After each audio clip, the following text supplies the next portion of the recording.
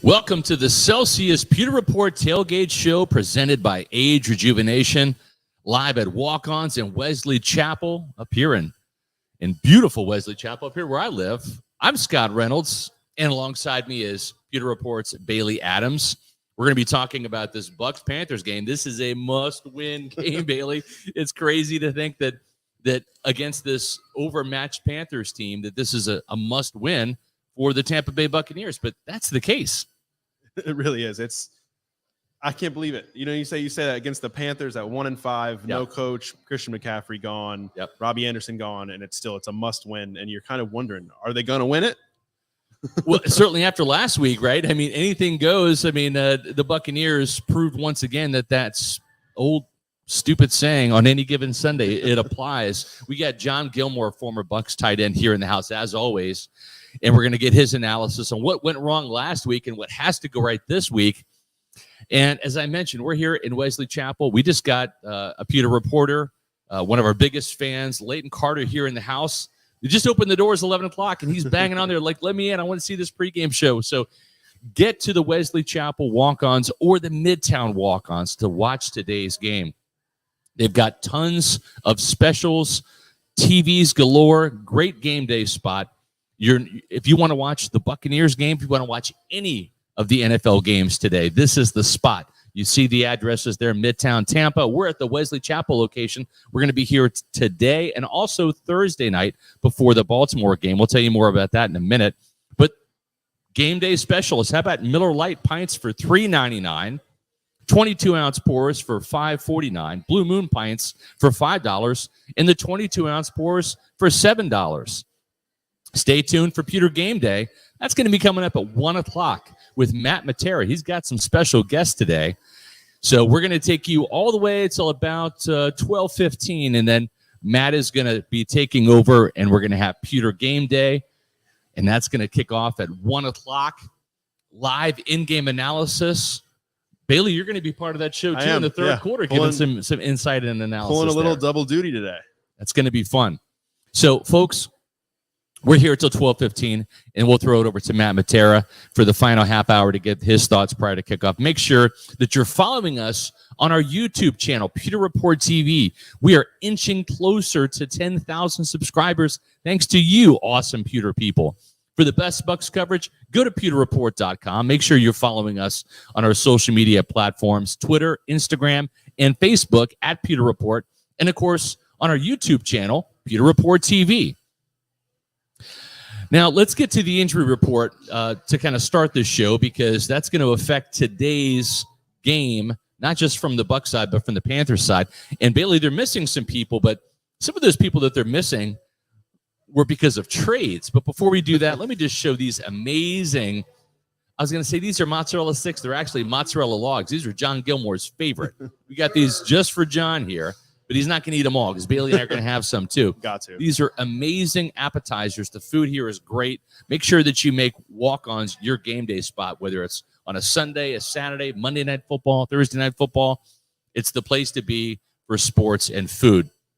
So, Bailey, before we talk about the injuries, there's a couple of missing Panthers because they're on other teams. Yeah. This team started off this week by trading Robbie Anderson, the wide receiver, to the Arizona Cardinals. And then I kind of forecasted it in the PR group chat this week. Christian McCaffrey, I said, wouldn't it be great if they just traded Christian McCaffrey before the Bucs played on Sunday against the Panthers? And sure enough, it happened. He gets shipped to the 49ers. So at least the Buccaneers will face him once this year, but it'll be back in December when he's a member of the 49ers. They don't have to see him twice. And when we sent that in the group chat, I was like, I don't know. I mean, I know they're kind of blowing the whole thing up, but I mean, Christian McCaffrey's their guy. I don't see it happening, especially not this quickly, because I hadn't really heard too much quite yet about it. But then, sure enough, Thursday night, watching the Thursday night game, all of a sudden, Adam Schefter tweets he's gone to the 49ers. And I'm okay. So the Bucs avoid him Sunday, and they'll see him in December. But yeah, it was one that I was not prepared for, I don't think. The crazy thing about McCaffrey is he hasn't been healthy since 2019. Yeah.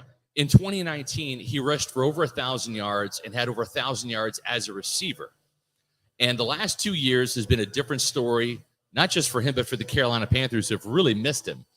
But even Christian McCaffrey has not been able to do anything but win one more game for the Carolina Panthers this year.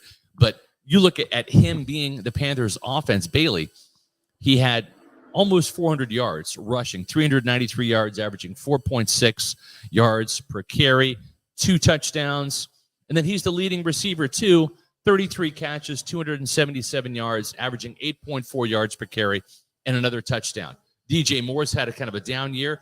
McCaffrey was really their offense, and now he's gone. If I'm looking at that right, I think only 3 other Panthers have scored a touchdown this season. Yes. And that's he was their offense, leading rusher, leading receiver. So, yeah, not an injury, but he's gone. The Bucs don't have to see him 2 times per year anymore. Exactly. So Christian McCaffrey and Robbie Anderson aren't playing. A couple of the guys aren't playing, and we're talking about the quarterbacks.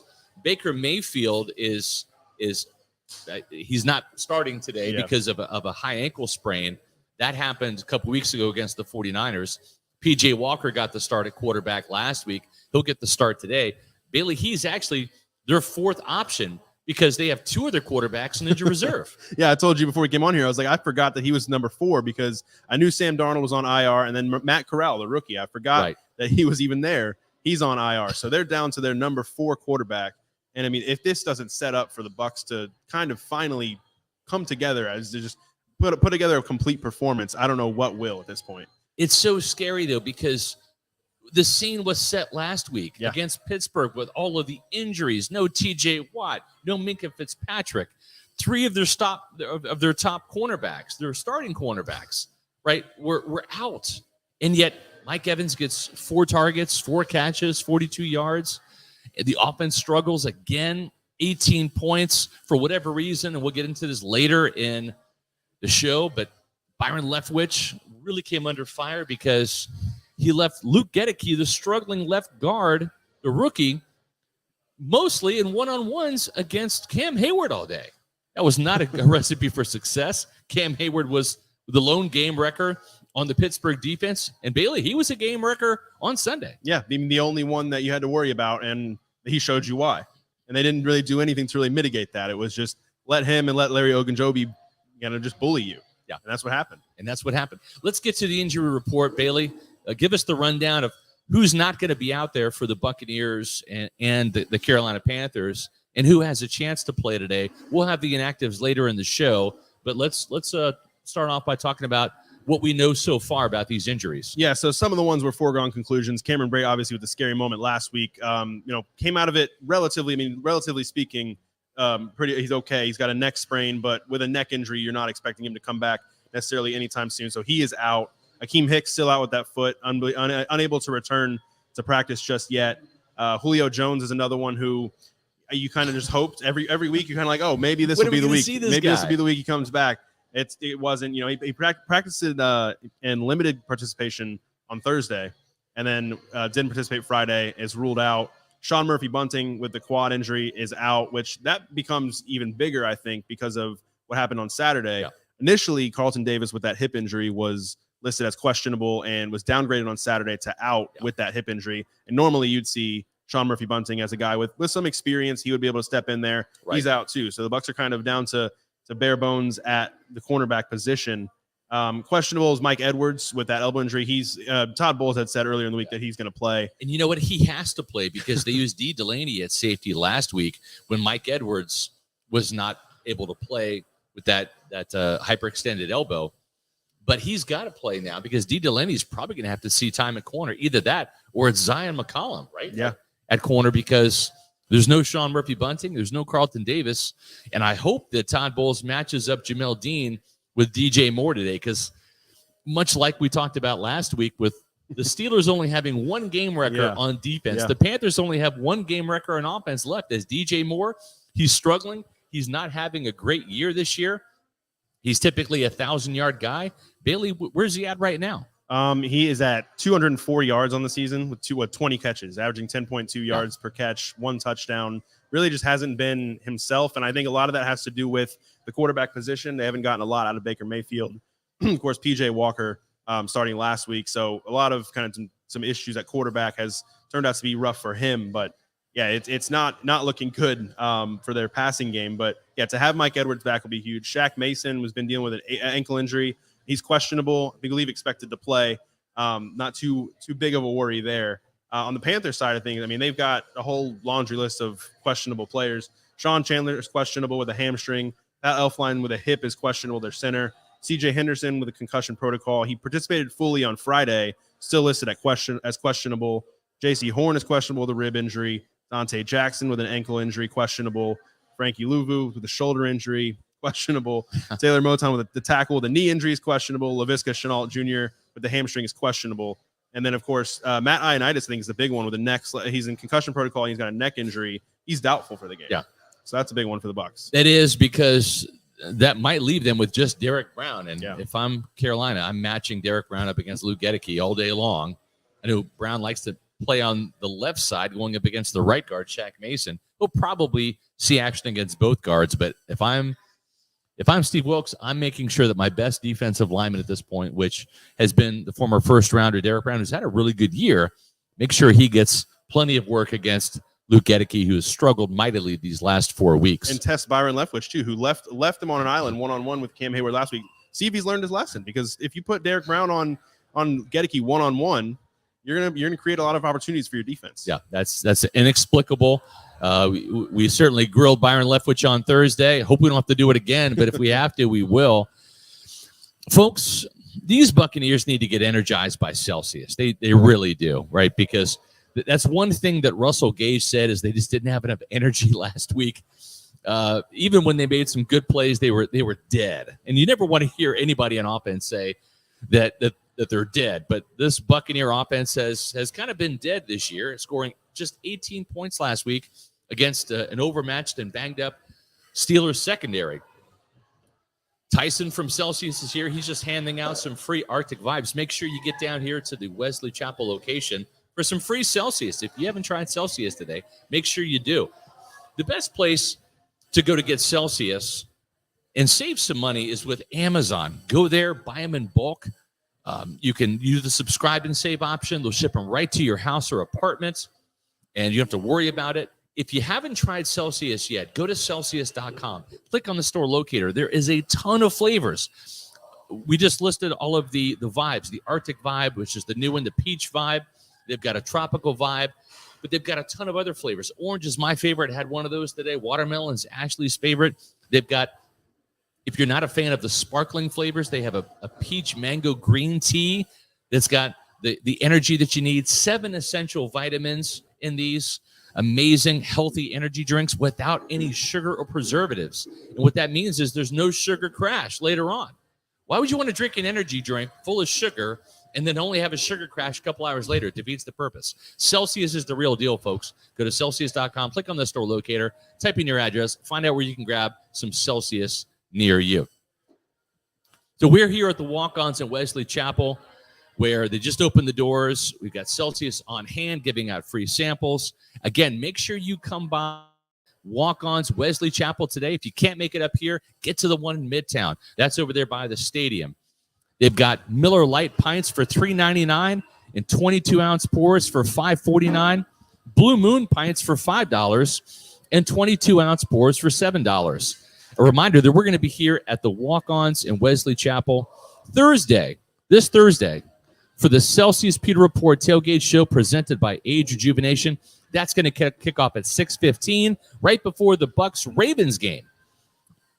As I mentioned at the top of the show, we're joined by former Bucs tight end John Gilmore for his analysis. Let's bring on John and have him chat with us and the Buccaneer fans out there. John, you and I were sitting here last week at the Walk-Ons in Wesley Chapel, and we were talking about how today, meaning last Sunday, that might be the day this Bucs offense breaks out. Yeah. Taking advantage of a banged-up Steelers secondary that was missing Minkah Fitzpatrick and its top 3 cornerbacks. There's no T.J. Watt to contend with.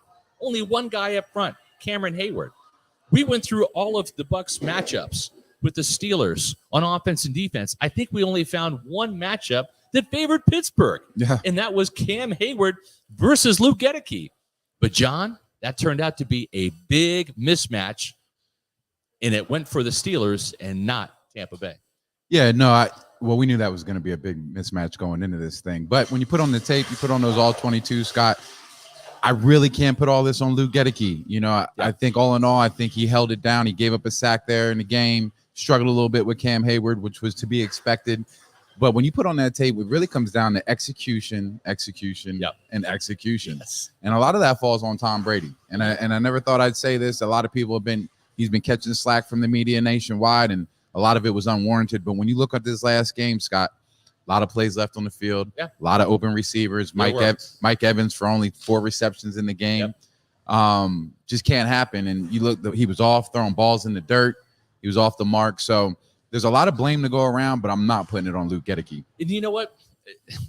Tom Brady didn't have a bad game, but he didn't have a good game or a great game. And the one thing about Tom Brady, and we've seen this going back to the New England days, right, where it's one thing to score all those points and throw for 5,000 yards when you've got Randy Moss, right, back in 2007. You go undefeated during the regular season.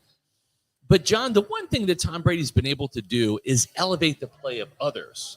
Right, he's always had a Julian Edelman or a Wes Welker, Danny Amendola. He's had one guy, but he's elevated the play of those around him. And we really haven't seen that this year. Mike Evans is going to be Mike Evans, and Chris Godwin's going to be Chris Godwin. But the Scotty Millers, where was he? Where was Brashad Perriman, right?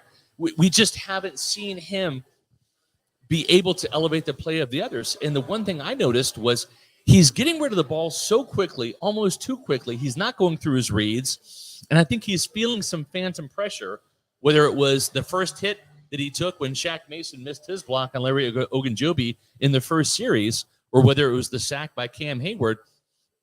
I think Tom Brady's seeing some ghosts out there. No, I can't disagree with that. But when you put on that tape, especially in that first series, Scott, again, execution. There's a couple routine catches there by Chris Godwin that were drops. Yep. You know, these are little pitch and catch all day passes that we've seen from Tom Brady and Chris Godwin game in and game out, and they couldn't make it happen. He missed Cam Brate down the seam there in the red zone. Should have been a pretty typical pitch and catch for those two, but it didn't happen. Rachaad White there in that first quarter, it was a little bubble pass, a little screen out to him, and it was off the mark. Yep. It was just, you saw that there was a lack of consistency there in the first half. It was a tale of two halves. They came out a different team in the second half. Whatever was said at halftime definitely got to them. They started slow. I think that they're in a place where they're playing down to their competition. But when you talk about raising the expectation and the level of play on the football field that Tom Brady brings, I didn't see that in the first half, man. This team got off to a very slow start. Well, John, it's a great time to talk about when the Bucs have the ball on offense. We're going to bring in Bailey Adams to talk to you, and we want to find out from you guys what has to happen offensively to really get this offense going, to get them starting fast and finishing strong throughout the entire game. Yeah, so John, I mean, we talked a little bit about last week's game against the Steelers, and I think the best place to start was Byron Leftwich, because this week was a lot about Byron Leftwich coming under fire, being asked the tough questions. You know, Scott, JC there at his press conference were kind of wanting answers, and I think rightfully wanting answers, and he didn't give him a lot. I don't think, and I think it would almost be expected that he would stick to the script, but the way it's not going to inspire a lot of confidence in, I don't think, anyone when he comes out and says, you know, not going to give you this, not going to give you that. There just doesn't seem to be anything behind some of the things that he's been doing. You know, the first down runs, he didn't want to talk about that.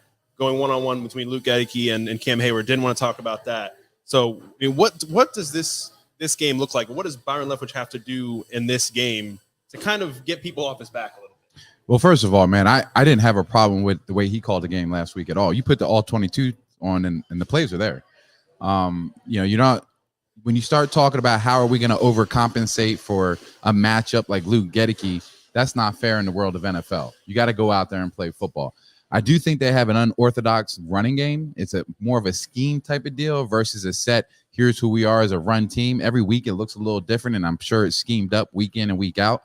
But they do a good job executing it, especially with the tight ends that they have and the wide receivers, guys like Chris Godwin, when you can bring him into the box and really get him busy in the run game. But as far as the plays that were called, the plays were there. It's the guys didn't go out there and execute, especially in the first half. So any heat that Byron Leftwich is getting, the reason he's not answering those questions is he's not going to throw his guys under the bus. But when you put the tape on, the plays are there. Right. I know that there's been a kind of an argument or a discussion, I should say, throughout the week about, well, all these questions nobody had a problem last year or the year before or even in 2019 with the way he was calling the offense because they were successful. I think when things go wrong, obviously, it's the coach's fault. You're going to turn to that. And a lot of it, I think there's some things that I didn't love about the way he called the game. There's some things that I didn't love. I don't love that the offense is doing this year, but a lot of it does come down to execution. And you and Scott just talked about Tom Brady maybe not executing at the highest level, at the Tom Brady level anyway, last week.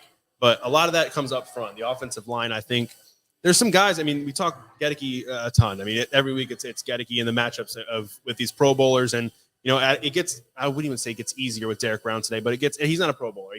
Derek Brown's still a tough matchup for him. But you look at the whole offensive line. I mean, Donovan Smith playing with that elbow injury or the hyperextended elbow, he gave up a sack last week. Yep. I think there's been moments where Shaq Mason hasn't been the best. Robert Hainsey's still kind of coming into his own at center. So I think when you look at Tristan Wirfs, and Tristan Wirfs is Tristan Wirfs, right? But as a whole unit, the offensive line really isn't executing, and it's causing problems, and it causes problems in the passing game and the running game. Look, everybody wants to get on Luke Gedeke. I don't think that's fair. You mentioned Donovan Smith giving up that sack last week.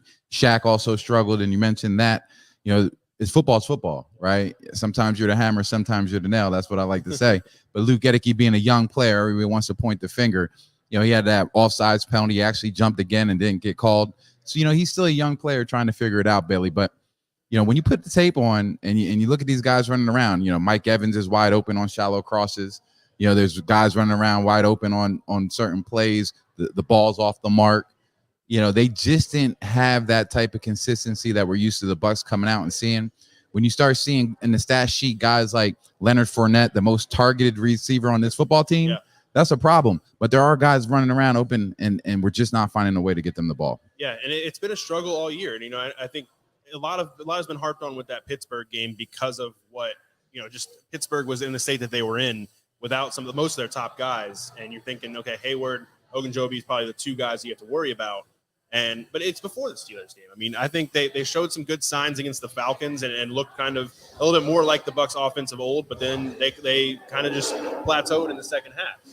And then you look before that. I mean, they had the good game against the Chiefs, but that was kind of out of necessity. I mean, you go down the way you go down, you gotta throw the ball and get back in it. But just throughout the year, it's been a struggle. And I think it's not one thing that you can point at. It's just there's so much of it is coming hard to the Bucs right now. And I think talk about that running game, they're just not getting a lot. They ran the ball really well against the Cowboys, and then ever since they've been searching for that same level of production, and they haven't been getting it. And I think a lot of it is running the ball on first down. They're not getting a lot of setting themselves up in a bad situation on third downs, and that's where the third down misses come. But you're looking at those third downs, and some of them are 3rd and 6, 3rd and 7, 3rd and 8.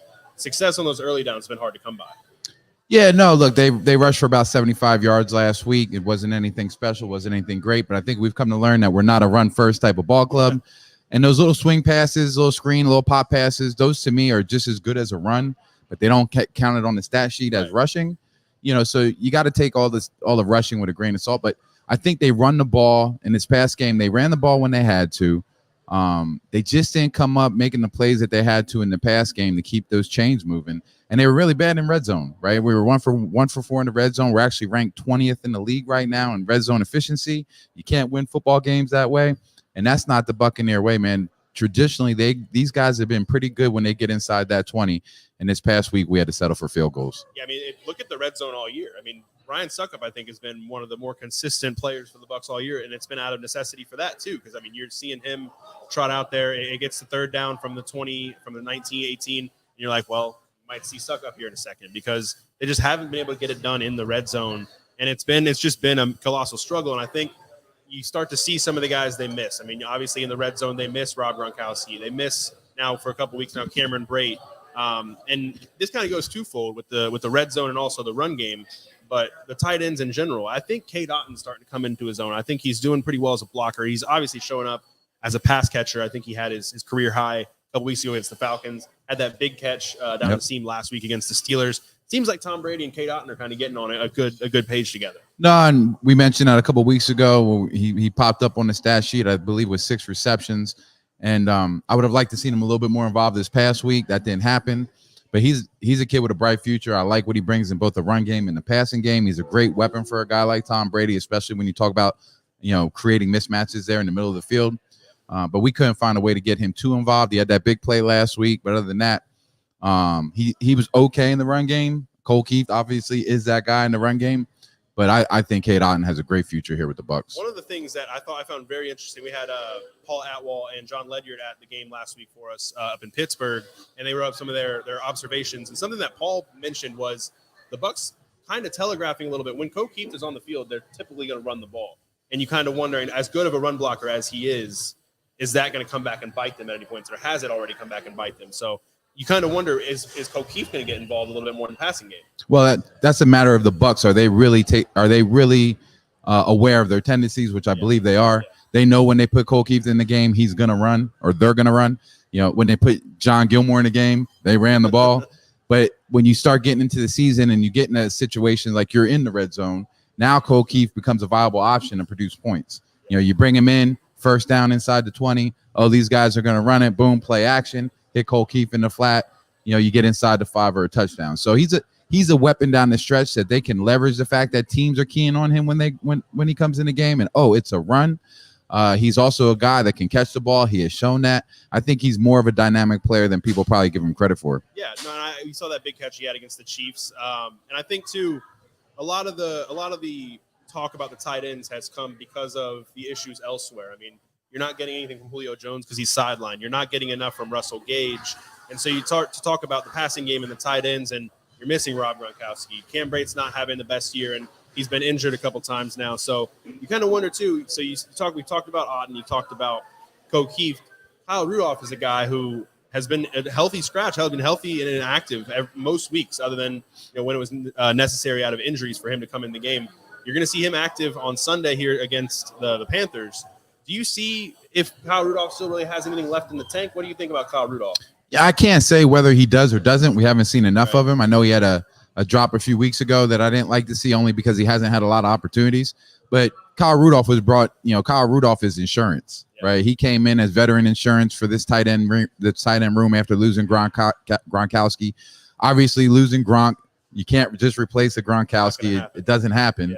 So this is something that these young tight ends are going to have to grow into, man. They're going to have to learn, what role do they play in this offense? This year, I think it's a little uncertain just due to all the injuries at the wide receiver position. You got guys rotating in and week out due to soft tissue injuries. Russell Gage, Brashard Perryman, everybody's kind of taking their shot as far as, hey, man, I got a hammy, I got a groin, I got an ankle, I got a knee. It's a shame that we've been plagued with those injury bugs basically over the last couple of years in that wide receiver room, and we haven't even gotten a good look at Julio Jones yet, right? Which we may not this season. Yeah. So these tight ends are going to have to slowly find their way into this offense. And those guys are frustrated. The coaching staff's frustrated with the injuries and the lack of production. You got to think too, the front office has to be a little frustrated with the way things have gone at the wide receiver position because you're getting a lot out of Mike Evans. He's the guy. He's going to be the guy. Chris Godwin working his way back from that ACL, starting to look a little bit more like himself, I think. But then outside of those two, you're not getting enough out of the wide receivers. And down the stretch last year, you had all those injuries, and the Bucs tried to protect themselves this year by adding Russell Gage, bringing back Brashard Perriman, adding Julio Jones, and you're not getting much, if anything, out of any of those guys. So you got to see who's going to step up and provide more for the offense at wide receiver because you can't. I know they've done it in the past, but you can't just rely on Mike Evans and Chris Godwin every week. That's why you're starting to see Leonard Fournette more in the passing game. But you need some of those other receivers to start to step up, and you need Russell Gage, I think, in particular. If he's going to be out there, he's got to be doing more. I don't disagree. But at the same time, that first series, Chris Godwin had those 2 drops. Yeah. Right? You put the tape on from last week, and there's open receivers, Bailey. Right? So it's hard to throw the ball to yourself. Right? So Tom Brady put on the tape. He's seeing the same thing that we're seeing. He's like, man, I should have hit that open man. And it's very un-Tom Brady-like. I just talked to, I coach at Sun Lake High School, and I just talked to our guys the other day. The great thing about Tom Brady is he doesn't get bored with the game, right? He's not always looking for that deep shot like a Brett Favre. He typically takes what the teams give him. And last week, I didn't see that in the first half. The second half was a little different, but the first half, when you put that tape on, there's a lot of plays left on the field, and a lot of it was on Tom Brady's shoulders. Yeah, and you wonder, too, Brady's 45 years old. He's been, playing at a high level. I think a lot of the year he's been, the bright spot of the offense. He's Tom Brady. But like you said, last week, I don't necessarily think he had his best game. There were circumstances around him where things weren't going well. He didn't do well enough. And it seemed like last week, and I don't know, I don't want to go out on a limb and say his age was starting to show, but if it was, I think he could go to age rejuvenation. Oh, that was a nice little segue, and I totally agree. As we age, our hormones decrease, both for men and women. I was tired all the time, had no sex drive. I was groggy. I felt like I was 80 years old because everything hurt. I came to age rejuvenation because I was tired all the time. Bioidentical hormones has really made such an impact in people's lives. I actually enjoy shopping now. Got all my energy back. Mind is sharp. I feel like I'm 18 again. It was perfect for me. Get with Age Rejuvenation. Do it now. Don't wait. Call Age Rejuvenation today. Guys, if you want to feel better, go to Age Rejuvenation. Lose weight, feel great, have better sex. You might have seen Age Rejuvenation as the new sponsor of my SR's Fab 5 column on PewterReport.com. And, of course, they're the presenting sponsor of the Celsius Pewter Report Tailgate Show here live at Walk-Ons every single game day. Now, thankfully, don't have any issues in the bedroom, but I did turn 50 this year. And let me tell you, energy has become a problem for me. Not just this year, but honestly, years ago. It turns out I've got low testosterone, like most men in their 40s, 50s, 60s, 70s, and 80s. It's just nature, fellas. It happens. Low testosterone can affect everything from weight loss to energy to stamina. But now there's a way to fight it, and that's what I've done. And John Gilmore's done too. It's with the testosterone therapy at Age Rejuvenation. As a result, I've got more energy. Make sure you visit agerejuvenation.com. Don't wait. Don't do what I did. I waited years before I did something about my low energy. Age Rejuvenation's got 5 Tampa Bay area locations to serve you. Lose weight, feel great, just like John Gilmore and I with Age Rejuvenation. So, John, you're the one who kind of turned me on to Age Rejuvenation, and obviously, yes, they are a presenting sponsor of PewterReport.com and the sponsor of my column.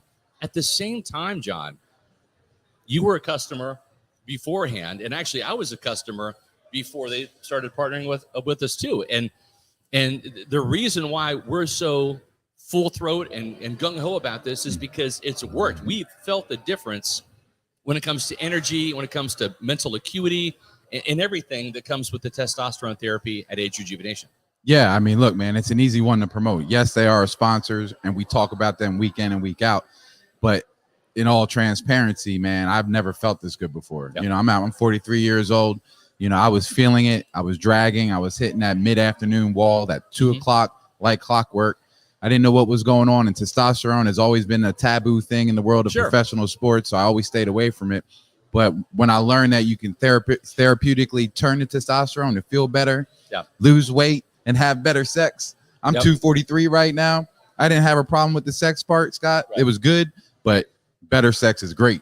So, I mean, I don't have a problem with Age Rejuvenation, and anybody that has any of these type of issues, whether it's your sex drive, low energy, that head fog that you may be experiencing and you don't know where it's coming from as a man or woman, you definitely should check out Age Rejuvenation. That's right. My wife, Ashley, has also gone to Age Rejuvenation and become a customer there as well, a client, because she's 41 now. And, she's just like men having some hormonal issues. And the great thing is with the pellet therapy, it takes a couple weeks to kick in, but boy, you feel better after that. You really feel it. The first thing I noticed, John, was I slept better at night. And I didn't think I was going to be able to do that because you usually think testosterone, you kind of get amped up. No, I was sleeping horribly over the last couple of years. I had to take melatonin to go to bed and fall asleep. Now I get great, amazing sleep. That's the first thing I noticed, which was a great bonus or surprise, but it really isn't because that's one of the features of the testosterone therapy. No, you're absolutely right. There's so many positive effects to testosterone therapy. When Age Rejuvenation asked to put me on a billboard, Yep. You know, my pride didn't get in the way at all, Scott. You know, I said, go ahead and put me on the billboard. I have no problem letting everybody know that I'm on testosterone therapy just because I know the positive effects that it brings. And man, it's a lot different than I thought it would be in a positive way. Yeah. And the last thing I'll say is this. When they do the blood panel, right, and you sit down with the doctor, I've never had a more thorough explanation. I mean, we're talking like 30, 40-minute explanation of what all of your different levels and counts mean. And I even had some medication adjusted because of that. I've got a thyroid issue, et cetera. So it's just refreshing that you're in great medical care in the hands of trained professionals at Age Rejuvenation. And they can take a look at your labs and figure out what's wrong and how to make it right. Yeah, you're spot on. And when you say trained professionals, they are trained in what they do. They're not, they're not your primary care physician that doesn't have this type of training. Right. They are trained in specific hormone wellness.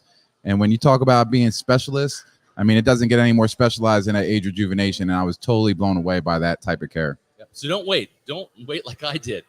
If you're feeling sluggish, if you feel like your testosterone levels are dipping, if you're having problems in the bedroom, whatever, make sure that you go to agerejuvenation.com and try to set up a free consultation. Again, 5 Tampa Bay area locations to serve you. Age Rejuvenation. We're going to bring back Bailey Adams to now take a look at the defensive side of the ball. John, there were some issues last week. The Buccaneers couldn't get off the field on third down in the second half. They couldn't get the ball back for Tom Brady in that offense. That's something that has to change. The Panthers offense is limited, like we said, without Christian McCaffrey. And with P.J. Walker at quarterback, let's talk about when the Bucs are on defense. So, John, we could start, I think, in the run game. You watched the tape, and you've seen this Bucs run defense not look like itself so far this season. What are you seeing on tape? Because it's not the same as we're used to. Yeah, look, I think over the years we've gotten spoiled with that run defense always being in the top 2 or 3, if not number 1. You know, we're still ranked top 10 in the NFL, only giving up 4.1 yards a carry. So they're still doing a pretty decent job in the run game. You know, the Bucs did for me on the defensive side of the ball, they did what they had to do last week, man. They made these guys settle for field goals. Obviously, they gave up that touchdown in that first series. Watching Kenny Pickett play, I was actually excited to watch him play, but that's really all he did against us.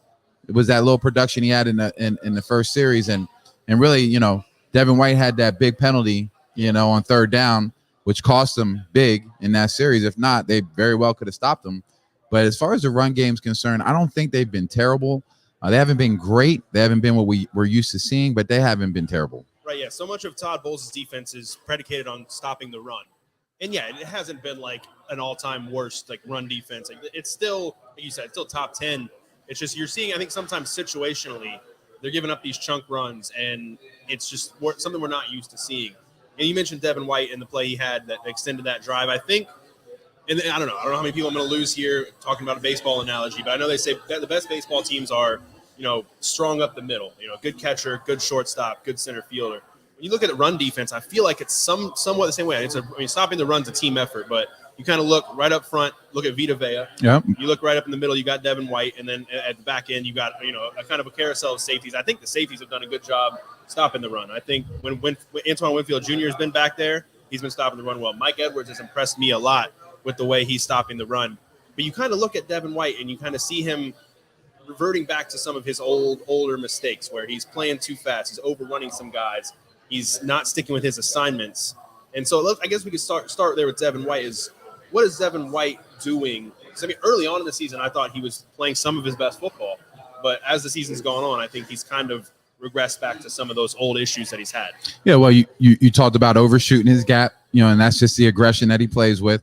And then you also talked about Vita Vea, and we talked about Vita a few weeks ago, man. He just hasn't been the same player that we've seen over the past couple of years as far as holding that point, you know, versus that double team. He's getting moved a little bit more. And then when you have Devin White overshooting the gap behind that, it opens up that cutback lane, right? So that's what you're seeing out of the run game. Again, I don't think these guys have been terrible, you know, versus, you know, they're only rushing 4, right, on past situations, which I think is interesting. You go back and look at that first half, they're only rushing 4, and they're finding ways to disguise it instead of bringing that fifth man blitzer, which I think is interesting. And then in the second half, they turned up the blitz, you know, versus the Steelers, and they brought 5. But you get into a run situation, you're only rushing 4 and you're dropping the rest back, man, that's going to open up a few running lanes. So I think Todd Bowles played it a little bit more conservative in last week's game than I thought he would have early in the game versus a young quarterback. I think it worked for them. Again, you take away that penalty that Devin White had, and they keep him out of the end zone in that first series, and then you get a late.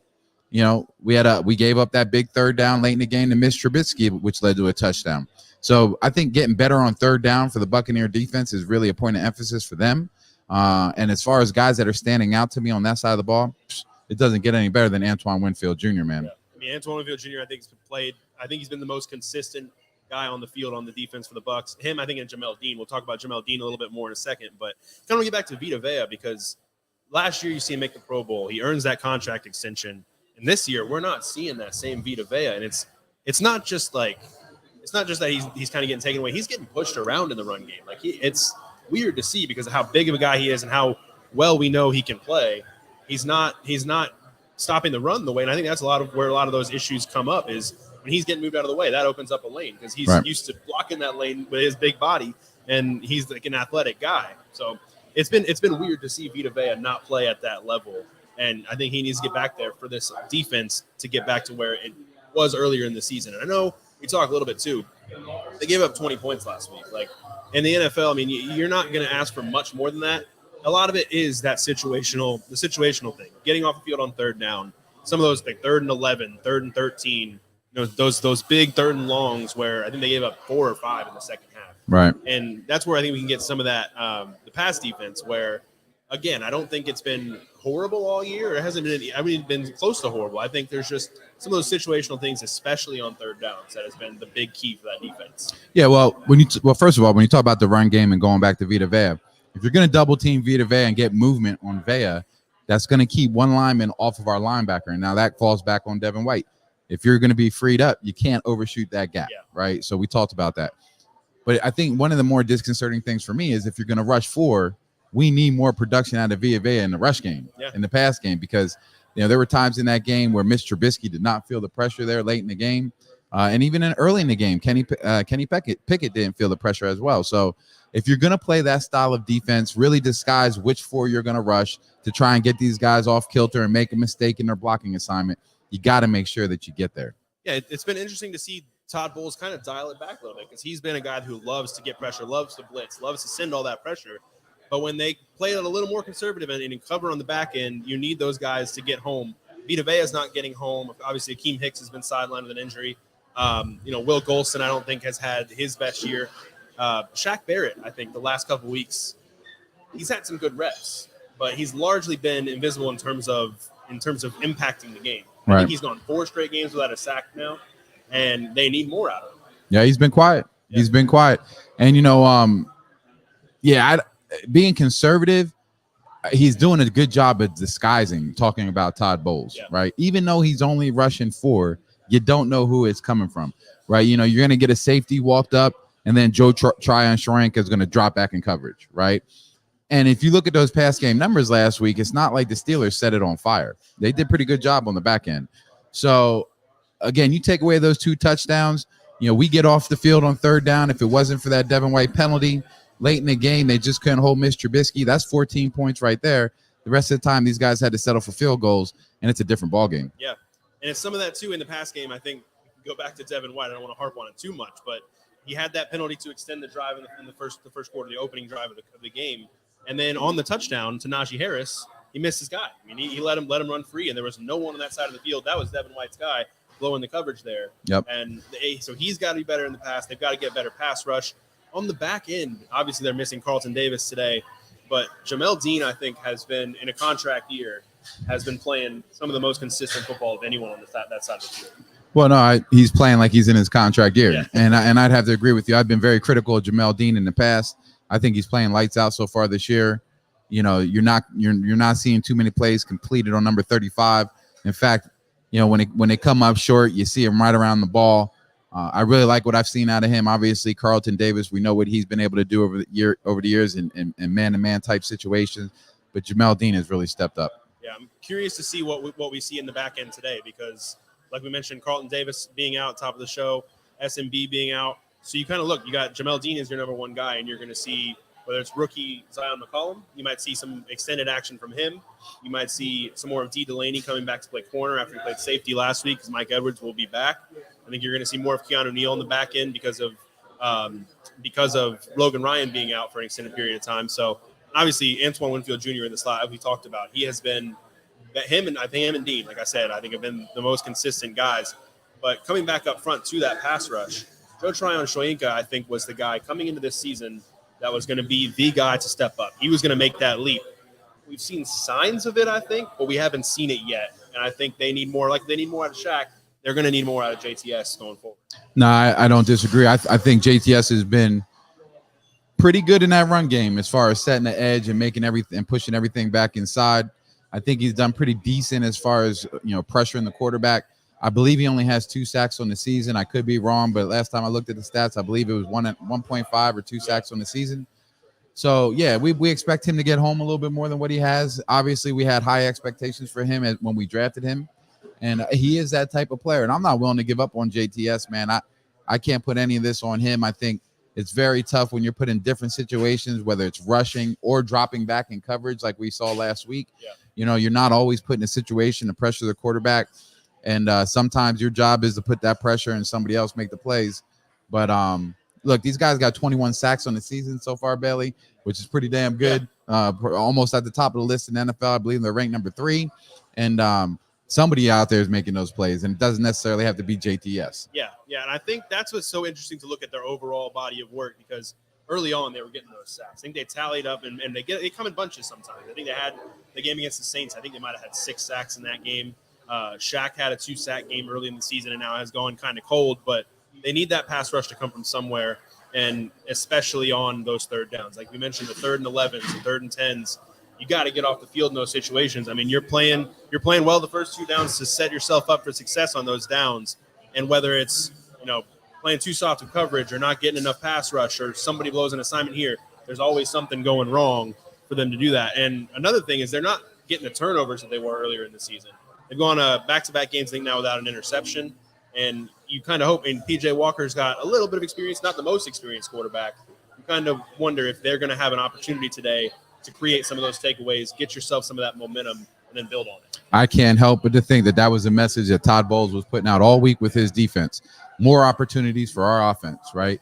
Turnovers it's got to be a big part of their game plan today as far as creating these turnovers, applying pressure to P.J. Walker to make those mistakes. A guy that has very little experience in the NFL.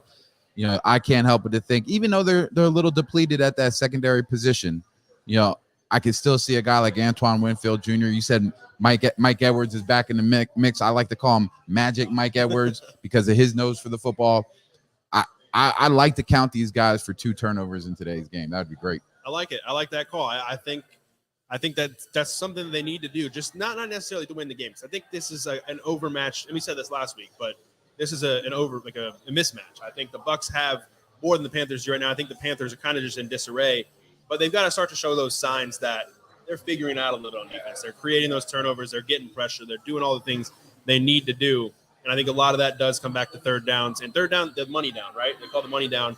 Well, if you don't want to know what you need to do with your money, why don't you turn to Muni Financial? At Muni Financial, we help you live in the now. Congratulations. We're so happy for you. Thank you. And even though the now may feel very different, you still need to plan for the future. How's retirement treating you? Oh, just fantastic. I know I say it all the time, but you really got to come up to Colorado. Let's do it. All right. Yeah. We can help you develop that plan to keep you on track so you can still prepare for tomorrow, today. Muni Financial. Plan ahead, stay ahead. Managing your family's wealth means more to Muni Financial than simply allocating your assets. It means legacy planning, brokerage and advisory services, retirement accounts, college savings accounts, and insurance services. With over 40 years of experience, let Muni Financial help you plan ahead and stay ahead. Call Muni Financial at 1-800-868-6864 or visit Muni.com like I did. I've got most of my financial assets with the Muni. They're the veterans that you need to help navigate this financial storm that we're in right now. You want experience on your side, and that's what a Muni Financial can do for you. Based over in St. Petersburg, they serve the Tampa Bay area, but also across the country. 1-800-868-6864 or visit immuni.com. All right, we're back here at the Walk-Ons in Wesley Chapel. Today, they've got some great drink specials, Miller Lite, Blue Moon, and we're going to be back here on Thursday, just a few short days from now for the Ravens game. We're going to be back here at 6:15 Eastern time for Pewter Tailgate. And then we've got the Pewter GameDay show. That's going to be coming your way at 8:15. Really quick turnaround today. So now we're going to go over the matchups. I have these in my SR's Fab 5 column. I split the time with John, and we'll also bring on Bailey to split these up. But we're going to focus now because John, former tight end in the NFL, the Buccaneers and the Bears and Saints, we're going to focus on the offense. That's your forte. Let's take a look at some of these key matchups today. Bucs offense and Panthers defense. We're going to give you the matchup and then also who we think will prevail in this one. And John, it has not been an easy road for Luke Gedeke, the struggling left guard for the Buccaneers, the rookie. He's got another big opponent today. When I mean big, 6'5", 320-pound big, in Derek Brown, the former first-round pick out of Auburn, who's really started to come into his own now with the Carolina Panthers, not just stuffing the run, but also, John, affecting the pass. He only has half a sack. He's got 6 pass breakups at the line of scrimmage and an interception. He's affecting the quarterback at the line of scrimmage, even if he doesn't get to the quarterback. Look, I can't argue any of those statements. Obviously, the numbers are the numbers, right? Men lie, women lie. The numbers don't lie, Scott, and you hit them all. So, I'm tired of everybody getting on Luke Gedeke, man. He's not having a horrible season. He's not giving it up. He has given up his fair share of sacks against good players. He's going to face another good player and a young player, Derek Brown, today. But I think he's seen the best he's going to see so far this season. And you know what? I'm going to give this one to Luke Gedeke today, Scott. I'm stepping up. My man's going to have a big game today. I think he's gotten out some of these jitters that he's been dealing with. I seen him jump off sides, not once that he got called for last week, but twice that he didn't get called for. And I think when you go back and look at the tape, I think he's going to look at that and say, you know what, man, I'm a good football player. I can handle my business. I've seen what the best I'm going to see, and I'm going to give it to Luke Gedeke. All right, I'm going to have to go Derek Brown, and we'll see. And I hope for your sake, John, and for Buccaneers, for our sake, fans' sakes out there, that yes, it's Luke Gedeke winning this matchup today. He's not a bum. No, he's not. Luke Gedeke is not a bum. Second round pick for a reason, right? The second matchup, we're going to stick with the offensive line. Left tackle Donovan Smith, who has pretty much been rock solid this season, only giving up 2 sacks. One of those was to Micah Parsons, and that's, I don't say forgivable, but it's forgivable. He's a hell of a Pro Bowl player. That was back in week 1. He's been dealing with the left, or I should say with the right elbow sprain, hyperextension actually, and he did give up a sack last week, a strip sack, to Alex Highsmith from Pittsburgh. That was just one play that, we've seen Donovan Smith become a more consistent player, but he wasn't consistent on that particular play. The Buccaneers able to recover, but Brian Burns has been a player that Smith has actually handled pretty well. Burns will go up against Tristan Wirfs on the right side, but also Donovan Smith on the left side, and I think Burns is starting to come into his own here as a pass rusher. I don't disagree with that statement at all. In fact, we talked about last week how Alex Highsmith was a nice matchup for Donovan Smith, a bigger body guy, not that quick twitch guy that can make you move your feet off the edge. This is a different monster coming off the edge this week. And I think monster is probably a strong word in Brian Burns, but he's a good player. Yeah. And he leads the team with 4 sacks this season. I think he's doing a good job getting after the quarterback. I'm going to have to go ahead and give this one to Brian Burns. Wow. Okay. All right. I'm going to stick with Donovan for a bounce-back game because he knows how important it is to make sure Tom Brady is upright on every single down. Let's go to the next matchup. Tristan Wirfs, the right tackle, versus Yetur Gross-Matos. He's the other defensive end. He was a second-round pick, where Brian Burns, John, was a former first-round pick. Gross-Matos is that bigger body. He's not the quick twitch guy, but he is a Penn State guy. He is. So you've got some insight into him. I'm sure as a loyal Nittany Lions observer and alum, you've seen him play in college, and he's still trying to make that leap to the NFL. And he's going to going to have a tough matchup today if he sees a lot of the action against Tristan Wirfs. And speaking of Penn State, how about that whiteout last night? That was good. That was good. I don't think there's another game in college football better than the whiteout game. It's special up there in Happy Valley. You know what? Yetur Gross-Matos, he's a long arm guy, very strong. He's not the type of guy that's going to give you. He's not going to keep you up at night as far as his ability to get off the football and get to the quarterback, especially a guy like Tristan Wirfs. I'm going to give this one to Tristan Wirfs. But, you know, when you talk about switching sides, Donovan Smith versus Yetur Gross-Matos is the one I want to watch, given the Penn State connection. I like to see my Penn State guys going up against each other one-on-one. And I think that matchup will fare out well for Donovan Smith as well. I think Brian Burns is the one that we have to be concerned off the edge. I agree. And I wouldn't be surprised, too, if the Panthers throw some wrinkles and maybe use Brian Burns inside, try to get that quickness against either a banged-up Shaq Mason or Luke Gedeke. Or the rookie Luke Gedeke. Rounding out the offense, we have to go to the wide receivers because this is a wide receiver-driven offense. Mike Evans, 4 targets, 4 catches, 42 yards last week. Not enough production to give the Buccaneers what they needed offensively to get the first downs and, more importantly, get the touchdowns. Going up against a very good cornerback, a young up-and-comer, former first-round pick out of South Carolina, J.C. Horn, whose father, Joe Horn, you played in the game there. Yep. J.C. Horn is out. Sorry. So we've got Dante Jackson. A situation where kind of like the Pittsburgh Steelers last week, right, where some of their top players are not in the secondary. The Buccaneers wide receivers couldn't really make the most of those opportunities. Mike Evans was doubled a lot. Are the Panthers going to double him this week? Yeah, well, look, you got Dante Jackson. Obviously, he's we know him well. Yep. He's been there. He's been in Carolina now for the past 4 years plus 5 years, and I think that's always a good matchup between Dante Jackson, Chris Godwin, or Mike Evans. Yep. Mike Evans been averaging up 80 yards a game up until last week. Having only 4 targets or 4 receptions last week? 4 targets and 4 receptions. Yeah, so 4 receptions last week, only on 4 targets. They put the tape on. They saw the same thing that I saw, Scott, and there's a wide open Mike Evans on too many plays. So I think it's going to be a point of emphasis to get him the ball.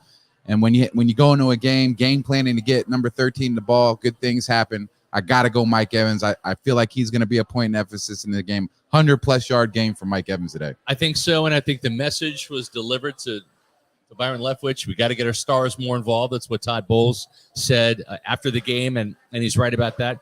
Speaking of stars, Chris Godwin has maybe still having that bounce back year from the injury, right? He's not all the way back, but he's still productive. And maybe playing a little bit of Robin to Mike Evans' Batman this year rather than the Batman Superman you want to see from the dynamic duo here. But I've got him going up against Jeremy Chin, a former second-round safety. Chin is a very good athlete who's made some splash plays. Had a pretty good year last year. Hasn't really put it all together as a pro. He's not making the impact plays that they want this year. But a lot of these guys we've mentioned are first and second-round picks for this Carolina Panthers defense. Chin is one of those second-rounders. And he plays free safety. They'll put him in the box. They'll match him up as a slot corner. They'll do a lot with him. He's kind of that chess piece on defense that Antoine Winfield is for Todd Bowles. Yep, he is that player. He's similar to Antoine Winfield, but just not that type of player just yet. I think for Chris Godwin, when he went back and looked at the tape, even though he was at the top of the stat sheet last week, there were so many plays he left on the field that were self-inflicted, man. Drops, which are unlike Chris Godwin. Especially in the first series of the game. 2 big drops. It was a head scratcher for me. We talked pregame last week about how he has a very good knack of getting open in those zone defenses. Right. And I just think for him personally, when he put on the tape, he wasn't happy with his performance. Again, statistically, it looked good on paper, but there was so much more left out there on the football field. I expect him to come back and have a big game this week. Just like Mike Evans, man. I think we're going to see 2 big games out of our wide receivers. I'm going with Chris Godwin in that matchup. They him because this has got to be a bounce back game. This has got to be the wake up call game that you just can't show up and win. And last week it was a kind of a show up and win situation with all of those Steelers stars and injured players out. But now with the trading of Christian McCaffrey and Robbie Anderson, we've seen this line, John, go from single digits to before the trade. I want to say it was Tampa Bay -10 or 11. Now it's -13.5. Let's put that graphic up there. The MyBookie point spread, minus 13.5 prior to this game. Folks, if you want to know where to go for some NFL action, maybe college football action, maybe hockey as the NHL season's gone along, maybe you're looking at Major League Baseball playoffs. Your favorite athletes always strive to put themselves in a winning position. It's about time that you do the same thing with MyBookie. MyBookie has the biggest online selection of odds and contests to fill all your sports betting needs anytime, anywhere. Bet on the NFL, Major League Baseball playoffs, or play for a share of the big cash prizes in the weekly blackjack tournaments. If you've been waiting for the right time to get into the action, that time is now, Bailey Adams. Make your winning move today. Sign up at MyBookie, use the promo code Pewter, and claim your deposit match of any amount up to $1,000. Again, that's promo code Pewter to claim your bonus. Experience sports in a whole new light and make this season a winning one. Bet anything, anytime, anywhere with MyBookie, and make sure that you use the promo code Pewter when you do, and they will double your first deposit all the way up to $1,000. I don't know about you, Bailey, but I like free money. Do you like free money? Yeah, I do. I can't win a bet to save my life these days, but I do like free money. Your USF Knights did not fare well last night. Neither did my Kansas State Wildcats. I bet on both teams. I lost both bets. So I'm with you, my friend. That's just how it is. Yeah. Let's turn to the key matchups of the game on the defensive side and take a look at the Buccaneers defense versus the Panthers offense. And, you know, last week, one of the guys we had in our matchup against the Steelers, against Najee Harris, the running back, was Devin White. And, you know, he kind of crapped the bed the first series with a roughing the passer penalty on 3rd and long, which would have forced the Steelers' punt. Later in that drive, he blows the coverage, and Harris gets a walk-in touchdown because he decided to peek into the backfield, see if he could blitz. Oh, no, Harris is out in the flat where I'm supposed to be. And that took care of that. So the big matchup was going to be Devin White versus Christian McCaffrey. But now that McCaffrey's not there, it's going to be Dante Foreman, who's more power than speed and quickness, and Chuba Hubbard, who has got more speed, but he's just not Christian McCaffrey. Yeah, no, I mean, they caught a big break with McCaffrey. You know, we talked about it at the top of the show. McCaffrey was their offense, and we're probably going to see this week the Panthers try to find what their new identity is without him. I know they've gotten used to a little bit playing without him because he's been injured for so much of the last 2 years, but they're very clearly haven't been the same team when he's been hurt, and now he's gone. He's never coming back. So you do have to wonder, what are they going to have on offense? And, you know, this should be a slam dunk matchup for Devin White, but sometimes you wonder if any matchup is a slam dunk for him because it's not necessarily about the running back or whoever he's covering. It's about Devin White. And right. Devin White needs to do what he's supposed to do. He needs to stick to his assignments and not overrun plays, not shoot those gaps when he's not supposed to. Stick to the football, stick to the game plan, and do exactly that. And I think, you know, this is a matchup that Devin White should win. We just need to see more out of Devin White, I think. I just don't want him to, in his mind, say, I got this. Yeah. Right. And play down to, as John was saying, the level of their opponents. Devin White needs to come out and be the best version of himself. We haven't really seen that since week 1, if I'm being honest and being fair. I'm going to take Devin White in this matchup, given the benefit of the doubt. But for a player like Foreman and also for Chuba Hubbard, this is their opportunity to step up. And I'm going to go with Devin. How about you? Yeah. I'll go with Devin. I'll stick with Devin. I think it's just on pure talent. Devin White he's up there. He just needs to play to that potential and play to that talent level because sometimes he kind of gets away from it. He gets the game speeds up. He gets too fast and he tries to outdo what he's supposed to do.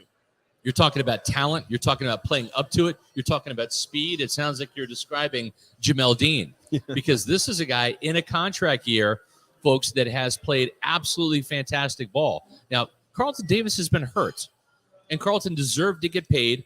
He's an absolute stud when he's healthy. But I'm telling you, Jamel Dean really has been the best cornerback on this team. The Pro Football Focus grades back it up. The stats back it up. And I just think that Jamel Dean is having a great year. And he's also contributed on special teams. He made a hero play tracking down that runaway kick return that almost resulted in a touchdown. to start the second half for the Steelers. And he saved 4 points because the Bucs defense held him to a field goal.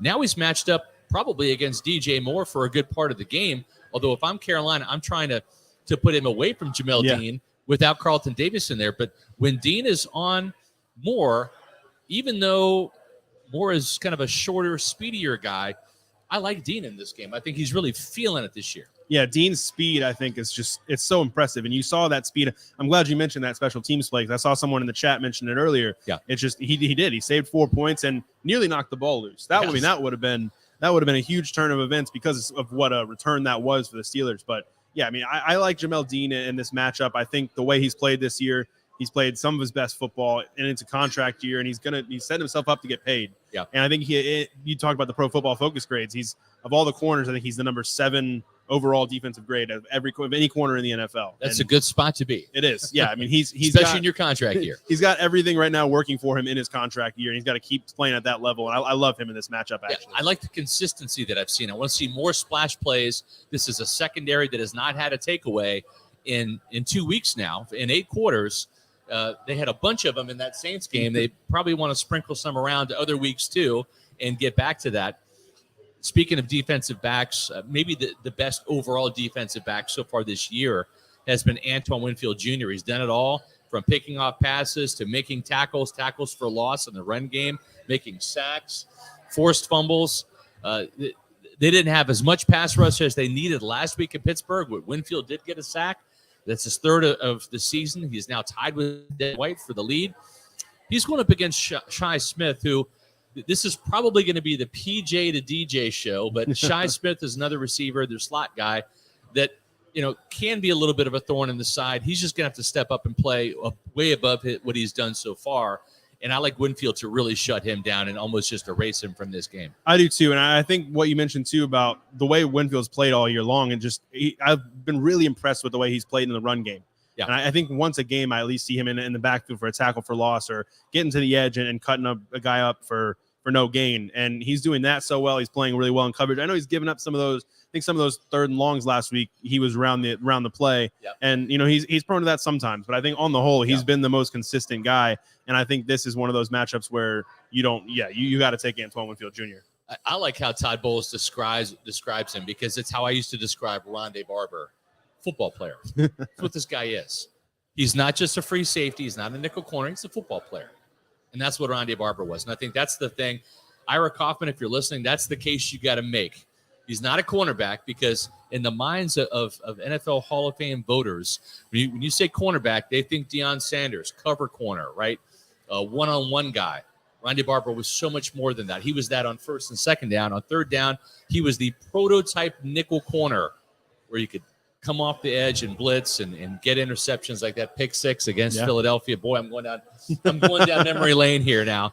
Hopefully we can create some new memories with Antoine Winfield. A pick 6 would be nice for him. That's something he has yet to do in his NFL career. Speaking of young up-and-coming players, Joe Tryon-Shoyinka, this is a guy that is struggling to find consistency, but you see those flashes of brilliance. He's a great athlete. He's got the speed. He's got to be more instinctive and put it all together. He's going up against a rookie, right? He's the 1st-round draft pick, Ekwonu. He's a good athletic left tackle who struggled mightily the first couple weeks of the season. But after that, he's really kind of come on and settled in quickly for a rookie left tackle.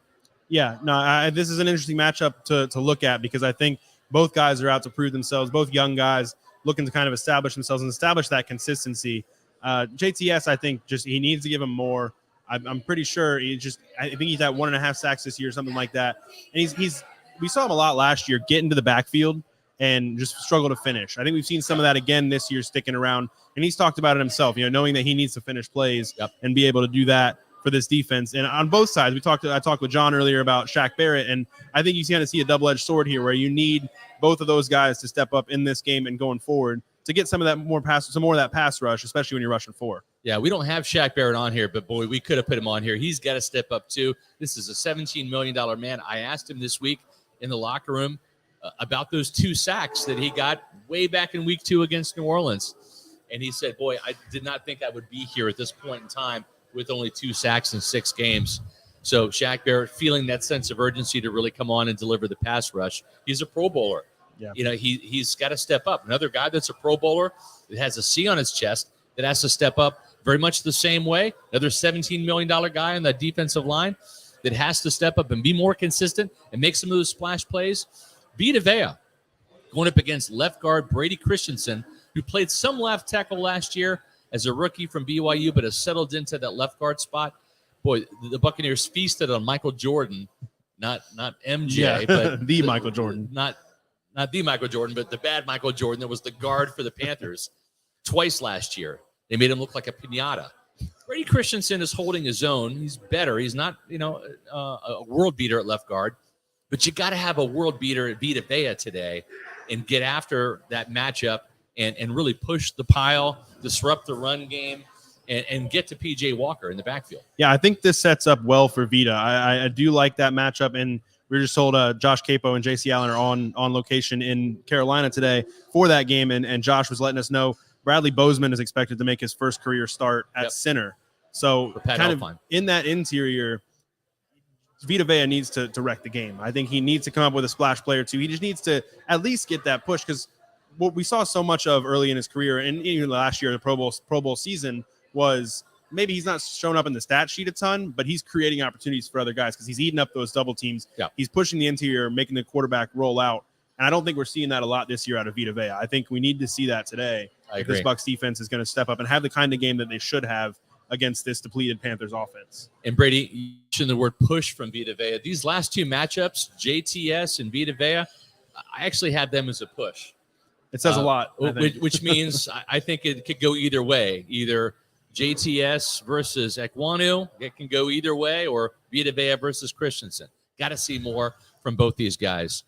Folks, if you want to see more energy in your life, you might need some testosterone therapy from Age Rejuvenation.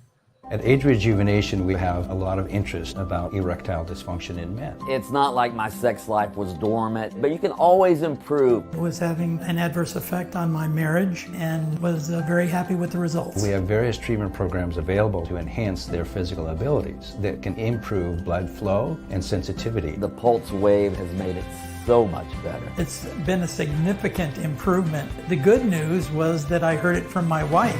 Stop waiting. Start doing Age Rejuvenation. John, we're back here with our Pewter predictions. SRs was Bucs 19, Panthers 9. Not really, I guess, expecting a big day, a big turnaround for the offense, but it's a matchup that the Bucs should win pretty comfortably. We get your prediction first. No, I like the Nines. I like those three field goals by the Carolina Panthers. I don't see them getting into the end zone, but I'm going to go 27-9 Bucs. I just think this is a game after last week. There's going to be a sense of urgency. A lot of our guys didn't play up to their expectations, I'm sure, including TB12. And I just think with what the Carolina Panthers are going through, man, there's really no reason to sit here and break it down any more than what it is. Bailey, I'm going to go 27-9 Bucs. I like it. Yeah, I think so. If you guys went on pewterreport.com earlier this week and looked at our Pewter preview and predictions, you would saw that mine was Bucs 24, Panthers 16. Since then, I think the trade of Christian McCaffrey, just some of the guys that are out on the defense for the Panthers, I'm going to give the Bucs another touchdown. So I'm going to go 31-16. I think a big day for the offense. It would be good to see them kind of come back and have that kind of 30-point game that we've got so accustomed to over the last couple of years. No, who do you see getting in the end zone for the Panthers? For the Panthers. That's a tough question. I think DJ Moore is the one guy you got to worry about. And I think at some point the one guy might get free. I think the one guy is DJ Moore. And at running back, are you seeing Chuba Hubbard? Chuba Hubbard, yeah, that's another thing. You think he's going to be the guy?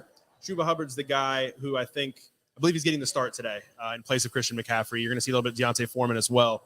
But yeah, I don't know. It's hard to say who's going to get in the end zone for him because, like we said earlier, Christian McCaffrey is the guy who's been scoring all the touchdowns. Yep. I think he had 4 total touchdowns before he was traded, and the Panthers have 3 other touchdowns all season, I'm pretty sure. So this is one where, I wouldn't be surprised to see the Panthers not score a touchdown. Then again, I don't want to give too much credit or take too much away from them because they're in the NFL too, right?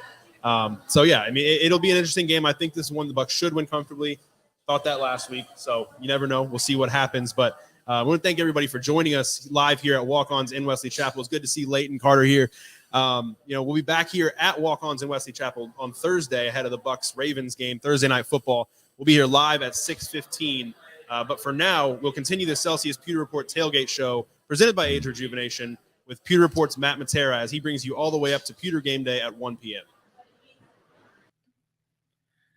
Welcome, Pewter Report readers, viewers, and listeners to a continuation of the Celsius Pewter Report Tailgate Show presented by Age Rejuvenation, and it was just live from the Walk-Ons in Wesley Chapel, now taking place in the comfort of our homes. I'm your host, Matt Matera. Right now, I am flying a little solo dolo, but I will be having a guest on in a little bit. It will be one of my favorite people in media, Len Martez, formerly of 620 WDAE, the radio station we have a partnership with. He now hosts a Buccaneers podcast on SB Nation for Bucs Nation as well.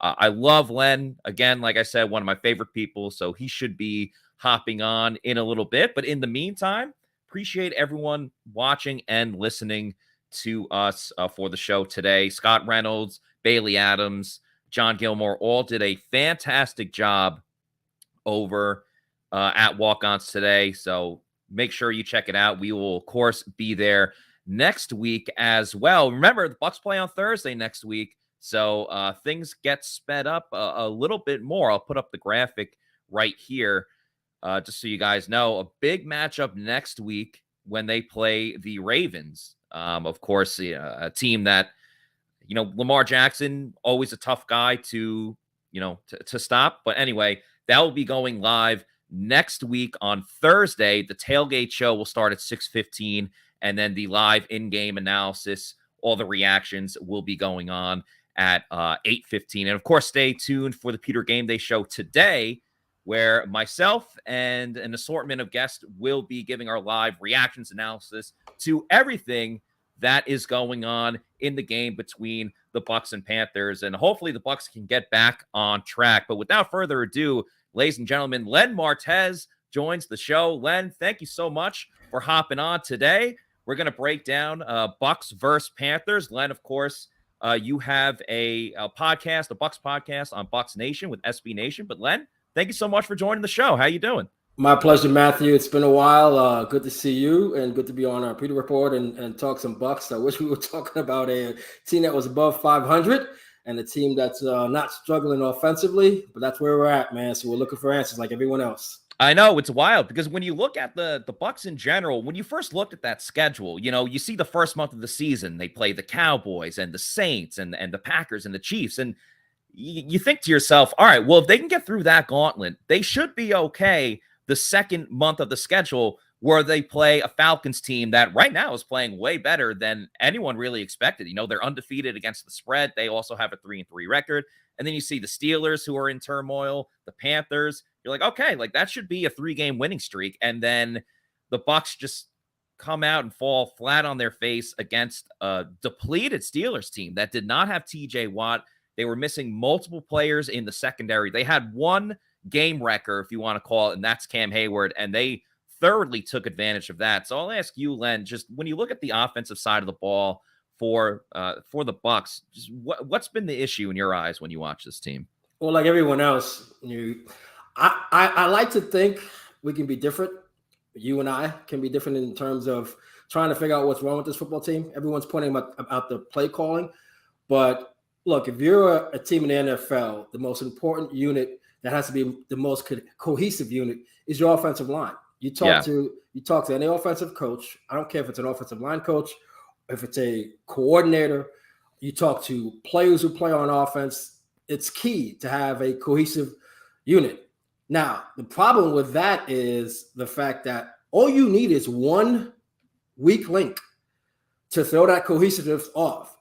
And that's what's happening with the Bucs. You have one weak link. And it's not to point fingers at Luke Gedeke, but he's a rookie. And that was pretty much the expectations going through. You're going to have some hard times playing a left guard, next to a left tackle who protects Tom Brady's blind side. And because of that, you've got to think in terms of, okay, there were going to be struggles, but not in the bottom of the end when it comes to the left guards in the NFL. And that's where Luke Gedeke is.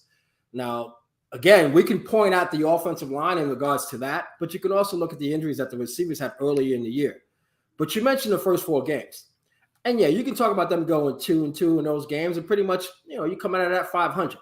But that's a reason why you can't do that's a win and that's a loss in the NFL. Any given Sunday, you can't do that. That's where we're at right now. We're at that point where, you look at the schedule and you think, okay, as you mentioned, you got an Atlanta team that potentially probably has one of the worst quarterback situations in the NFL, right? They've got basically a caretaker and Mariota, right? Then you look at the Steelers, right? They moved on from Mitch Trubisky and they started, Kenny Pickett. And you talk about a guy who hasn't led his team to an offensive touchdown yet, but he gets hurt, and all of a sudden Trubisky comes in and he goes 9 for 12 and throws for 144 yards, and they lose that football game. Now you got another situation where you're playing a third quarterback who's, again, starting for a team that's looking for a quarterback moving into the future, 2023. So with all that said, there are a lot of problems on this football team, but when you look at the injuries they've had along the offensive line, and also at the wide receiver, that's been the struggles. I know people want to point about the offensive coordinator and Byron Leftwich. I get it. I understand that. But trust me, if they're winning football games, no one would question how they were doing it, right? No one would question how they were doing it. None.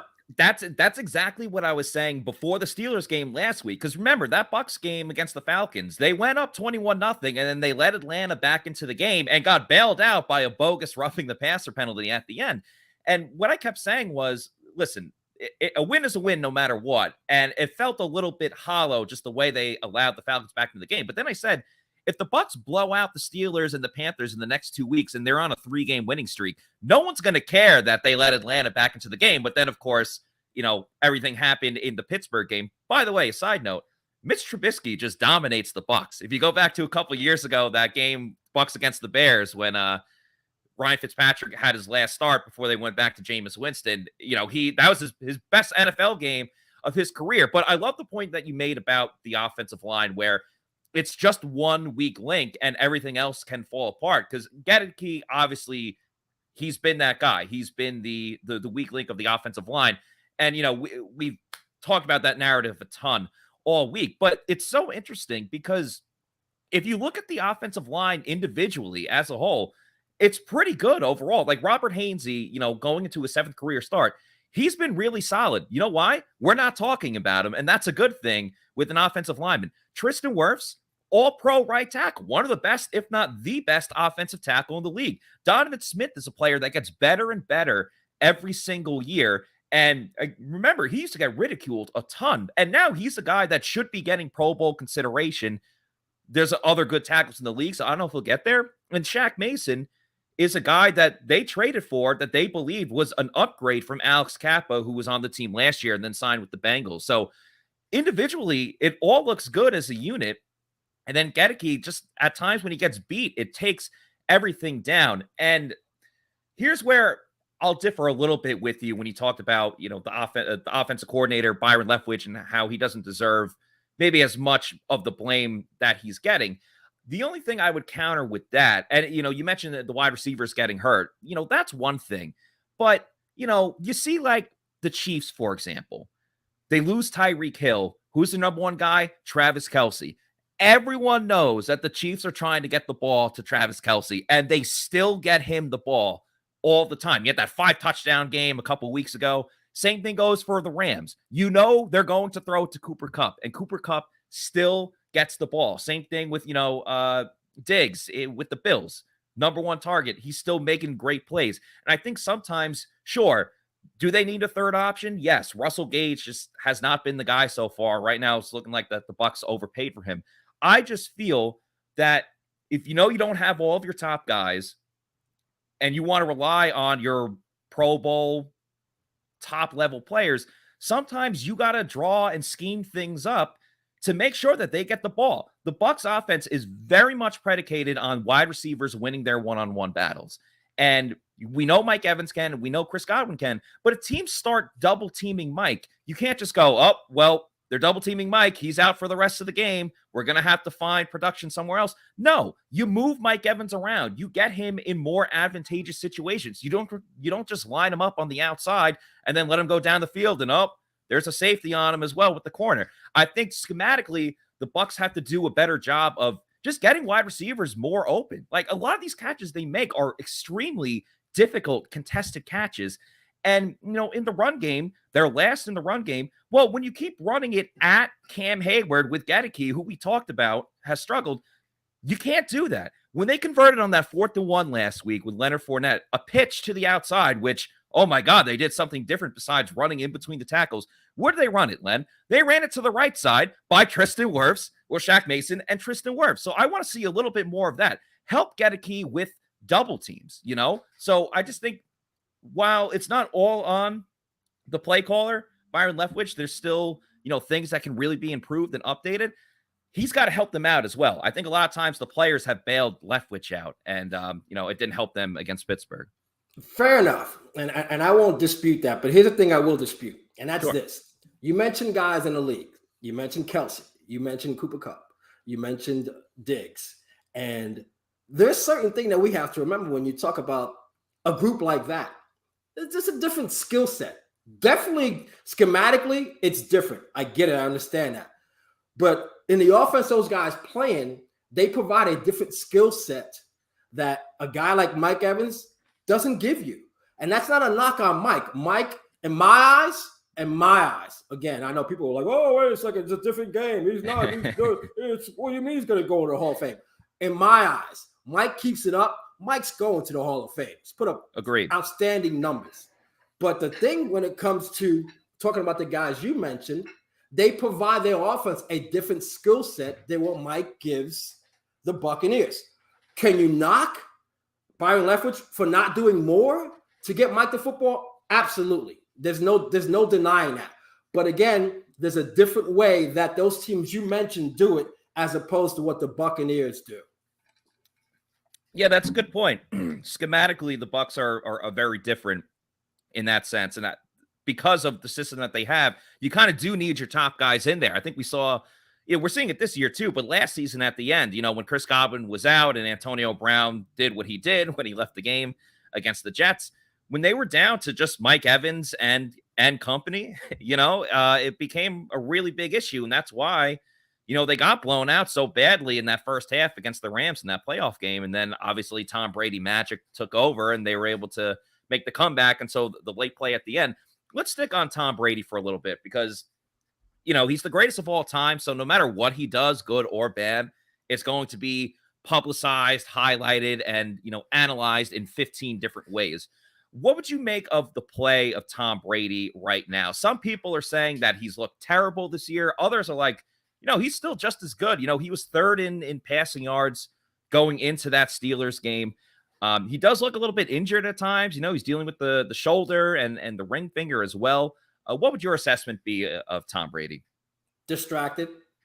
I mean, that's the one word I would use, dude. And look, when he tells you at the end of preseason that I have a lot going on, cleaned it up a little bit and saying that, he mentioned his age and he says he has a lot going on. And now looking back at it, we know what he was referring to. It's no secret, but I think he's distracted. And this, look, if you look inside any football player's, personal life, there are things that are going to distract them. Again, I'll say it again. If Tom's football team, the team that he's leading, is winning football games, man, we're not talking about this kind of stuff. If they're 4-2, if they looked better, as you mentioned, against Pittsburgh, and they're 4-2, and you think in terms of, okay, we knew that the first four were going to be rough. And moving forward, they clean some things up, maybe try someone else at left guard, get that line to play better, get over the injuries on the offensive line and in the secondary, you move forward. But they're losing, and you're pinpointing, not just you, me, everyone else, Bucs fans are pinpointing everything that's wrong with this football team. And right now, the play of the offense, a team that averaged over 30 points last year, has struggled and scored only 30 points once this year in the 6 games. We're pinpointing all the issues on the offense. And Tom, unfortunately, as good as he is, and I'm one of his biggest fans, being here in Tampa Bay, it's not looked good. He's not looked good. And the few times that he's flipped out on his offensive lineman tells you how frustrated he is too. Yeah, he was asked a lot about that this week, about yelling at the guys. And, we asked Tristan Wirfs and Luke Gedeke, like, was that did you take it personally? And they were like, no, it's Tom Brady. Like, he gets fired up and everything like that. And yeah, it is true.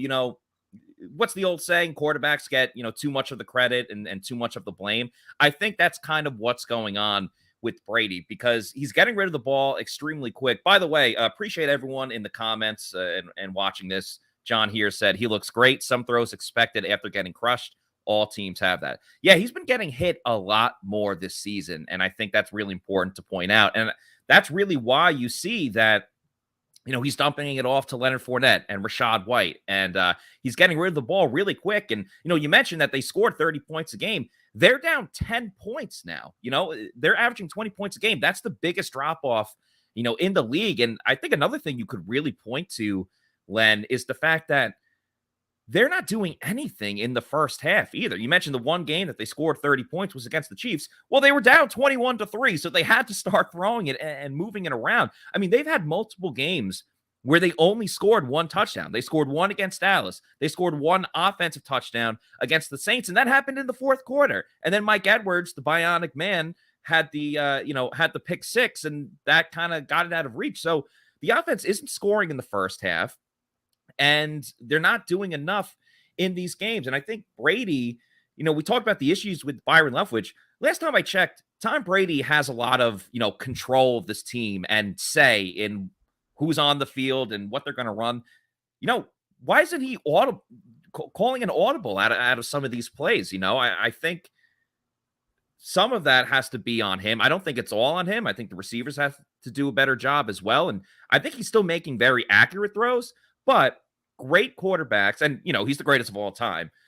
Great quarterbacks elevate the play of others around him. And right now, I don't think we're seeing that from Tom Brady. And listen, they're 3-3. They're struggling right now. There's a lot of games left, and there's a lot of time for them to get it situated. But one last thing, as you mentioned, with the Bucs, if they're winning, it solves a lot of stuff. When they're losing, people can point at a lot of things. What did you make of Brady going to Robert Kraft's wedding on Friday? Like, do you think that was that much of a distraction? I personally don't, but curious to get your take on it. Yeah, I don't have a real big problem with it. Obviously, the result of Sunday's game gives you more of a case to make a bigger deal about it. But you mentioned something in regards to him getting hit, and John having that comment in regards to him getting hit.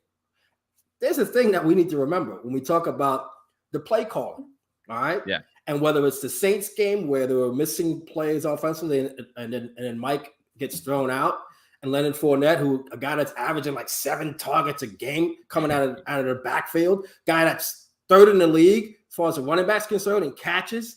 Tom's been dumping it off to him, as you mentioned, getting hit a lot.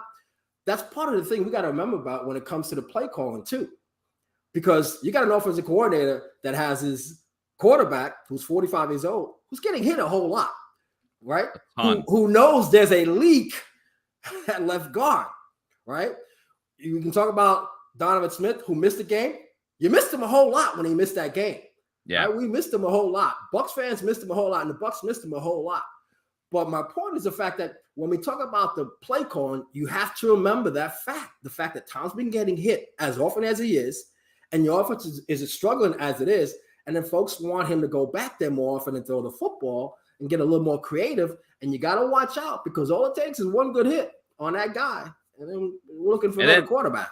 And then Blaine Gabbert's in the game, and Scott Reynolds loves Blaine Gabbert. He's the number one guy conducting the Blaine train. But if Tom Brady's not playing, let's face it, the Bucs aren't going anywhere with this team. Going to continue the Bucs Panthers coverage. We haven't talked about the Panthers too much, but they're a 1-5 football team, so there's not too much to get into. We're going to talk about Bucs versus Panthers. We're going to get into the defense as well. But first, let's talk about our friends at Underdog Fantasy. It's the easiest way to get some action on the NFL. That's with Underdog Fantasy and their Pick'em game. You could also do the Rivals as well. A ton of fun. Just pick an over or under on your favorite or least favorite player stats, and you can win up to 20 times your money in a single night. Underdog keeps it super simple with their easy-to-use website and mobile apps. Pick between 2 and 5 players to fill out your pick'em slip. Get every pick right and take home some cold, hard cash. Use the promo code Pewter, that's P-E-W-T-E-R, and get your first deposit doubled up to $100 by Underdog Fantasy. Even if you learn from Plant City Math, you know that that is a great deal. Once again, that's Underdog Fantasy, promo code Pewter. And I'm going to give my live picks right now for Underdog Fantasy. I made this pick actually during the Tailgate show while Scott Reynolds and Bailey and John Gilmore were on. So let me pull that up right now. And, I tweeted it out before, so this shouldn't be a huge surprise to some people. But, the talk all of this week, Len, well, there's a lot of talk, but one of it was we have to get Mike Evans the ball. We have to get him more than 4 targets, only 1 target in the first half. So I am smashing the over in receptions for Mike Evans. I have, you can pick a higher or lower. I'm picking the higher of 4.5 receptions for Mike Evans. I'm also picking the higher in receiving yards, which was 66.5. So the key with the pick'ems on Underdog Fantasies, you can't just pick one team. You have to pick the other team as well. But I'm smashing the over with Mike Evans today because I think he's going to absolutely ball out. And on the other side for the Panthers, I'm going lower than 10.15 fantasy points for the Panthers quarterback, PJ Walker. Last week, he played a full game against the Los Angeles Rams, I believe, and he threw for 60 yards. They barely threw the ball over the line of scrimmage. It was all, a yard behind, 1 yard forward. So if this Bucs defense can play the way that they are capable of, I don't see PJ Walker getting at least, 10 fantasy points. So I'm going over receptions and receiving yards for Mike Evans and under 10.15 fantasy points for PJ Walker. So again, make those picks on Underdog Fantasy. And Len, let's talk about the Bucs defense a little bit.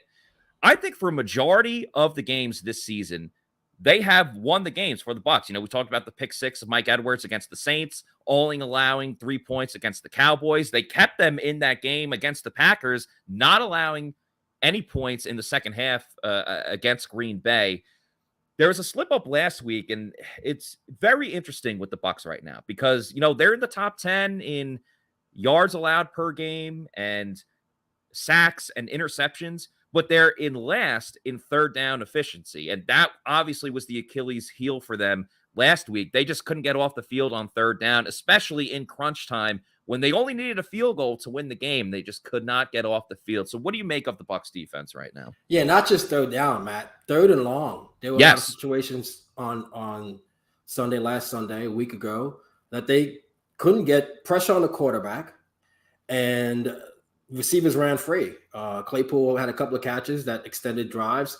And remember, this came against a team that was playing a quarterback that lost his job. So yeah, when it comes to Trubisky coming off the bench and playing as well as he did, let's think about that fact from the standpoint of you're talking about a guy that, certainly is going to be ready to play, but wasn't taking first team snaps.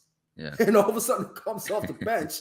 And theoretically, Trubisky was a starting quarterback when the season started, so he should be, primed and ready to go.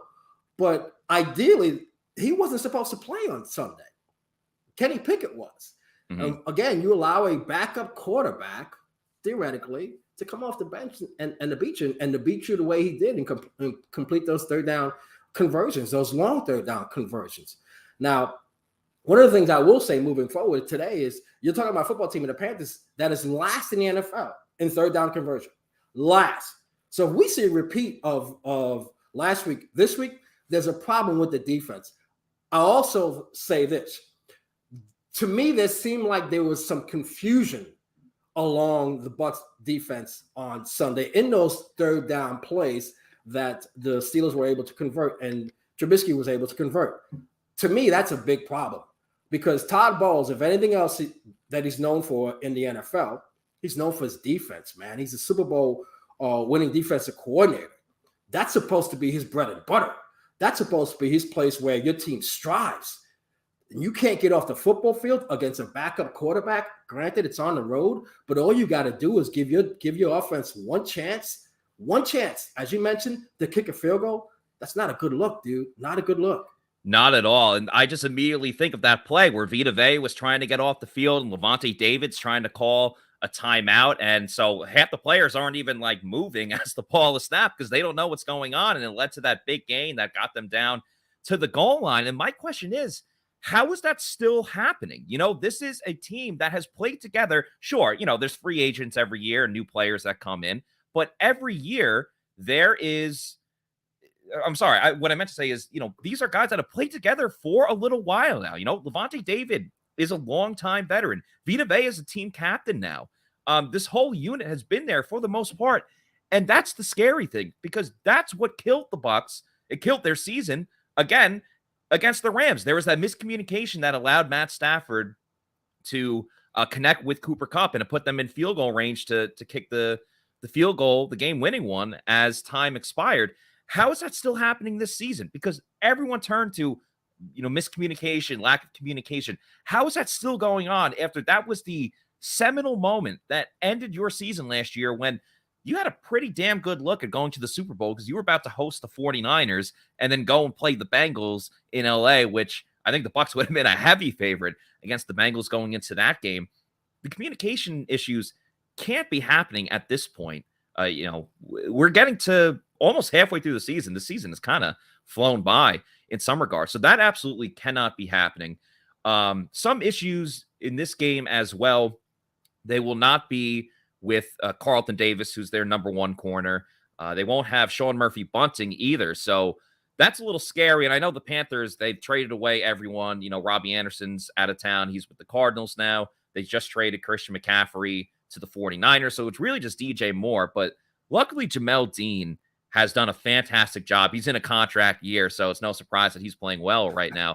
But they have a big decision to make because they have Dee Delaney, who played a little bit of safety last week with Mike Edwards unavailable and Antoine Winfield Jr. They moved him to the nickel corner spot, which he's been playing like all season long because, as Scott said, he's just a football player. He's not a safety. He is a football player that can do a lot of great things. But they have to decide if they're going to put Dee Delaney over at outside corner, or they could put rookie Zion McCollum there. But, you know, that's kind of a scary, you know, situation right there. But I want to ask you about the pass rush, Len, because the Bucs have been getting to the quarterback, but it's been in a lot of different ways. You know, Devin White and Antoine Winfield Jr. lead the team with 3 sacks apiece. So they've been doing it. It's without question been a group effort. But my question is, the guys that you expect to get to the quarterback, it's Shaq Barrett and Joe Tryon-Shoyinka. Shaq has 2 sacks, and they both came in that Saints game. JTS has picked it up the last couple of weeks, but he only has a sack and a half as well. Is that a concern for you right now, or is it just one of those, like, once it gets here, it's going to keep rolling? No, it's a concern because you got to think in a couple of terms. And one is the fact that who you lost over the offseason, right? Didn't bring back Ndamukong Suh and didn't bring back Jason Pierre-Paul. Yeah. And we can talk about, you know, Pierre-Paul from the standpoint of being banged up, but you know what he did on Sundays, Matt? He played on Sundays. Yeah. JPP played on Sundays. You know, he wanted his 90% snaps, and that's what he did here. They decided not to bring either of those guys back. Part of the problem, too, is not only did you not bring those guys back, but one of the guys you brought in to replace the guy you didn't bring back is not playing, and that's 96, Akeem Hicks. Yeah. Right? You know, a lot of people question signing him to his deal and bringing him here and replacing him with Ndamukong Suh, a guy that only missed a couple of games his whole career. Meanwhile, you bring a guy in Hicks who's, you know, known to be a guy that misses at least 4 or 5 games a year, and that's your replacement for a guy that doesn't miss games. That's number one. You mentioned the guys that are getting to the quarterback. Matt, they're doing it from a standpoint of blitzing the quarterback. Yeah. That's not how you're supposed to lead your football team when it comes to getting sacks. You want to tell me TJ Watt leads the NFL in sacks? Yeah, okay. He does it from the edge. Yeah. He does it from the outside. That's his job, right? This is Shaq Barrett's job, to get to the quarterback, to accumulate those pressures and sacks. And unfortunately, it's not happening. You mentioned JTS, and he's not doing it either. Every once in a while, you're sprinkling an Anthony Nelson sack, and he gets in there, and he gets to the quarterback, right? Logan Hall's got to the quarterback a couple times. Vita Vea has got, 2.5, 3 sacks? Yeah. But I'm mentioning guys that are supposed to be further down the list when it comes to the guys that are supposed to be getting to the quarterback. The guys that are supposed to be getting to the quarterback aren't getting to the quarterback. It's a great thing. What did they have? 21 sacks and they're near the top in the NFL in getting to the quarterback. But eventually, you can't continue to do what you're doing to get to the quarterback. You want to know why? Because teams will get film on this and say, here comes 45, here comes 31. And they're going to find a way to beat your defense that way. Yeah, absolutely. You're really spot on with it. And, Todd Bowles is a guy that does like to blitz a lot. So you might see those numbers skewed a little bit with, Devin White being up there for the team lead. But you mentioned before about the third and longs that they allowed to the Steelers in that game. Well, when you get into those 3rd and 13, 3rd and 15 situations, you're not blitzing, so you can drop everyone back and defend where, where the yard marker is. And they just were not getting home with that pass rush, and that allowed the quarterback a little more time to find the open guy, and they beat the spot in the zone. So the 4-man rush really is not getting there. The one thing I will say about Shaq Barrett is his tenure with the Bucs, even going back to his first season when he had the 19.5 sacks, it was the coolest thing. He's a very streaky player when it comes to getting the sacks. Like, again, even that season, he had games where he would have a hat trick of sacks, and he would do that 2 games in a row. So it's like, wham, you have 6 sacks in 2 games. I think Shaq has done a solid job in other areas. It's just, he's had some good pass rushes that have opened the door for, Logan Hall or even Deidre Sinat, who played at USF. He had a sack this year. And, Shaq was the one that kind of was able to help him out to get the sack there. So I think once Shaq does get to the quarterback, you will see it in bunches because that's kind of been his MO. And I'm glad you talked about the free agency in general, because the Bucs took a big gamble in free agency on both sides of the ball. You want to talk about Julio Jones, you want to talk about Akeem Hicks, but they knew they were taking a gamble because they were signing guys that are very talented but have an injury history. So you take that risk, and right now it's burning them because Julio Jones, I don't know if he'll ever play again because he practices, he doesn't practice, he practices, he doesn't practice. It goes over and over. And Akeem Hicks, of course, they thought he was going to be back in 4 weeks. It's now over a month now since he's played, and that's, really becoming an issue. Logan Ryan was a great signing, and then unfortunately now he's on the IR and won't be back till the end of the season. So they took a lot of chances with these guys, and unfortunately, you place a bet and the bet did not hit. And the last thing I want to mention is we talked about the guys that aren't here, Ndamukong Suh, Jason Pierre-Paul. The one thing that I think the team in general is missing, because you see it on offense with Ryan Jensen, who has a knee injury and might not even play this season. The Bucs are missing a little bit of attitude. Nasty. Like exactly. Like Ndamukong Suh was a guy that played with attitude. JPP, I mean, for whatever reason, the Bucs played the Giants a lot in JPP's tenure with Tampa Bay. And every time we spoke to JPP when he was getting ready to play the Giants, oh, how do you feel about playing your old team? He's like, man, I'm going to rip Eli Manning's head off. I'm going to take Daniel Jones down to the ground over and over and over. And I don't blame the Bucs for moving on from JPP. I think he's still a really talented player. He just gets hurt a lot. And they had a guy, and he plays through the injury, which is great. But, when he has a torn labrum, that really limits him. And when you have a guy waiting in the wings like Joe Tryanchenko, it's like you don't want to stunt his growth. So I was fine with them moving on from JPP. But you do miss his leadership and accountability and the nastiness, as you said. You're really missing that. And we don't want to look too forward, but Thursday night, they're playing the Ravens. JPP looked pretty good in his first game when he returned a couple of weeks ago. You don't think he's going to be gunning for Tom Brady? So I think the Bucs are really missing that aspect of it. Yeah, he's gunning from like he gunned from in the Super Bowl when he's wearing a Giants uniform. The thing about the nasty thing that you mentioned Ryan Jensen and also Jason Pierre-Paul, and yeah, this football team is missing that. What those guys bring, they bring it from a nasty standpoint, but they also make it okay for other guys to play with that nasty. That's what you have. That's what you have to think of in terms of when Ryan Jensen is doing what he's doing, and he's acting the way he's acting. And when I say acting, I mean like playing hard, playing to the whistle, and shoving guys. If you get near my quarterback, he makes it cool for the rest of the offensive line to do the same thing. And that's exactly what Jason Pierre-Paul did on the defense. Playing with nastiness, Ndamukong Suh, same thing. He made it okay for number 50 to play with that same nasty. Don't think that's not lost. That's lost, dude. It's in that locker room. It's whether it be Monday through Saturday, prepping for the game, and also playing on Sundays. When you're 50 and you know 93's got your back and he's going to play nasty and you're in the thrust of playing against a guard in the center, oh, dude, I don't know how we can measure this, but I can tell you 50 misses 93. Based off the way he's playing this year, this isn't a knock on Vita Vea, because as you mentioned, he's a captain now. He's moving on. He's becoming a veteran of his football team. But like I said, there's no measurement I can tell you based off the way he's playing.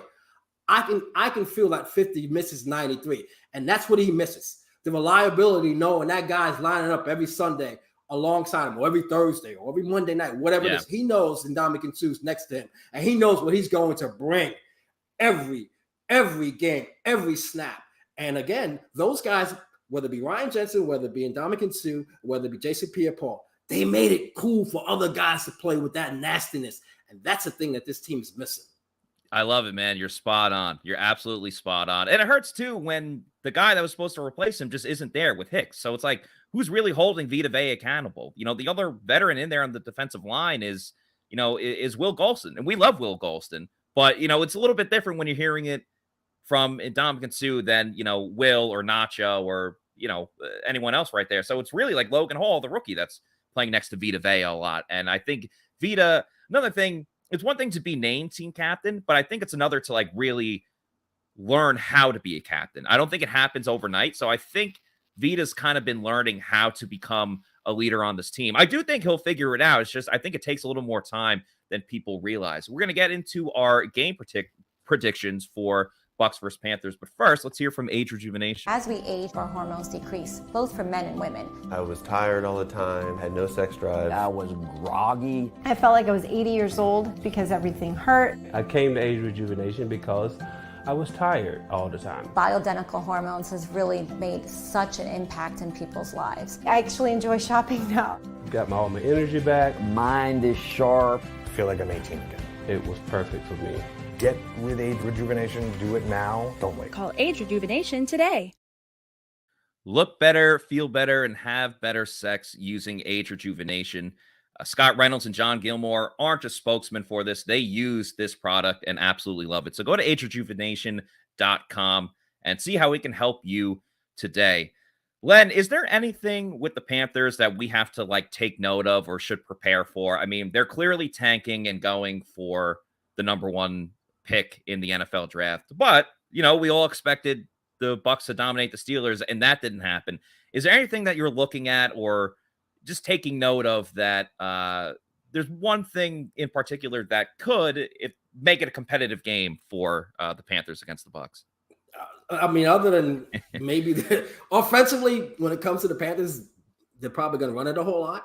You mentioned, the 10 passes that PJ Walker attempted last week, and basically, he's basically throwing screen passes for the majority of the game, the 10 passes that he threw. So they're going to run it a lot.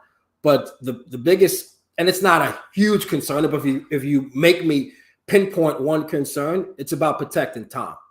Yeah. Because they do have a couple of guys that could get to the quarterback on the other side of the football from the Panthers standpoint. So protect the quarterback. And this should not be, Matt, at 4:00 we talk again, or 4:15 we talk again.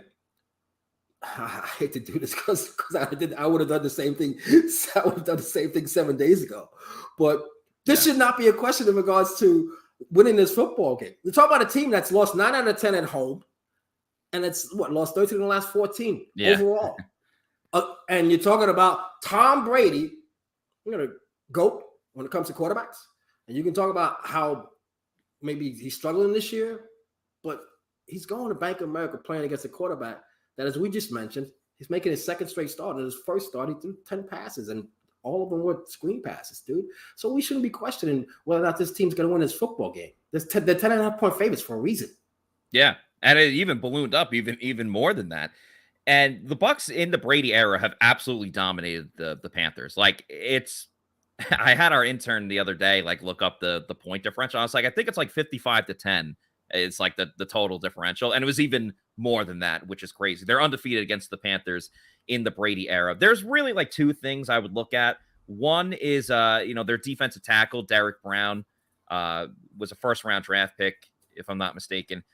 They got to put him on Luke Gedeke. I would try to take advantage of that if I was the Panthers. And, of course, DJ Moore is the one weapon that they have on offense. But as you said, this should not be close. If we get to the middle of the third quarter and it's a one-possession game, something went wildly wrong for the Bucs. They have to come out, establish the game, establish dominance, and just not even give the Panthers a glimmer of hope. One thing the Bucs have struggled with on defense is they allow a lot of points on the opening drive, and you just can't let the Panthers think that they have a chance in this game. So that's really what I think is going to be important. And get a takeaway. They haven't had a takeaway in the last two games, and it's made a big difference. So before we get out of here, Len, just give us a score prediction and what you think is going to happen in the game. Yeah, well, you mentioned that point differential. It's actually 150-63 in the last 4 games between these two teams. Yeah, 150-63. So they about scored them by 87 points in the last 4 games, and they've beaten them by at least 14 points in each of the last 4 games since Tom's been in Tampa Bay. I'm thinking in terms of maybe 20-6, 23-6. I'm thinking the Panthers might score 2 field goals, 3 at the most, 23-9, something along those lines. And I'd like to think that the Bucs can find a way to score 30 plus, but it shouldn't be necessary. Right. It should not be necessary. The Bucs haven't had a crazy amount of issues moving it from their own 20 to the opponent's 20. It's been in the red zone where they're settling for field goals instead of kicking field goals instead of scoring touchdowns. So I think in this one, they're not going to be perfect in the red zone. I don't think they're going to score a touchdown every single time, but I do think in previous weeks where they've settled for those field goals, they'll turn some of those field goals into touchdowns. I still do think Byron Leftwich still has to work his way out of the struggles and a little bit of stubbornness that we've kind of seen in the play calling. So I think the Bucs are going to win this one 21-10. They get a couple of touchdowns. The defense does its thing to lead the way. And the offense starts trending in the right direction, but isn't totally all the way there just yet. Len, I want to thank you so much for joining me today. It's always awesome to get to talk to you. And please let everyone know where they can find you on social media and what else you got going on with your podcast. Absolutely. Elmart810 is myself on Twitter. I'm all over the Bucs game. Certainly be there today. And Bucs Nation, bucsnation.com, do a weekly podcast and at least once a week in regards to how things are going with the Bucs. When there's breaking news, we certainly come out with a podcast. But look, it's been fun covering this football team the last couple of years that way. But it's a lot more fun when you're covering a winning football team. That's coming from a guy that's been in this business a long time. A lot more fun covering a good football team. I know some folks thrive on negativity. Misery when it comes to being in the media like you and I are. No, not me, dude. Let's win some football games. Let's go. Yeah, absolutely. It's a lot more fun covering a winning team. Len, again, thank you so much. I always love talking with you. You're one of my favorite people in the Bucs media. So thank you very much, and I'll talk to you again soon. You got it, brother. Thank you, Matt. Thanks for inviting me. Yep, you got it. That was Len Martez, ladies and gentlemen. Thanks again to Len for joining the show. And stick with us because kickoff is happening in 2 minutes, and we will be going live for the Pewter GameDay show. You don't have to change YouTube or anything like that. We're just going to hit the intro video and get into it. Going to have a couple of different guests on the show today. One making his Pewter Report debut. It's actually our intern, Adam Slovan. He is joining the show today. We call him Sly. Bailey Adams will join us in the third quarter. So a lot of great stuff to get into. And of course, we really appreciate everyone that is watching the show. We'll get to some comments during the game as well. G Vega says, Matt, I stand by commitment to first Bucs offensive play call. What do you think is going to happen? You think there's going to be a run play again? Maybe a little play action. Also, if you're in the chat right now, give us your score prediction. Let us know if you think this is going to be a blowout. Let us know if you think it's going to be close. Do the Bucs lose again in another upset lost, that would be insane, and I hope that doesn't happen. But yeah, let us know in the chat what you think is going to happen. And of course, they play on Thursday next week against the Baltimore Ravens. It's a home game for the Bucs. The Celsius Pewter Report Tailgate Show, presented by Age Rejuvenation, will be live at the Walk-Ons in Wesley Chapel starting at 6:15, and then we'll be live for the in-game analysis at 8:15. But of course, we're going to get into the Pewter Game Day show in just a moment, ladies and gentlemen. It'll be myself and our intern Sly. Adam is his first name, so we'll call him Adam in this one. Actually, we'll let him decide what he wants to be called. But you know what time it is, ladies and gentlemen. Let's get to the Pewter Game Day show.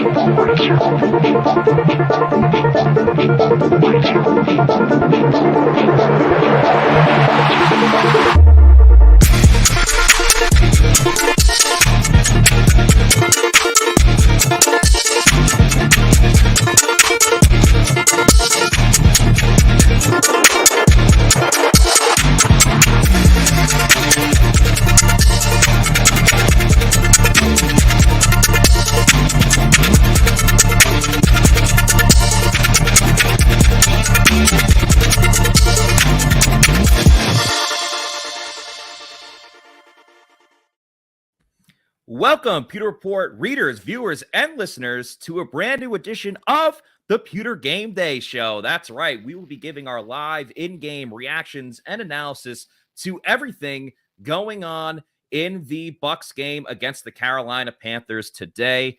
I am your host, Matt Matera. Of course, this Pewter Game Day show is brought to you by our friends at Celsius. I'm your host, Matt Matera, and joined with me today, he's making his debut on the Pewter Game Day show, and really any Pewter Report publication on our YouTube. It is our extremely talented intern, Adam Slivon. Did I say that right, Adam? I still mess up your last name a lot, and I apologize for that. Oh, no, you're good. You said it right. Is my volume and everything okay? Yeah, you sound fantastic. Thank you so much for joining the show. Do you want to be Adam, Sly? What do you want to be called?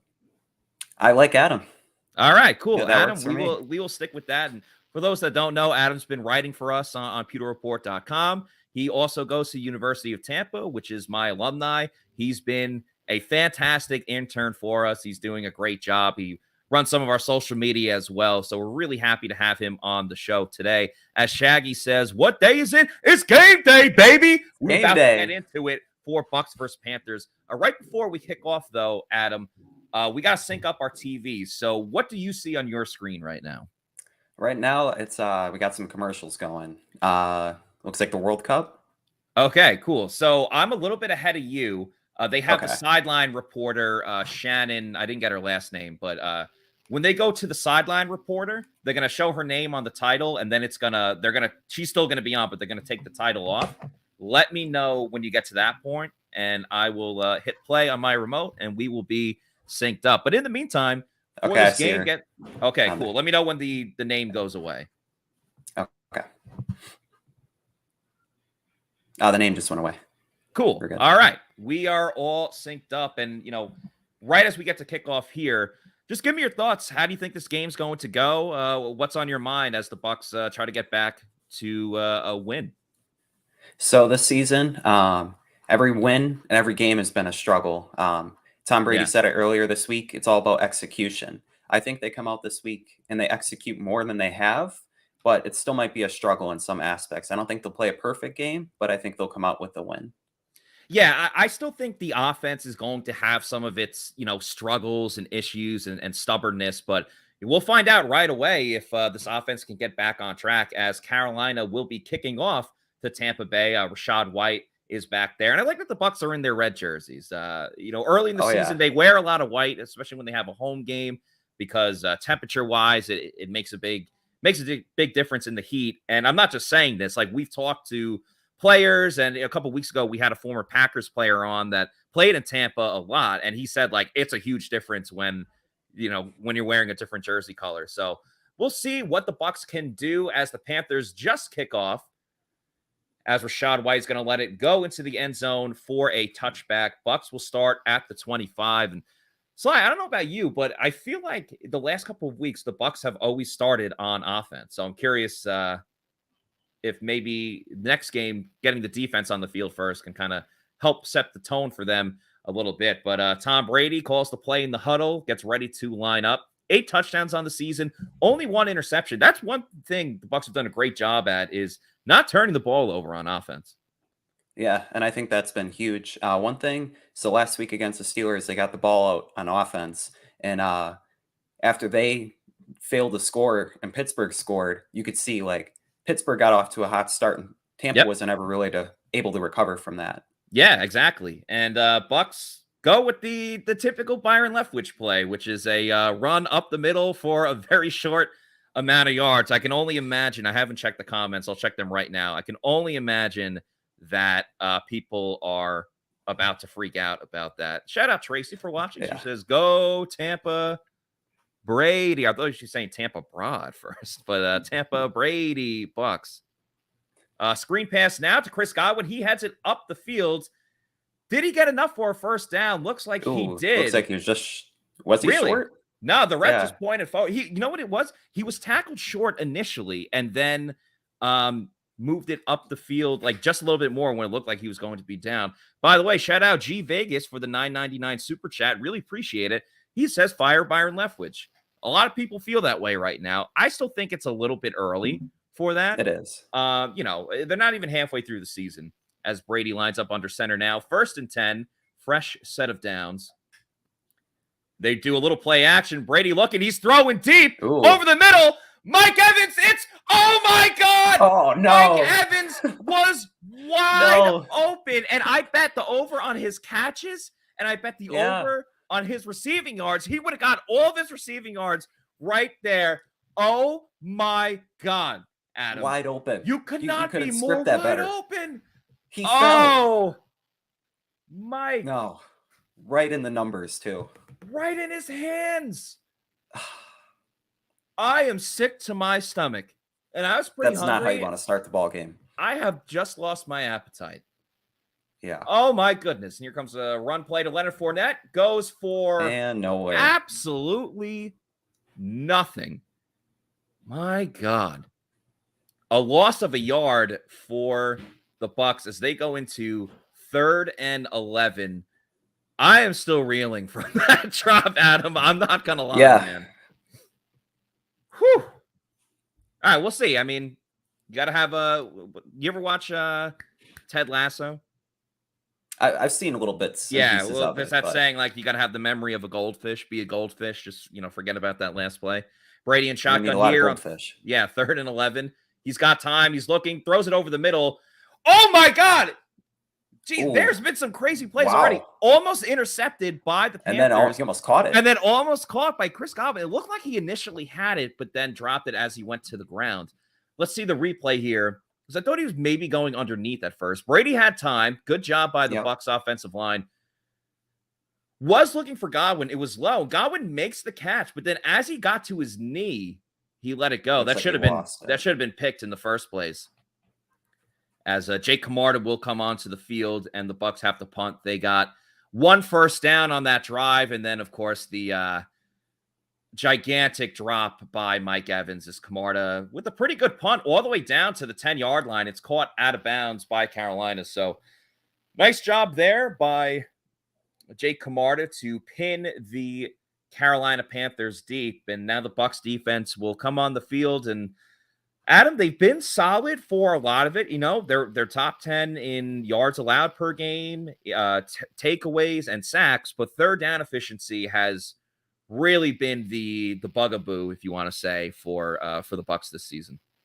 I agree. Last week it was unbelievable how often the Steelers were able to convert, like 3rd and 15, 3rd and 17. Every time it was 3rd down, they converted. You just don't want to see that. So hopefully the defense can set the tone, because it's didn't. And you have to wonder, like, will the offense stop running it on 1st down and try something new? I mean, it's like one of those, what do you call it? Like those intros when you're watching a TV show. It's like, will Michael and Casey get back together? Will Brian get to work on time? Stay tuned for next week. It's like, will the Bucs offense decide to throw it on first down. And obviously the Bucs defense wants to set the tone now. And one way you could really set the tone, I would recommend this for the Bucs defense, is have a Celsius energy drink, which of course is the presenting sponsor of the Pewter GameDay show. We love Pewter Report, but we also love Celsius for a ton of different reasons, starting with the variety of flavors that they have. You got the Arctic vibe, you got the peach vibe, you got the tropical as well. The vibes are very high on the show, even if the Bucs don't play up to their standard. You got even more flavors than that as well, as you see on the screen. Sparkling orange, one of my favorite. Wild berry as well. They got peach, they got cola, they got peach mango, if you're into that as well. The sparkling watermelon is a lot of fun as well. So just go to the Celsius website, click on the store locator, find out where you can get a Celsius near you. I mean, they got it at Walmart's, Targets, your gas stations, your local bodega. Just find out where you can go and get one. Or if you're like, nah, I don't want to leave. I'm watching football right now. Go to Amazon, save some money, and have it sent to your house or apartment every 2 weeks, 3 weeks. You can set it up at your leisure when you want Celsius energy drinks. And of course, I would recommend getting the variety pack, because variety is the spice of life when you have all of these great different flavors. There's 7 essential vitamins, gives you that essential energy to get you through your day, whether it's a work day, a workout, whatever it is. Just make sure you're drinking Celsius energy drinks. Celsius #LiveFit, the healthy energy drink, as we get right back out of commercial break.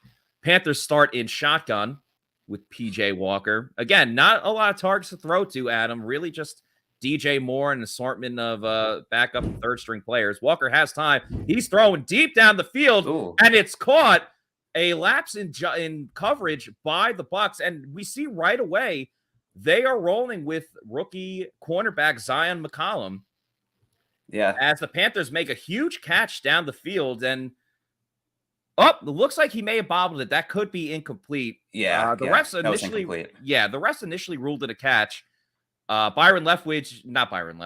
Bowles just threw the challenge flag. The Bucs will be challenging this, and it will be 2nd and 10. But, regardless, not the start that the Bucs wanted on defense, allowing a play of like 20 to 30 yards down the field. As Mr. Smith says, thank God that they challenged it. Steven says dropped and incomplete as well. I mean, it hit the ground. Yeah, it did. Brian Shaw, appreciate your comment. Can't put it on the screen, but he says this team is so effing bad. Eater, appreciate Eater. You're always in the game day stream every single week, and you participate a lot on the podcast as well. He says Arians calling for that challenge. Very funny. I mean, we'll see. Arians is usually up top in a booth, except for the Saints game, because the Saints don't have enough room for to get a private suite for them. But we shall see. Again, appreciate everyone that is watching. Tom says tank, and then says Dookie. I think talking about magic tips out there. Yeah, the Bucs defense. Jonathan, sorry, I didn't mean to cut you off there, but Jonathan is watching from the skies right now. He is on a plane. He says hello from the air, joining you guys from a plane to Indy. Go Bucs. Jonathan, have a safe flight. That is so awesome that you are watching us right now. I really appreciate that, man. We really appreciate it at pewterreport.com. I've been to Indy one time. That was for the NFL Combine last year, and it was awesome. We'll be going back again this year, and I hope you have a great time in Indy. Maybe you'll go to what's the steakhouse over there? St. Elmo's, I think. Very good, very, very good steakhouse there. Mo wants the Bucs to sign Cyril Grayson Jr., friend of the program. He's been on the Pewter Report podcast before. Robert here. And by the way, Grayson, he's posting videos all the time. He's working out. Obviously, he was injured before. I wouldn't rule it out, especially when you don't really have another option after Russell Gage. Robert, a.k.a. Navilis. By the way, Robert, you never told us why you're also known as Navilis. Where's the story behind that? He said, in quotations, "We're not Carolina ready," which is a good comment. I thought that was funny. MJ RVI says, shout out from Puerto Rico. Appreciate you watching from there. That's awesome. We got great got fans. some dedicated fans. Yeah, we do. Indianapolis, Puerto Rico. It's awesome. Yeah, we have fans internationally as well, which, of course, our Monday podcast, we, rain or shine, win, lose, or draw, we do roll call around 4:20. So tune in tomorrow. You can let us know specifically where you're watching from, and we will put it up on the comment. That was a long break. Break yeah, what the heck? Yeah. Like, it seemed pretty clear cut that he dropped it. Yeah. I don't know what the heck took that long. But that would have been huge for the Panthers had they converted that, because that play was about 40 yards. I mean, PJ Walker last week only threw for 60 yards. Will Golson completely whiffed on a tackle in the backfield, but the run does go for a short game. Will be 3rd and 7. And Adam, I had you look up the stat the other day because you wrote the story about PJ Walker being named the starter for the Carolina Panthers. And I said, the Bucs have won all of their games since Brady has been here against the Panthers, and they've beaten them really bad. Do you remember what the final stat was for the lopsided points, or at least last season? I think last year it was, I want to say 73 to 26 or something. But the year before that, it was 77 to 40. Yeah. I mean, 3rd and 7 here. Walker in shotgun, hands it off, cutting up the middle. Chuba Hubbard. Panthers are pointing like it's a first down. I thought he ended up a yard short. This may sound wild, but looks like it's going to be 4th and inches, 4th and 1. You're a 1-5 football team. Do you go for it from your own 20? Well, they already answered that. They're not. But would you go for it? I'm asking you, Sly. It is pretty early in the game. It's only 4 minutes in. I don't know if I would go for it now, but maybe mid-second quarter, that's when you start to think about it.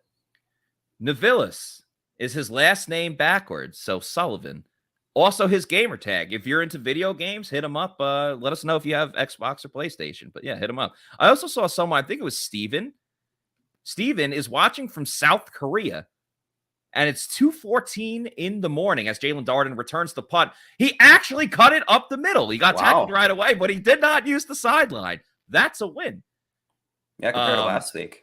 Yeah, but Steven, thank you for staying up to watch it. 2:14 a.m. in South Korea. Hope the Bucs get you a win for real. And Dill Mixon says he's Canadian and can't watch the game. I'm really sorry, but that's why you can watch with us here on the Pewter GameDay show. Yeah, I was just saw a graphic talk about the rushing offense and how anemic it's been for the Bucs. I mean, Fournette's averaging 3.5 yards a carry. White's averaging 2.3. Looks like they changed it up here, actually pass it. Yeah, they did. They threw it a short gain to Mike Evans, but that's good for the total number of receptions. Only 4.5, so I just need 4 more receptions. That's a fantastic line. I smashed the over on that. Smashed the over. But still, at least they mixed it up. They threw it on first down. What a crazy novelty. Yeah. 2nd and 6 here. Leonard Fournette in the backfield. Keith in as well. Remember, there's been a tell when Keith is in the game, they typically run the ball. Godwin in motion. They run it here with Leonard Fournette. Yep. Goes for a short game. But you know what? Again, by throwing it on first down, Adam, it sets them up for 2nd and medium. And that's where you can run it. And now it's a 3rd and 3. They have to no one wants to get into 3rd down, but if you're going to be in 3rd down, you want to be at 3rd and 3, 3rd and 2, those type of situations, which the Bucs haven't been in too much this year. And when they are, it's just been abysmal. Anything 3rd and 1 has been awful. But again, throwing on first down helped the Bucs with this key 3rd down here. You see Gage in the backfield here.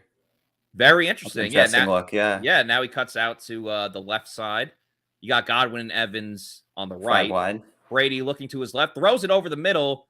Somehow that was caught by Chris Godwin. That was not easy by any means, but a fantastic catch by the always reliable Chris Godwin as the Bucs keep this drive going. They get a little bit closer to midfield. Good observation by you, Adam, noticing that the Bucs went 5 wide out there. Didn't see that a ton, but we do see right now Cade Otton is on the field. Rashad Perryman as well. I hope the Bucs stay aggressive and continue to throw the ball because that's when they are at their best. You got Perryman out to the left. You got a lot of guys on the offensive line to the right side, including Kyle Rudolph as well. Looks like 3 tight ends in there, and they throw out of it. That's a different look. Yeah. Luke Gedeke, I like that. first of all, caught by Cole Keith down the field. Keith.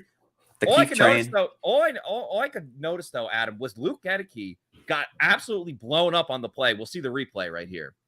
Yeah. Look at Gedeke, driven 100 yards into the backfield and just got absolutely He's got bowled over. Yeah. But nice job. Cole Keith over the middle. Keith, his second career NFL catch. Not known as a receiver, but makes a great play there as the Bucs get the ball over midfield and are getting into Panthers territory. Brady in shotgun here. He's got Godwin to his left, Evans to his right. A little bit of a tighter formation. Looks like Odden is lined up next to Donovan Smith.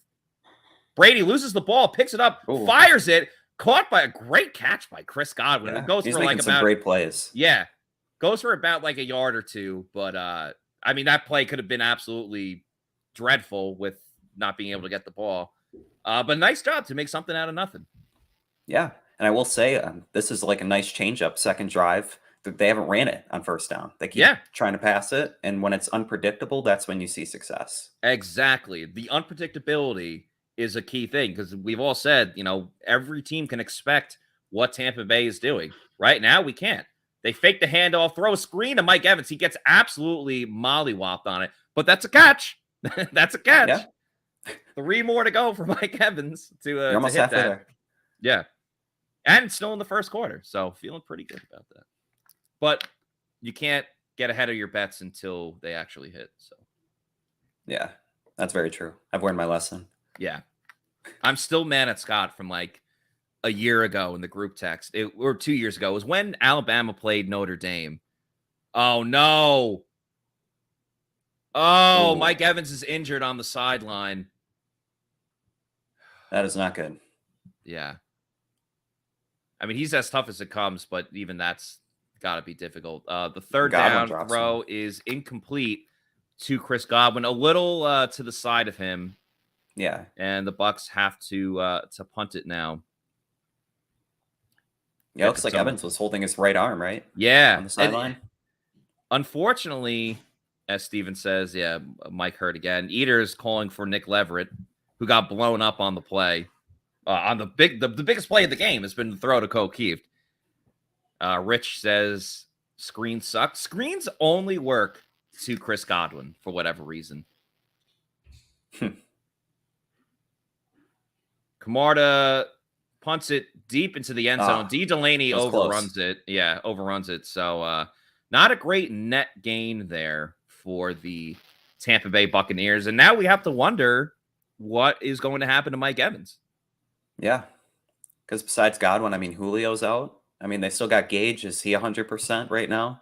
I don't think so. And I just got a text from our photographer, Cliff.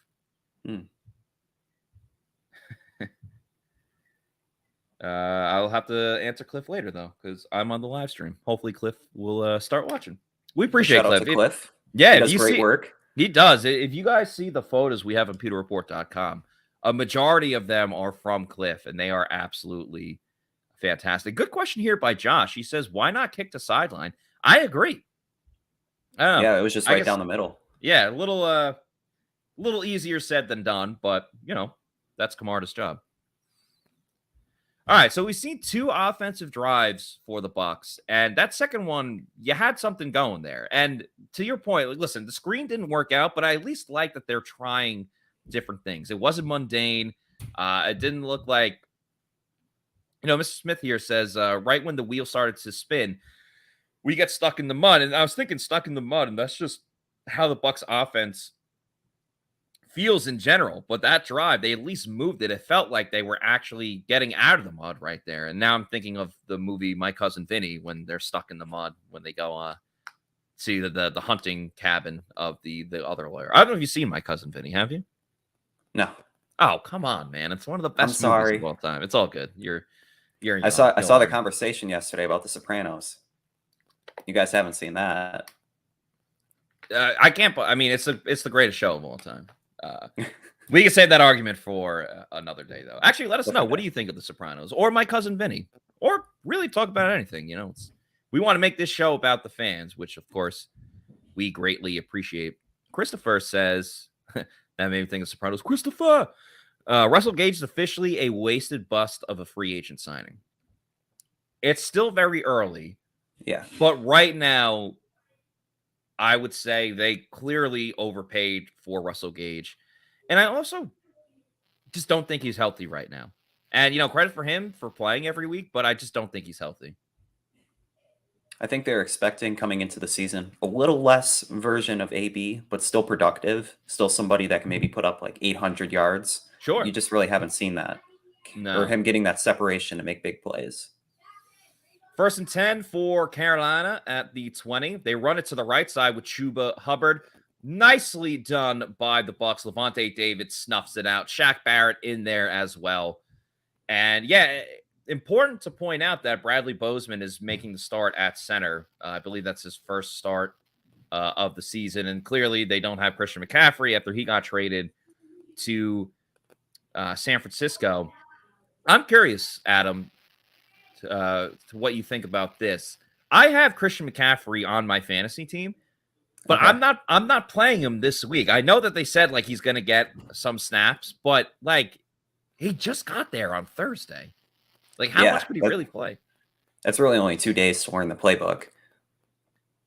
Short pass completed to DJ Moore, but Zion McCollum, nice job of quickly getting to the receiver so he cannot move up the field. It will be a 3rd and 5 for Tampa Bay here as they show some of the players on the screen. Vita Vea, Will Golston, and Nacho. Of course, the outside linebackers that there's been a lot of conversation about, Shaq Barrett, Joe Tryon-Shoyinka. And, of course, Devin White is always a hot button topic. And Zion McCollum gets his first career start for Tampa Bay. 3rd and 5 now. DJ Moore goes in motion. They have 4 wide receivers on the field, and Hubbard lined up next to Walker in the shotgun. Bucs rush a couple, and it's knocked away by Antoine Winfield Jr. A fantastic job getting his hand on the football for, I guess they're calling it complete, but he's short of the marker as we lost Adam here for a moment. So I guess I am going solo dolo. Well, Adam, there you are. We lost you there for a second. My bad. All good? No, you're good. That's technology, man. It happens. I don't know how that was a reception. But nonetheless, the Panthers are going to punt it. So at the end of the day, it worked. But it's weird because you're kind of forcing Todd Bowles, if he wanted to challenge it, to use the second challenge already. So refs got to get it together, man. Yeah. Don't want to say nothing bad about the refs, though. Yeah. Darden makes a catch at the 10, heads to the right side, and goes to his favorite spot, the sideline. But, he got some nice yards on that one. Yeah, a nice 5-yard gain, whatever it was. Rich Jr. calls him Mr. Sideline. Yeah, that's kind of what he is at this point, Mr. Sideline. We should play a drinking game. Drink every time Jalen Darden goes to the sideline. He'd be drunk by halftime. Yeah, we'd be wasted by halftime. Yeah. All right, 3rd possession for the Bucs, and obviously the big question is, will Mike Evans be available? I still can't believe Mike dropped that ball. Yeah, it reminds me of the first Packers game when Christian Watson, he had a wide open touchdown. Yeah. And he dropped it. It was like. We've talked a ton about Christian Watson because Casey Hudson, also PewterReport.com. Casey is unavailable for the live stream, but she'll be back on again soon, maybe Thursday or the following week. But we went to the Senior Bowl. It was myself, John Ledyard, and Casey Hudson. And the first day, we split it up. I was looking at some of the defensive guys. John was looking at some players, and Casey was tasked with watching the wide receivers. And she noticed right away, like Christian Watson has been like the standout guy. And then, more people fell in love with him as the months went on, and the combine and everything else, related to that. And he's from Tampa too, which is crazy. Yeah, Hillsborough. Yeah. And then he dropped that ball on the on the opening play. But I'd argue Mike Evans was a lot more open on that play, and he's as sure-handed as it comes. So yeah, very surprising. No, without question. Good comment here from MJRVI. Says, man, don't we, I think he's trying to say, don't we need Mickens at returner? Jaden Mickens was a fantastic kick returner for the Bucs. Maybe not fantastic, but he was a really good kick returner for the Bucs. For those that don't know him, he was their main kick and punt returner on the Super Bowl winning team in 2020. So I know he was on the Jaguars for a little bit, but I'm not sure exactly where he is now. I don't know if he's signed to a team. If someone wants to let us know, throw it in the chats and we will put it on the comment. We'll put the comment on the screen. And yeah, now the Bucs are heading back on offense again as they show a quote of Tom Brady. With 4:20 to go in the first quarter, it's been a pretty entertaining first quarter for the most part. I mean, no points yet, but some explosive plays. We've seen the ball move quite a bit. Yeah, we have seen the ball move. And Mike Evans is on the field, which is an excellent sign for everybody involved. Bucs go play action and then throw a screen to Rachaad White. He has blockers up the field, and White does a nice job getting about an 8-yard gain on first down. That's a nice screenplay. I like the design of that one. Creativity. It's a marvelous thing. It's an absolutely marvelous thing. Whew. Thank goodness. Thank goodness Mike Evans is in this game. He's going to get that over. Yep, he's at the bottom of your screen now. Again, busy formation. Rachaad White up the middle, gets to the second and third level, lays a shoulder into the defender and gets up to the 40-yard line. I am loving this, Adam. They are throwing on first down, and they are running on second down, and they're getting first downs. Clearly, as they show Aaron Rodgers throwing a touchdown pass to, what's his name? Aaron Jones. Aaron Jones, yep. I know you're happy about that. And the Packers take a 7-0 lead. But I'm loving this. You know, they're mixing it up. They are just not doing what they've been doing all the other weeks. They do run it here on first down. It gets completely blown up. Jesus, Mary and Joseph. What the heck was that? But I was going to say on that large White run, it was nice from Brady because you saw like a little misdirection, like the way he faked the handoff and then gave it the other way. Exactly. A little bit of creativity. And, like, I'm not blaming the play call on this one. Like, clearly the Panthers made a good play. Robert Hainsey did not make his block. Did they pull Hainsey on that play? Because he's next to Tristan Wirfs. Yeah. Yeah, you don't see a lot of pulls with the center. But now it's 2nd and 17. If Byron Leftwich runs the ball here, I don't know. I'll probably break something. And Brady's lined up under center.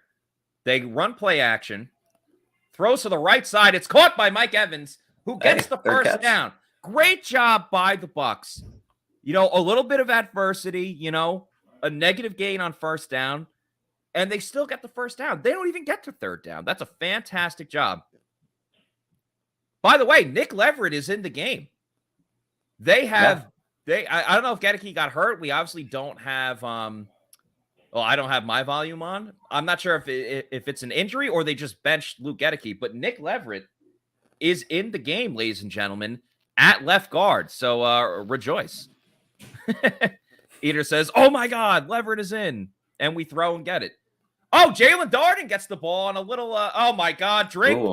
Jalen Darden went to the sideline. Yeah. Yeah, I'll have my water. But I like the creativity, though. Exactly, Adam. Exactly. Not every single play is going to work and be a home run, but you just need a little bit of that. Steven says, Evans. Even on the 7-yard loss, you saw Godwin in motion, and they like faked it to him. Yeah. And just kind of opening up the playbook in different ways. Rich, you have a very funny comment that I cannot put on the chat, but funny comment nonetheless. Brian Shaw, Darden.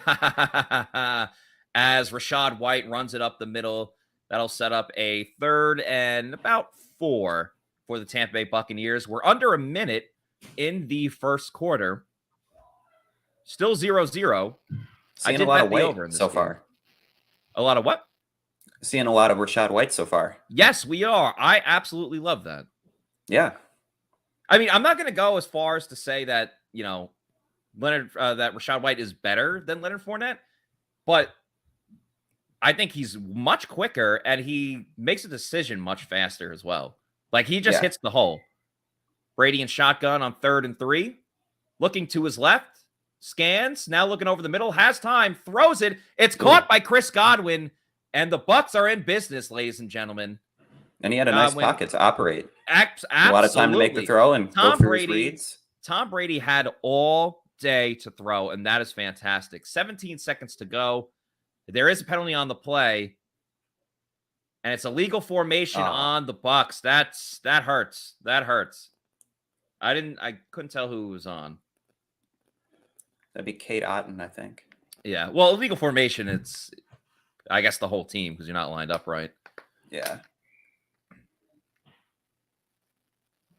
Yeah, it has something to do with Otten and maybe spaced Godwin. out a little bit more. Yeah, something like that. Still makes it 3rd and 8 with a second to go. So we won't see this 3rd and 8 until the second quarter. That will do it for the first quarter. 0-0 ball game, but Bucs have been moving the ball down the field. They've been creative. I am really enjoying what I'm seeing out of the offense now, despite that they have not reached the end zone yet or really scored any points. Adam, I want to get your opinions on what we saw in the first quarter. But first, we will hear a message from Age Rejuvenation. When I got over 40, all of a sudden I didn't have the same kind of energy that I used to have, and I was sluggish all the time, and I wasn't sleeping right, and I started to have some sweats when I was sleeping and different things that, as I looked into it, I found out could be a lack of testosterone or low testosterone. So I reached out. I've known Brett and everybody here at Age Rejuvenation for a long time, so I knew that they were the right people to help me. They did look at all of my testosterone levels and all of my hormone levels and found that my testosterone was very low. So they put me on the pellets, which I love because there's something about not having to take a shot every week and doing 6 months at a time that really is convenient. My wife certainly noticed the difference, just my energy day to day, how motivated I was when I got up in the morning to just get up and start doing things as opposed to laying around the house and being unmotivated. All of a sudden I was like looking for projects, looking for things to do around. Don't tell her I said that, but looking for things to do around the house.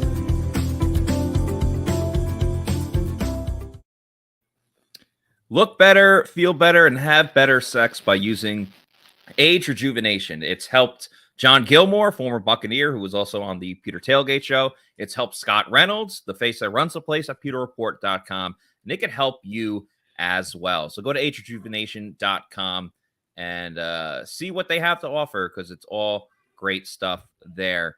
Adam, first quarter thoughts. Hit me. Hey, so the Bucs have been changing it up on offense.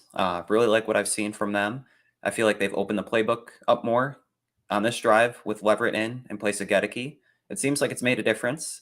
I was kind of looking over like the Twitter feed and seeing what happened, and it looks like they just put Leverett in place of Gedeke. So, yeah, which you don't want anyone to be injured, but on the flip side, it's like, all right, he got replaced because he's not playing well, not because he's hurt. So, yeah. And defensively, I don't really know what to make of it so far. They got 2 straight. Did they get 2 straight 3-and-outs? I mean, they got off the field both times. But, 2 3-and-outs. They obviously allowed the big play that should have been caught. But at the same time, Mike Evans should have caught that touchdown. So, kind of evens out. Back here for the second quarter, 3rd and 8 for Tampa Bay. A little bit over midfield. Crucial moment right here.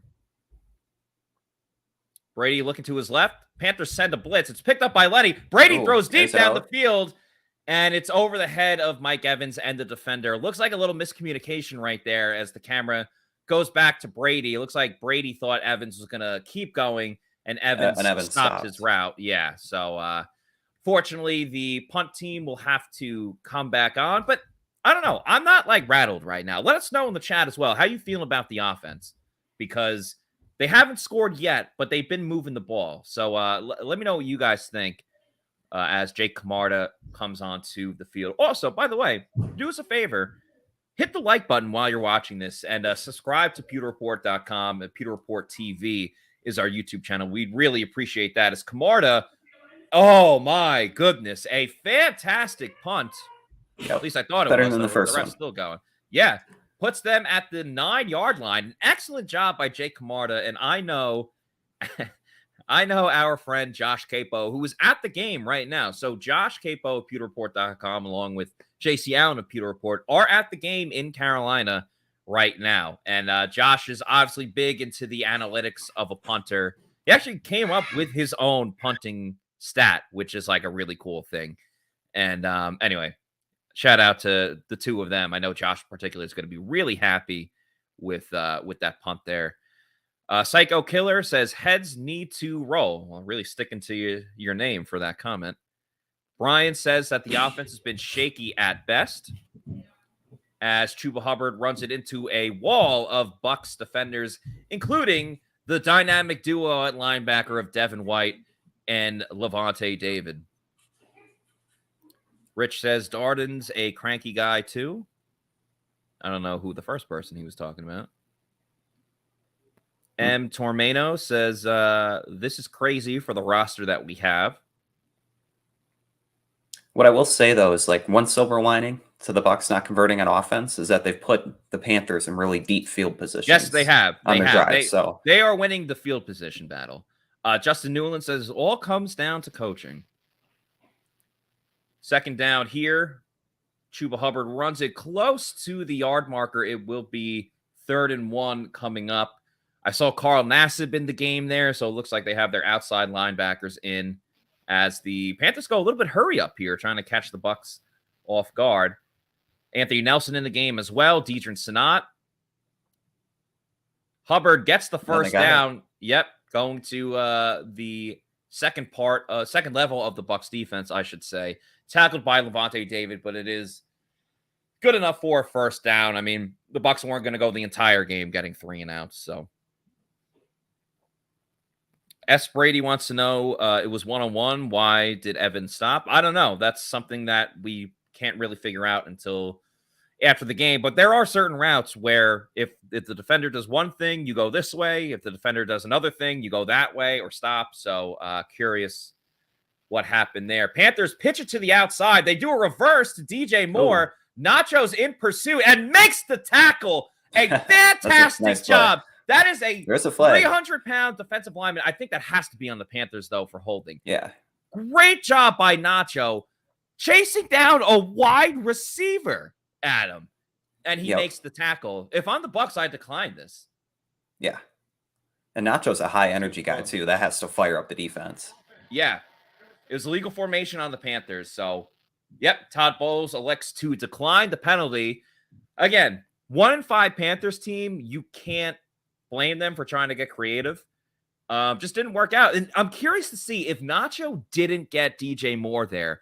I'm curious who else was over there, because he at least would have got like a positive gain. And also, I believe it was Antoine Winfield Jr. almost blew it up before he was able to pitch it. So nice job by the Bucs there. It looked like PJ Walker wanted to block Nacho, and then he was like, no. Yeah.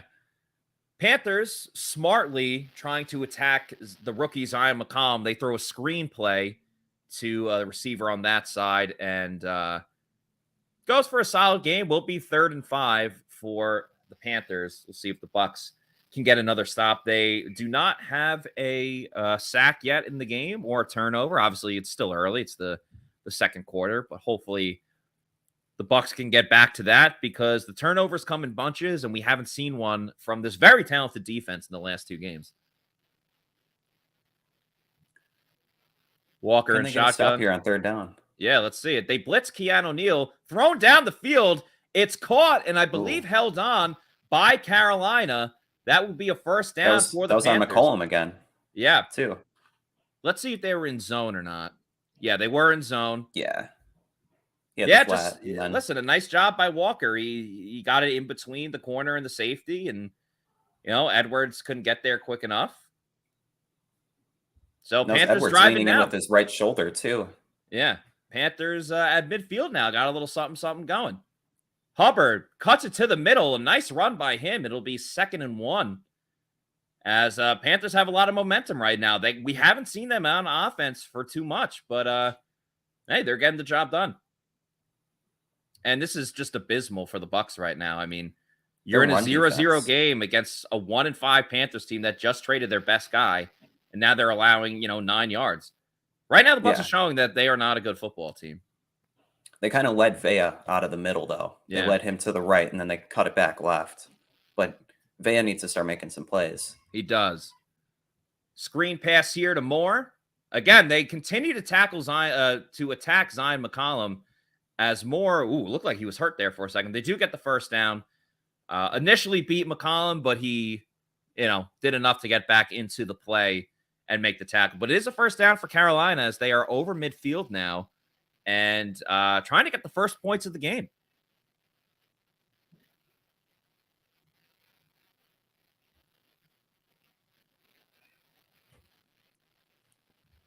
Forum Choice says, Bucs are not a good football team. Right now, they're not showing it. I mean, I still trust their defense as they run play action here. Wide open DJ Moore. Vontae David knocks him out of bounds for about a 4-yard gain. Shaggy wants them to bring back Sue, as he says, bring back Sue 3 times, with the last one in all caps for emphasis. I like it. Jason Kemper says Sue in all caps. Brian, really on the negative side, says Bucs are the worst team in the NFL. That's not true, but the Panthers might be the worst team in the NFL. So, not good.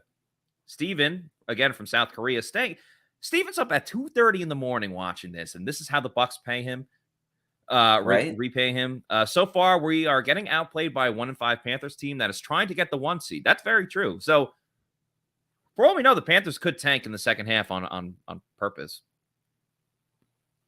Justin says, that was is a White playing? Better stop. Yes, it was. 3rd and 4 coming up. Panthers have 1 billion players on the field. One guy's coming on. Another guy's coming off. Devin White is in there. Someone was asking about that. Shaggy says Byron should be taking notes.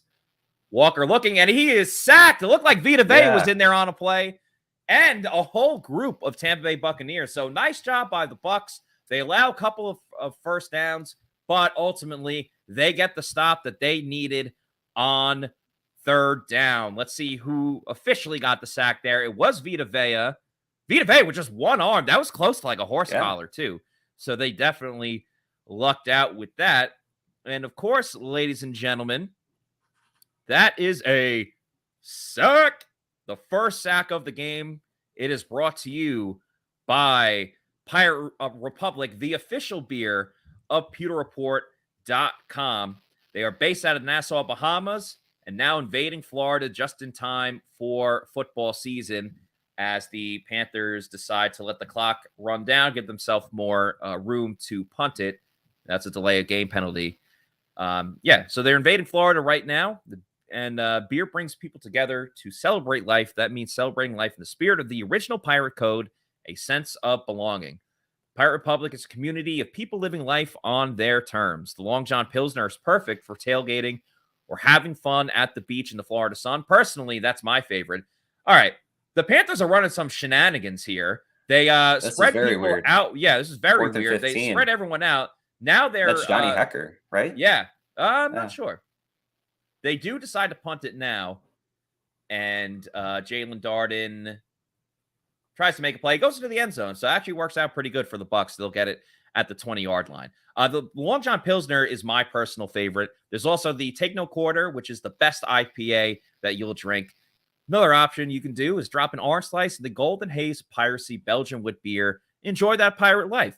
Pirate Republic beer is available at participating retailers like Total Wine and more, Lucan's Liquors, Party Liquors, and select ABC liquor stores in the greater Tampa Bay area, and is expanding across the state of Florida. Live life on your terms and drink like a pirate with Pirate Republic beer. As you see the beer in the corner of this logo here, we'll get you a larger one so you could really see what these beer cans look like. So that's Long John Pilsner in red, the Take No Quarter IPA in green, and the Golden Haze Piracy Belgian wit beer. They also have it at Walk-Ons as well, and New York Pizza in Ybor City if you're ever over there. Just make sure you're drinking a Pirate Republic, the official beer of PewterReport.com. All right, Adam. We need points, damn it. We need points. Yep. Definitely. I was going to say, with that sack, Vea takes the lead. I think he has 3.5 now in the season. Yeah. There was a tie with Devin White and Winfield. I'm curious to get your take because on the one hand, the amount of sacks that the Bucs have got, they're up there in the top of the league, and they're doing it by committee. It's not just one guy that is leading the way. On the flip side, there could be a little bit of cause for concern. The fact that Shaq Barrett only has 2 sacks on the season, and it came in the Saints game, and JTS has picked it up the last couple of weeks. I believe he has 1.5 sacks or 2.5 sacks. Curious, where's your level of concern for the outside linebackers right now? Or is it okay because everyone else is chipping in? See, I think with everyone chipping in, it helps. I think that the outside linebackers still have made an impact in terms of getting tackles for loss. I think Tryon last week he had one, and then the week before he had a sack. I want to see more out of Shaq Barrett, though, getting that Shaq attack going. It just really hasn't happened yet. But credit to Todd Bowles and his defensive schemes, making it a by committee approach because they've been getting to the quarterback. They just need the stars to get to the quarterback as well. Good analysis there. I'm laughing at a text that Bailey Adams of PewterReport.com said. So normally when there's an injury, they'll say so-and-so ankle, questionable to return or whatever it is. So he wrote Luke Gedeke, parentheses, bad, questionable to return. I thought that was a very funny text. So nice job by Bailey. And Bailey will be on for the third quarter as the Bucs run the ball here on first down. A solid 8-yard gain by Leonard Fournette. And that was a nice block by O'Keefe in the game as well. See, if they can do that on first down, it's okay. Yeah, that's fine. And listen, I'm not saying that every single time they have to throw it on first down, but at least don't just consistently run it on first down. You can mix it in here and there, and run behind Leverett. Nick Leverett's already been making a huge improvement as they run it on second down here. Looks like Fournette got enough for the first down.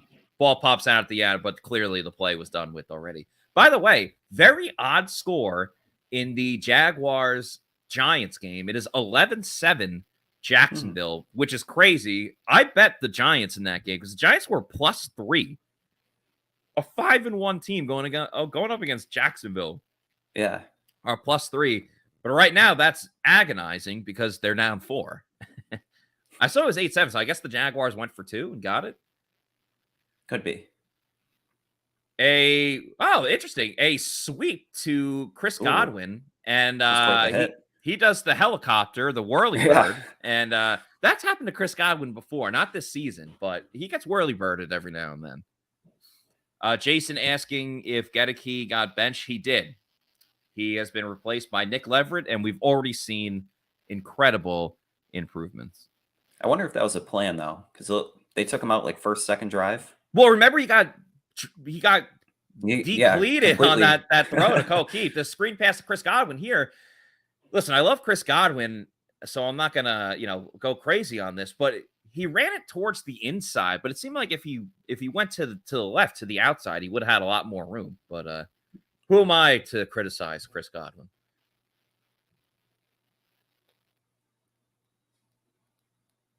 Jason says, great to hear about the news about Luke Gedeke. Wow, the Bengals are up 21-0 against the Falcons. Remember, Atlanta is undefeated against the spread this season, but also they were down 21-0 against the Bucs. 3rd and 5 here. Bucs in shotgun. Gage goes in motion for a half second. Now they run a screen to him. A lot of blocking. Can Russell Gage get it? He does. Wow. By the skin of his teeth, the Russell Gage gets the first down for Tampa Bay. Their drive keeps going. And wow, Adam, this second quarter absolutely flew by, in my opinion. There's only 5 minutes remaining in the second quarter. I remember the clock running down in the first quarter. Yeah. That's insane. Where did the time go? We're just having so much fun. Yeah, that is true. That is absolutely true. 1st and 10, new set of downs for your Tampa Bay Buccaneers. You got Godwin out to the left. Little play action here. Brady looking, dodges the defender over the middle. Oh, off the hands of Mike Evans. That would have, it was high. It was very high. That would have been his 4th catch of the game, and he would have been 1 away from the over. And the yards, the receiving yards would have been perfect. Goodness gracious. They keep trying to air it out to him. It reminds me of the Saints game when Olave was getting targeted downfield constantly. And Mike right now is the only receiver that is actually getting space and separation. Like Godwin's made some great catches, but they've all been with like 1,000 guys around him, like only like an inch away. Second down here, Bucs in shotgun. Brady has to scramble. He's not going to get away. He's taken down by Brian Burns. Donovan Smith beat on the play. And, you know, these guys have played against each other a lot, and Donovan Smith typically has gotten the better of Brian Burns. But, you know, there's not many things you're going to knock about Tom Brady, but the one knock is that, you know, he's not going to be able to scramble. I think other quarterbacks would have been able to, you know, spin and roll to their right and get away. But, you know, that's not going to happen with Brady. That's a fifth sack for Burns this season. Yeah. No, he's a solid player. Obviously, went to Florida State, so a lot of Bucs fans are familiar with him. Screen to Chris Godwin. Breaks a tackle. Man, if he got away from that one defender, he had a lot of blockers in front. Yeah. There is a penalty on the play. I'm going to bet it's going to be another illegal formation. Nope, ineligible man downfield, but it was a screenplay. Believe they called it on Hainsey. That's odd. That is. Maybe he but got it was a out screen before. pass. Yeah. Weird. Wow. This is you know, as much as you want to like be optimistic about the like change in play calling, the Bucs have a donut on the freaking board right now. I am not happy. Seems like every drive is just kind of stalled. Like this one ended awkwardly. Yeah, it did. Camarda, another great punt down the field. That was weird. Oh, man. Why the hell did he catch it? That was a bomb by Camarda. Yeah, he shouldn't have been back there at like the 2-yard line. Yeah. Tony is very unhappy. He says this staff is just pathetic. Pathetic. Good comment here from John. 2 teams fighting to be the worst in the NFL. Darnell Smith. We'll say Darnell Smith. This is bad. See, I wouldn't say Jason they're playing bad football, but they're just not executing. Yeah, they're not like they're just like a little bit off. You know, Mike makes that drop, the other throw to Mike. You know, the defense being unable to, you know, stop the run. I'm also, you know, Spunky Boy here says, Tony, what did I say about them screens? I'm kind of done with the screens. They keep throwing them, and outside of like the first one to Chris Godwin, it hasn't totally been working out. Tony brings up another great point. Good, but 13-point favorites the Bucs were. I took the over. I bet very little on this one because I wasn't overly confident with it, but I bet the over in this game, and that clearly is not going to hit. At this rate, if they score 13, yeah, that might be the outcome. Yeah, exactly. War in G, again, one of the best names here in the chat. They are a lot off. We have 0 points. But again, if it's those, really, it's the 2 Mike Evans plays I'm talking about. If that gets corrected a little bit, then the Bucs have at least 7, potentially 14, but probably 10 points. So, you know, I hear you. Spunky Boy says, screen game and the play action is how Brady has been successful his whole career. Yeah, in New England. It hasn't totally worked here with Tampa. I mean, at least not this season. Evan Stropp was on play action. Yeah, that's true. Just a lot of frustrating stuff, man. I mean, because it's one of those things, it's like, you know, they have the talent, even with the issues of like, you know, who's their third receiver? Who's their third option? Why isn't Rachaad White playing more? It's still like, okay, you have Tom Brady, Mike Evans, and Chris Godwin. Like, figure it out, you know? He's made more with less over the years. Yeah, you could say that again, like without question. So 3:16 to go. Shout out Stone Cold Steve Austin. Panthers will start at the 20-yard line. We'll see. Both teams have all of their timeouts. We will find out if the Bucs can get a quick stop, maybe get that little 2-minute drive going. PJ Walker drops back. He has time, a lot of time, throws it over the middle. It's caught by DJ Moore. Bucs are waving that it was incomplete, but it looks like he got it. You had Shaq Barrett covering DJ Moore. I'm not going to put the blame on Shaq Barrett. You can't really ask him to guard literally the best wide receiver that they have. Let's see if he gets another foot in bounds. It started with McCollum. Yeah. I mean, that one's on the pass rush. He went from sideline to sideline. Yeah. Bucs probably in zone there. Panthers at the 40, 41 right now. 2:40 to go in the game. 5 seconds on the play clock. So they do have to run one more play before the 2-minute warning. And nope, we get a whistle. Let's see what the call is. It's got to be illegal formation or something. Nope, Carolina called the timeout. They got it in time. So 2:31 to go in the second quarter. And it's a game of donuts right now, 0-0. Tom says the product on the field on both sides right now is trash. Steven says Barrett and JTS are completely invisible. I agree with that. Yeah, there's something to that. Well, Barrett, can't blame him for that last play. He was in coverage, but yeah. Yeah. But they have to get to the quarterback, at least apply pressure. I mean, it's PJ Walker. I know. They have good tackles on the end. He had 60 passing yards last week. Yeah. He already has more than that in the first half. Goodness gracious.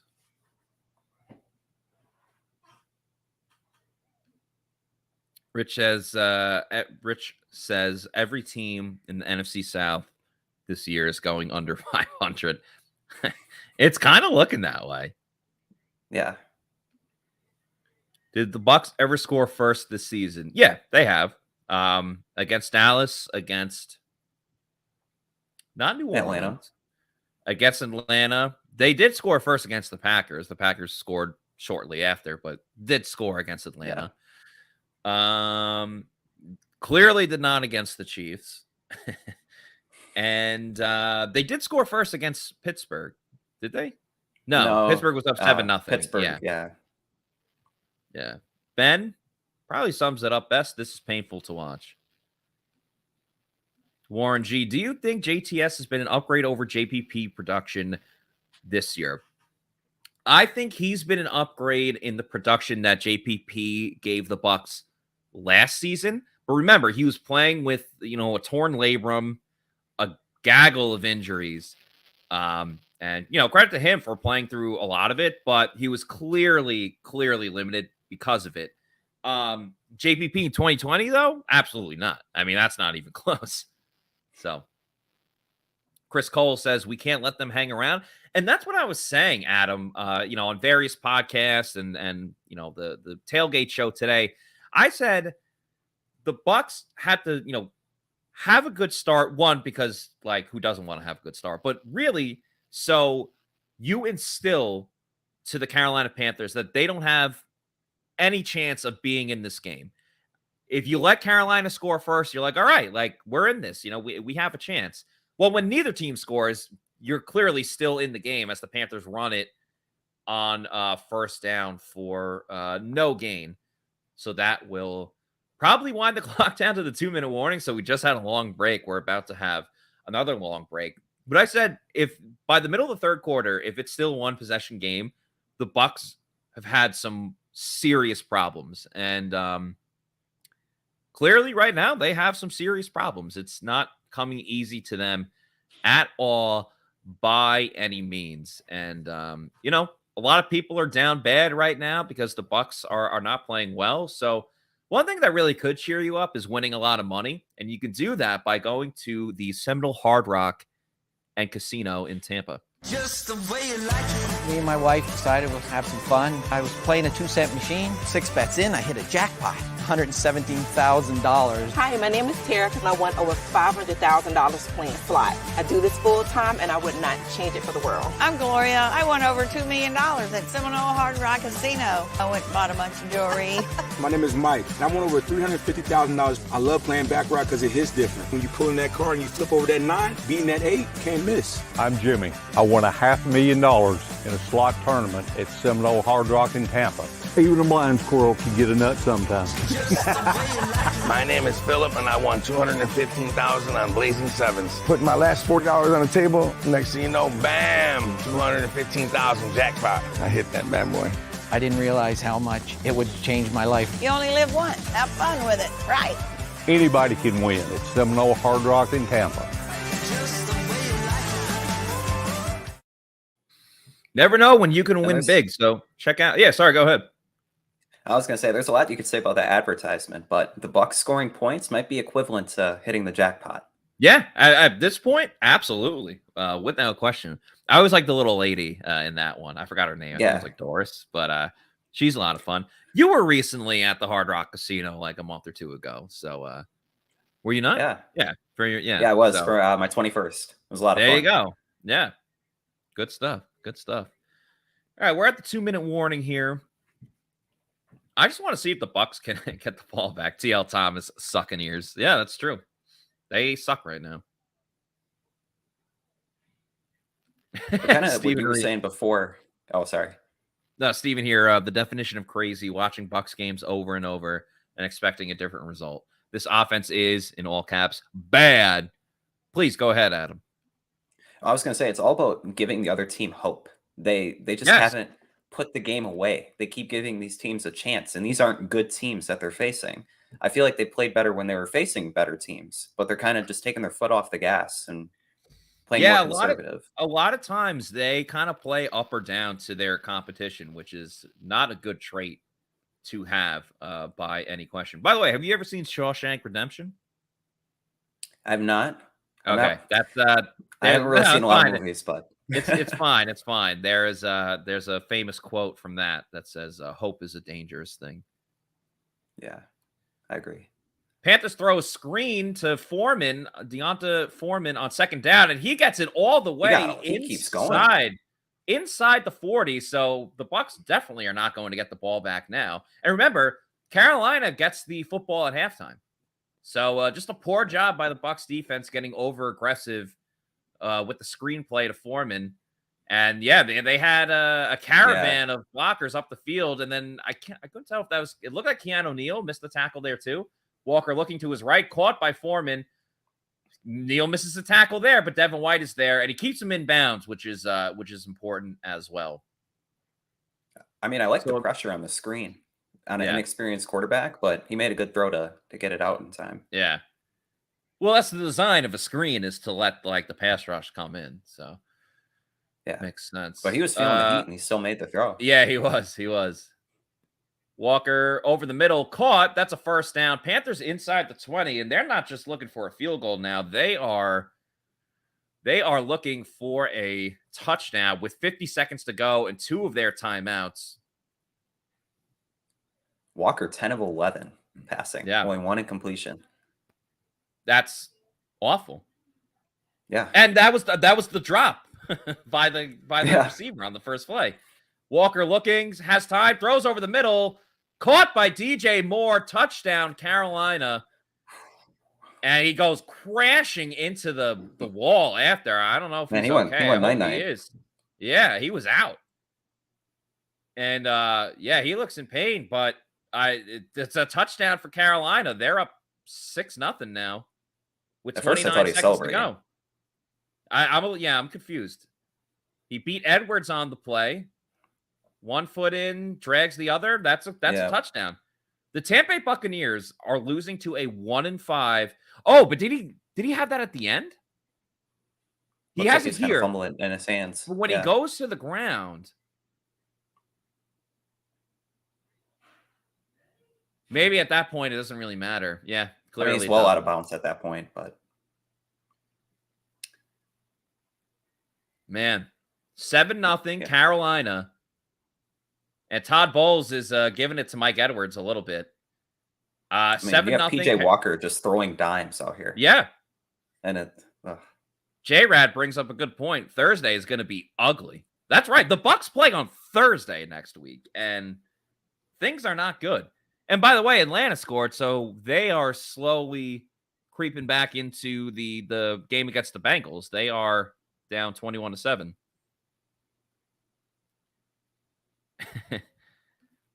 ME says, blame the D, blame the O, blame the coaching. Yeah, everyone deserves blame right now. I mean, DJ Moore, all we talk about is DJ Moore is the one guy that the Bucs have to stop. Now, granted, they've only allowed 1 touchdown, so I don't know how much you really want to blame the defense, but Spunky Boy says it's all the offense's fault. Yeah, hard they to got to put points up for the defense. Yeah. And, they're going to get the ball here, but there's 29 seconds. I understand you have all 3 timeouts, but how much can you really do with 29 seconds? They will get a return here. Rachaad White running kind of slowly. Can't even get it to the 25. That was weird. That was weird. It looked like he's moving in slow-mo with his legs. Yeah, Brady and the offense comes out to the field, but 23 seconds to go. Not sure if they'll just take a knee, if they'll really try to do something here. I mean, the offense hasn't done anything all day.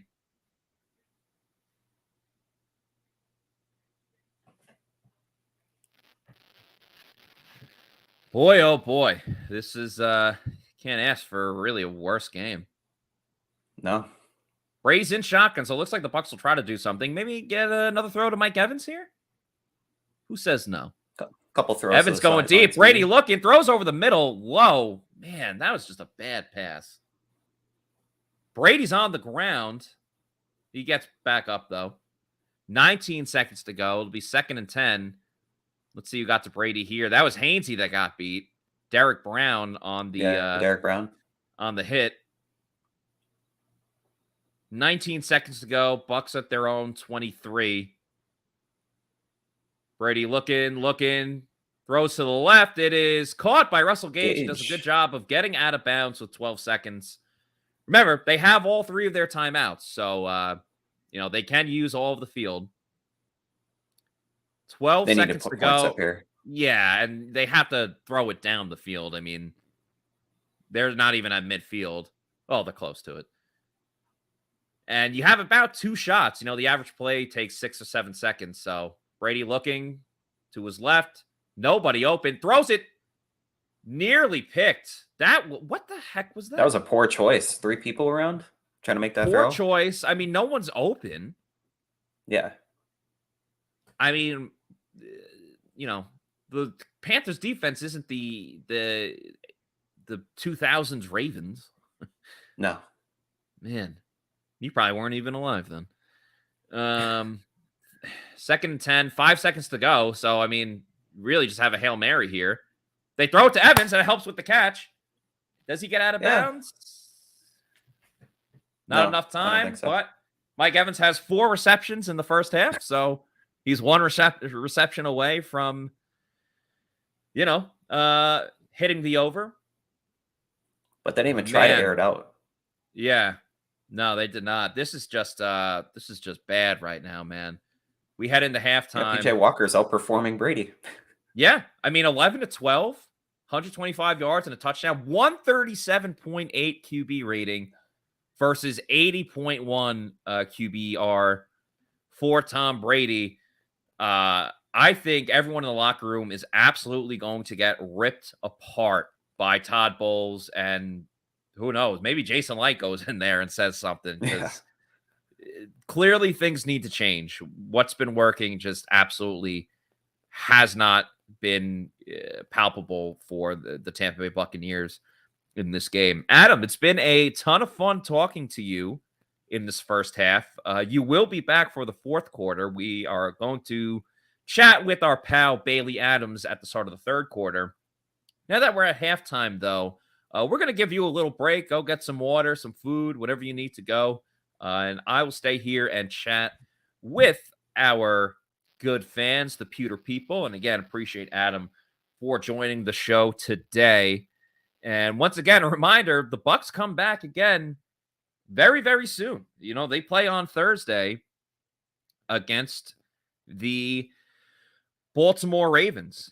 And man, this is just I shudder to think what they'll look like against the Baltimore Ravens. Maybe they'll actually like play better this time because you know, they play bad against the bad teams. Maybe they'll play pretty well against, you know, the better teams in the league as they show highlights of the games right now. But yeah, that'll be next week. We'll be live from the walk-ons in Wesley Chapel at 6:15, and then the live in-game stream goes on at 8:15. And, you know, we try to keep it as fun as we possibly can, even when, you know, the Bucs play as terribly as they've played in this game so far. You know, we still try to keep it fun, entertaining. Maybe we'll talk some gambling, other things like that. Obviously, my big bet of the day is the Mike Evans over. Yeah, so let's see what you got to say in the chats. Let us know how you feeling, you know. Angry, of course, but what do you want to see change besides the fact that the Bucs have to score points? Just, you know, give me your thoughts and opinions just on everything. Or if there's anything you feel very strongly about, let us know. I mean, Steven, right off the bat, in all caps, shut out by a 1-5 team with a fourth string QB. Zachary Jarvis says Todd Bowles is not a head coach. Joshua says, well, if Brady's guy would catch the damn ball, he would have better stats. That's also true. They left a touchdown on the board. Common Sensei says Todd and Jason should blame themselves. Need to put some icy hot in their jocks. The truth says Bowles is the issue. Nothing is working. Even the defense has too many leaks. That's true, man. That's really true. Justin says Bowles is the issue. I'm assuming that's what he's going with. Desmond says embarrassing is an understatement. Black Fam Life says in all caps, wow, man, we look like garbage or trash. Yeah, wow, man, we look like trash. Chris says Mike Evans dropping that easy touchdown has come back to bite the Buccaneers. It absolutely has. There's literally no excuse for what happened there with Mike Evans. Wide open, the ball right on his hands, a walk-in touchdown, and he just dropped it. Unfathomable. You just could not believe it. Josh doesn't have a lot of faith in Todd Bowles. He says Bowles doesn't have it in him, not his personality. Jonathan, who was watching from the plane, said, lost my Wi-Fi in flight for a little. Seems like that was a good thing. 0 points in the first half. Oh, man. Yeah, if there was any game you didn't want to watch, it was this one. By the way, saw a super chat in here somewhere. Marquise, thank you so much for the $5 super chat. Let me see if I can find it. Yep, there we go. Marquise, appreciate the super chat, says, this is embarrassing. I do not know what needs to change, but the team is not very good. Offense can't get out of their own way. And it's not like they're getting, you know, it's not like they're stalled out on every single drive. Like, they get multiple first downs right now. It's they're just not putting the ball in the end zone. We're talking about another first half where they didn't score a touchdown in that first half. Warren G says PJ has one incompletion with laughing crying emojis. Team is not good this year. And Rux with a really good statement says they just look passionless. That's true. Yeah, where's the life in this team? You know, there hasn't really been, you know, any excitement, you know, and Russell Gage talked about that. You know what? I'll actually play. Do we still have the video? We take a lot of things out. But Russell Gage talked about that they didn't have energy. Here's that video of Russell Gage talking about that they still seem dead even when, you know, they make good plays. More energy. I think, you know, it's a lot of times we're kind of dead. Even when we're making good plays, we're still kind of dead. Mm-hmm. You know, and then I think, too, which goes hand in hand, energy and having fun. You know, this game is supposed to be fun. I love this game. I know everyone here loves this game. And sometimes we get so caught up in just doing our job that we're not really having that fun and bringing that energy like I just talked about. So I know it sounds kind of small or basic, but I mean, it's true. And those things carry over. It's even into winning, you know? Yeah, I think Russell Gage kind of hit it on the head. I mean, obviously he was talking about last week's game against Pittsburgh, but there's no energy with this team. There's not too much going on. I'm not going to segue into a Celsius, promo right now, but this team really does need energy without question. It's, we talk about the good, bad, and the ugly. Well, there's very, very little good. There's a ton of bad and even more ugly on top of that. So there's really not many good things to say about the Bucs right now. Thank you to Jimmy Bones for the $4.99 super chat. Really appreciate it, man. He said, no hyperbole, haven't had this little faith in a coaching staff since Greg Schiano. Leftwich severe lack of self-awareness leaves us feeling hopeless. And in a weird way, like I thought Leftwich at least did an okay job of like mixing things up and, things of that nature. But, and they're trying different things. They benched Luke Gedeke. They did a sweep with Jalen Darden. They're running different, like different type of styles of run plays, whether it's sweeps, misdirections. It's not just like up the middle. Rashad White looks really good in the game. Tom says no logic. Yeah, man. I mean, everywhere you turn, it's just bad, The defense has now gone 10 quarters without a turnover. They have 1 sack in the game. PJ Walker is 10 of 11. Like, that's just absurd. Bacon Bob hits it right on the head. Too much talent to suck. This team sucks right now. They suck. There's no point at all in sugarcoating it. They suck right now, and they're way better than this. I mean, you have Tom Brady, Mike Evans, Chris Godwin, and you have no touchdowns in the first half against a 1-5 team. Vita Vea just got a big contract. Shaq Barrett got a big contract. A couple years ago, he led the NFL in sacks, and now you can't find him anywhere. Mike Edwards is a ball hawk. Well, that's great until you're not hawking after the ball. He allowed the touchdown to DJ Moore. Oh, by the way, do the Panthers have Christian McCaffrey? No. Who's their best deep threat? That's Robbie Anderson, right? No, he got traded too. There's one guy that you have to stop. One. And he scores the touchdown. It's absolutely egregious. It's despicable. I feel like Stephen A. Smith right now. It's despicable. It's absurd. It's mind-numbing. It's ridiculous. Right now, the Bucs are playing completely ridiculous. They are the Buccaneers right now. The Buccaneers, without question. Man, it's it's awful, dude. It's absolutely awful. Shaggy with a really good comment here.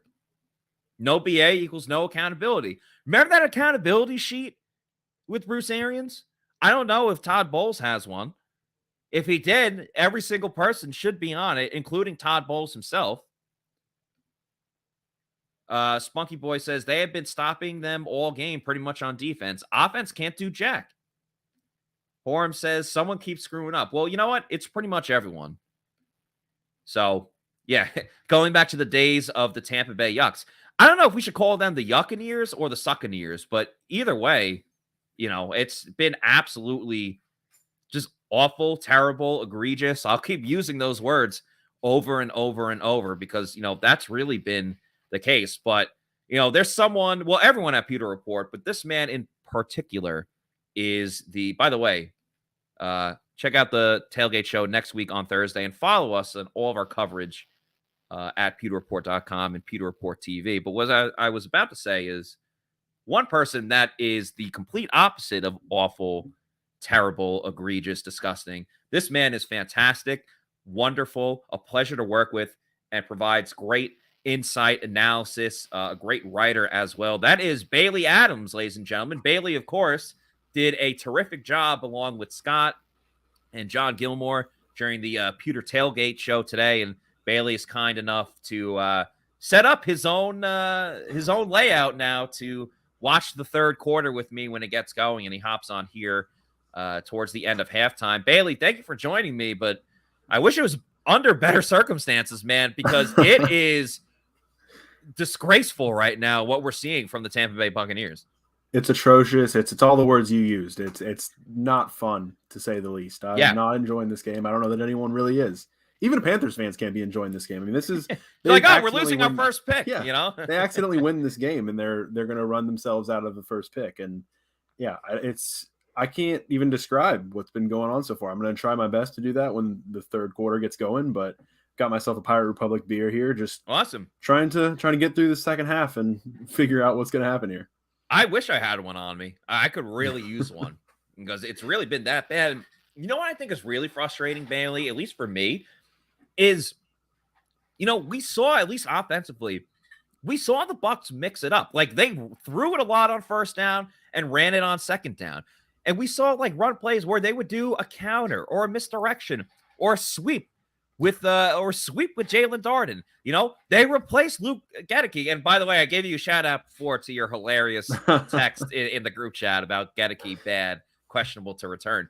They're making these changes. And again, like, they're moving the ball down the field, and then they just make like one mistake and it's curtains for them. So I think that's what's frustrating, because they're making the effort to mix things up and they're not getting the results because of it.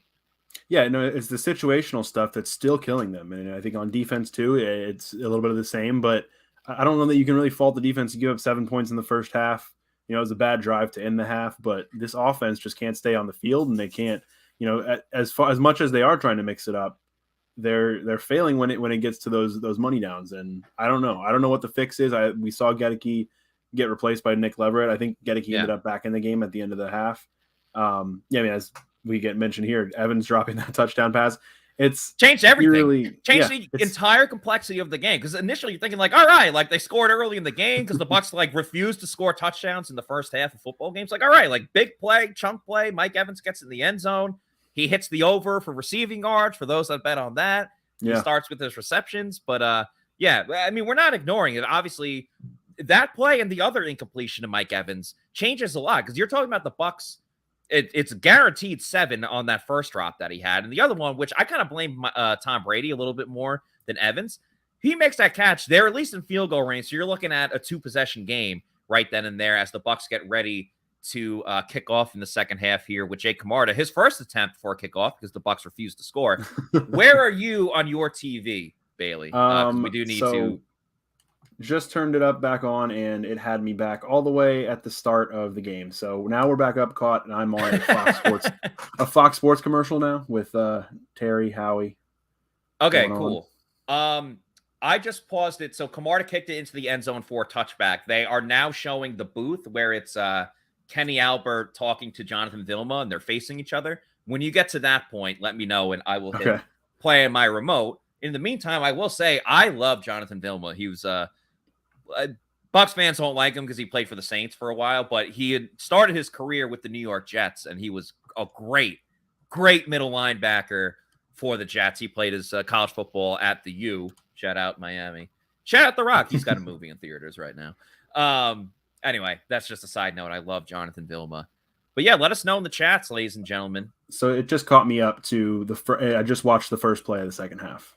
So I can pause it now where the sideline reporter is on, and you let me know when you're there, I guess. Oh, okay. So you saw the first play? Yeah. What was the first play?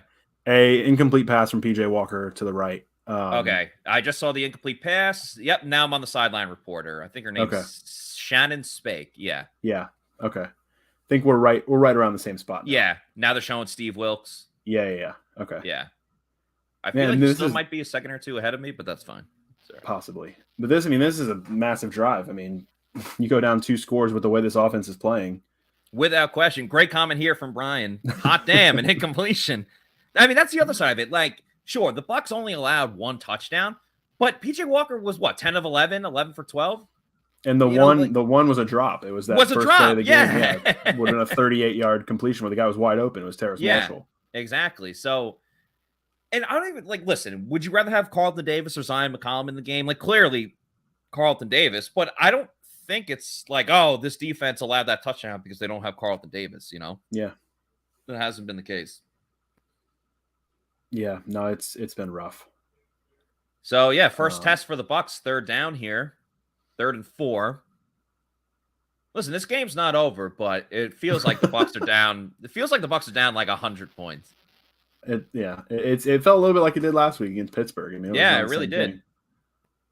Walker over the middle, incomplete. Nice hit by Keanu Neal. That was desperately needed by Tampa Bay. As PJ Walker, I mean, you could see why he won the MVP in the XFL. Like, he has some talent. Got rid of the ball quick, and that ball was completed. Just a really nice play by Keanu Neal. So the Bucs will get the ball back as Carolina has to punt. We're also playing a drinking game, Bailey. It's drink every time Jalen Darden goes out of bounds. So I gotta get ready here.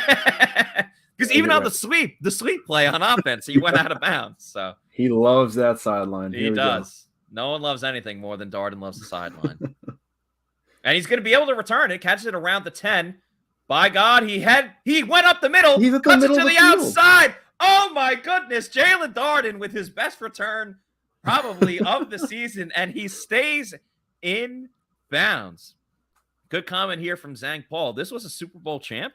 Yeah, they don't look like the team from 2 years ago, but also Todd Bowles doesn't want them living in a fantasy land, so that's true. By the way, we are one catch away from Mike Evans hitting the over on receptions. It was at 4.5, so I will be looking out for that, and I will be cheering when he gets that catch, if he gets that catch. Man, look at that drive chart.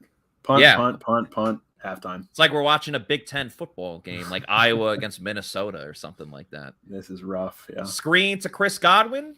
He cuts it out to the left, a nice 7-8 yard gain. I was actually kind of saying Chris Godwin is the only guy that the screen game works to for the Bucs. But I think they've gone like a little too screen heavy today. Like, you had the one to Mike. You had because it just sets them up for like a 3rd and short. I know this one is 2nd and short, but I don't know. Yeah, move the ball down the field, not going horizontally. To me, it depends a lot on where they are, because some of the first down runs, like they work better than a first down run to me, and it's interesting. I mean, that sets up a 2nd and short. We saw the one earlier to Mike Evans where Russell Gage misses his block. Yeah, dude, I'm just freaking out here. I don't mind that they ran it and they got the first down, but is Luke Gedeke back in the game? I think someone said that he was back in the game. I think Josh said he was back in the game at the end of the first half. Okay, I didn't notice that. I saw some people in the comments saying that. Horam said, "Oh no, Gedeke back." Common Sense say, "Luke, baby!" Clown coaching staff. Unless Leverett got hurt, man. Like, I don't know. Leverett looked pretty good when he was in there.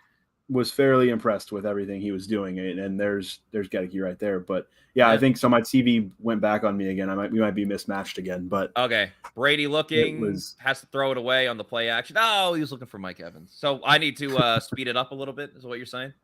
No, I think I'm on the replay of that play right now. Gotcha. Of the which play? The incompletion. Okay, I'm just getting to the incompletion. Okay, like the replay of the incompletion. Yeah. Okay.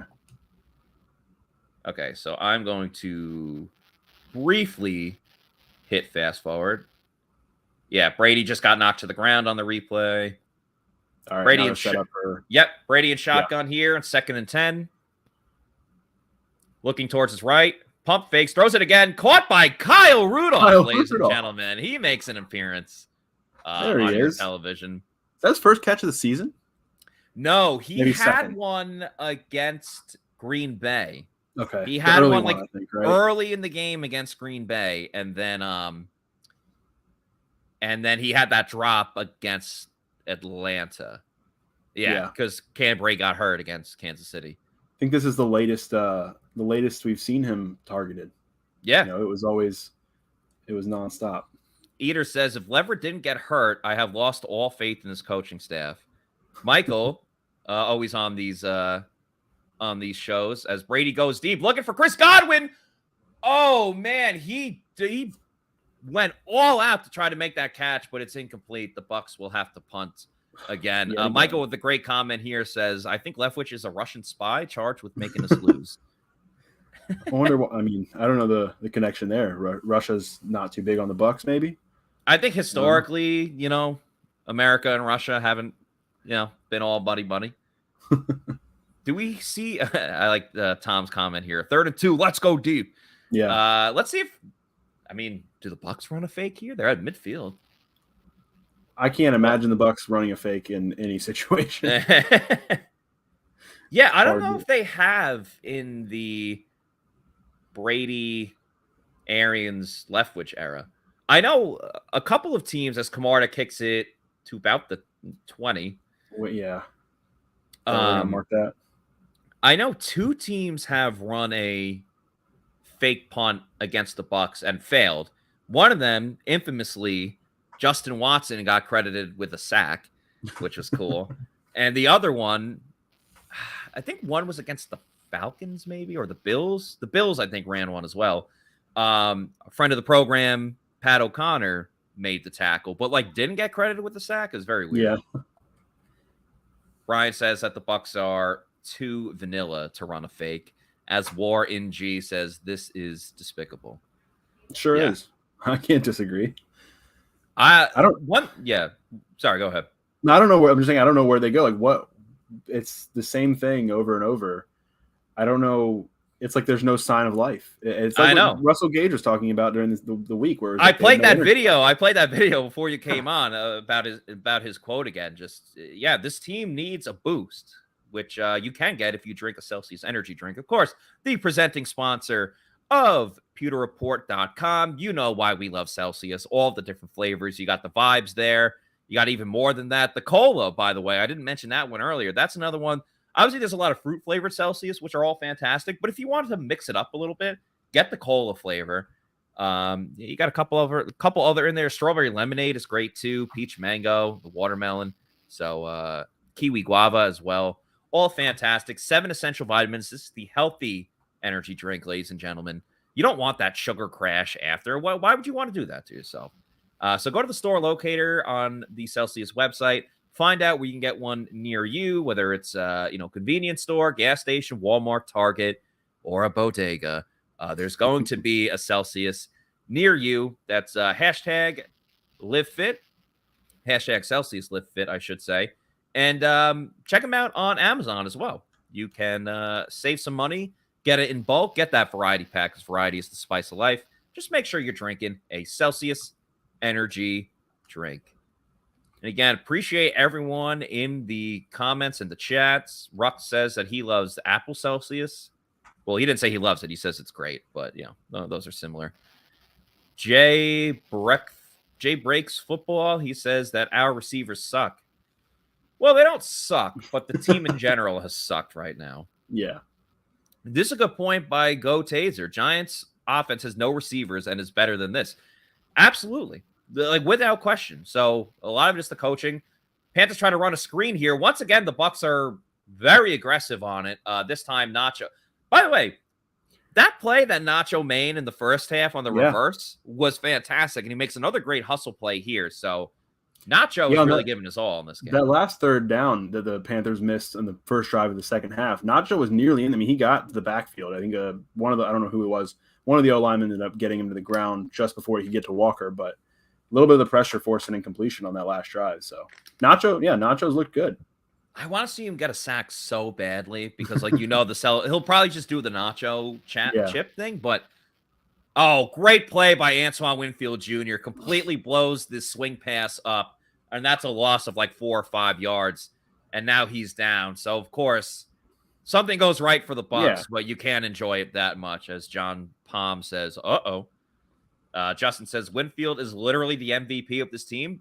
That's also true. Outside of Ryan Suckup, who their best player can't get on the field because they're not scoring. That's obviously a very, very scary situation. Antoine Winfield Jr. is their best defensive player right now as it stands. He's without question their best player. And also the Bucs are pretty light at safety. Yeah, they have the camera on Wilkes.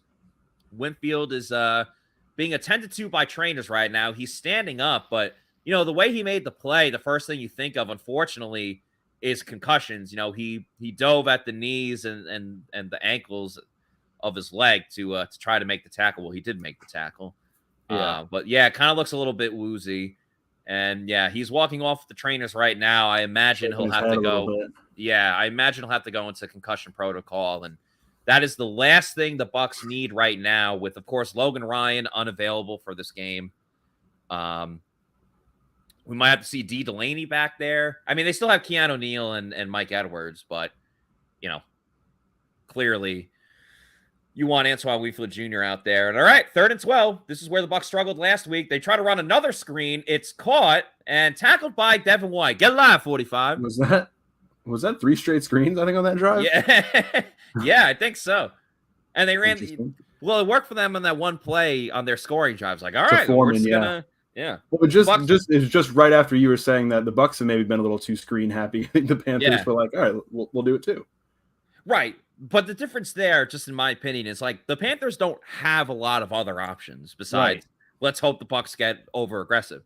The Bucs do have options on offense. So, all right, get your drinks ready, ladies and gentlemen. Jalen Darden proved us wrong last time. That's got to be a hole. KJ Britt was like right in there.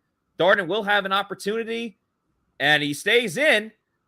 All right, a nice 5-yard gain from Jalen Darden. And throws a little push after. Some attitude for Jalen Darden. I like it. And Gedeke heads back onto the field for there we go. The Tampa Bay Buccaneers. I haven't checked my phone, but I can only imagine what Scott Reynolds is saying about can't be good, I'm sure. I'm curious if he has something to say about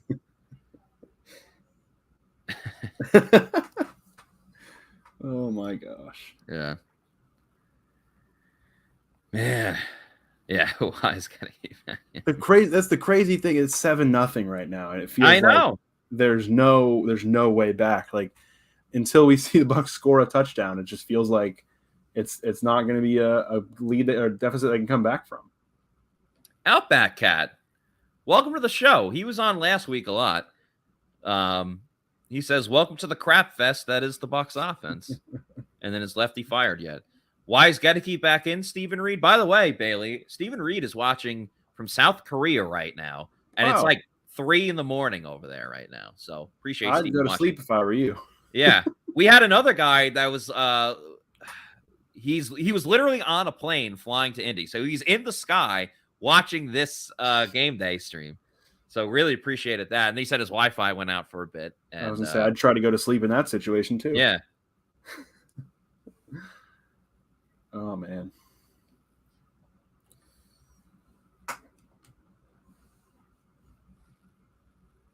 I'm in the weirdest situation with my feed right now. I'm trying to figure this out. Oh yeah?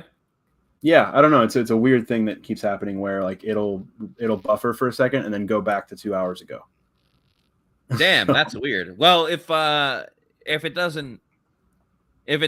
it keeps like messing up, you could just hop off. It's fine. I mean, no, I think I'll be all right. I don't want you to lose your mind with starting and stopping. I'm just quietly trying to like mess around with it. Your stream is the Julio Jones of streams. Like he practices, he doesn't practice. He practices, he doesn't. Will it ever show back up? I don't know. Yeah.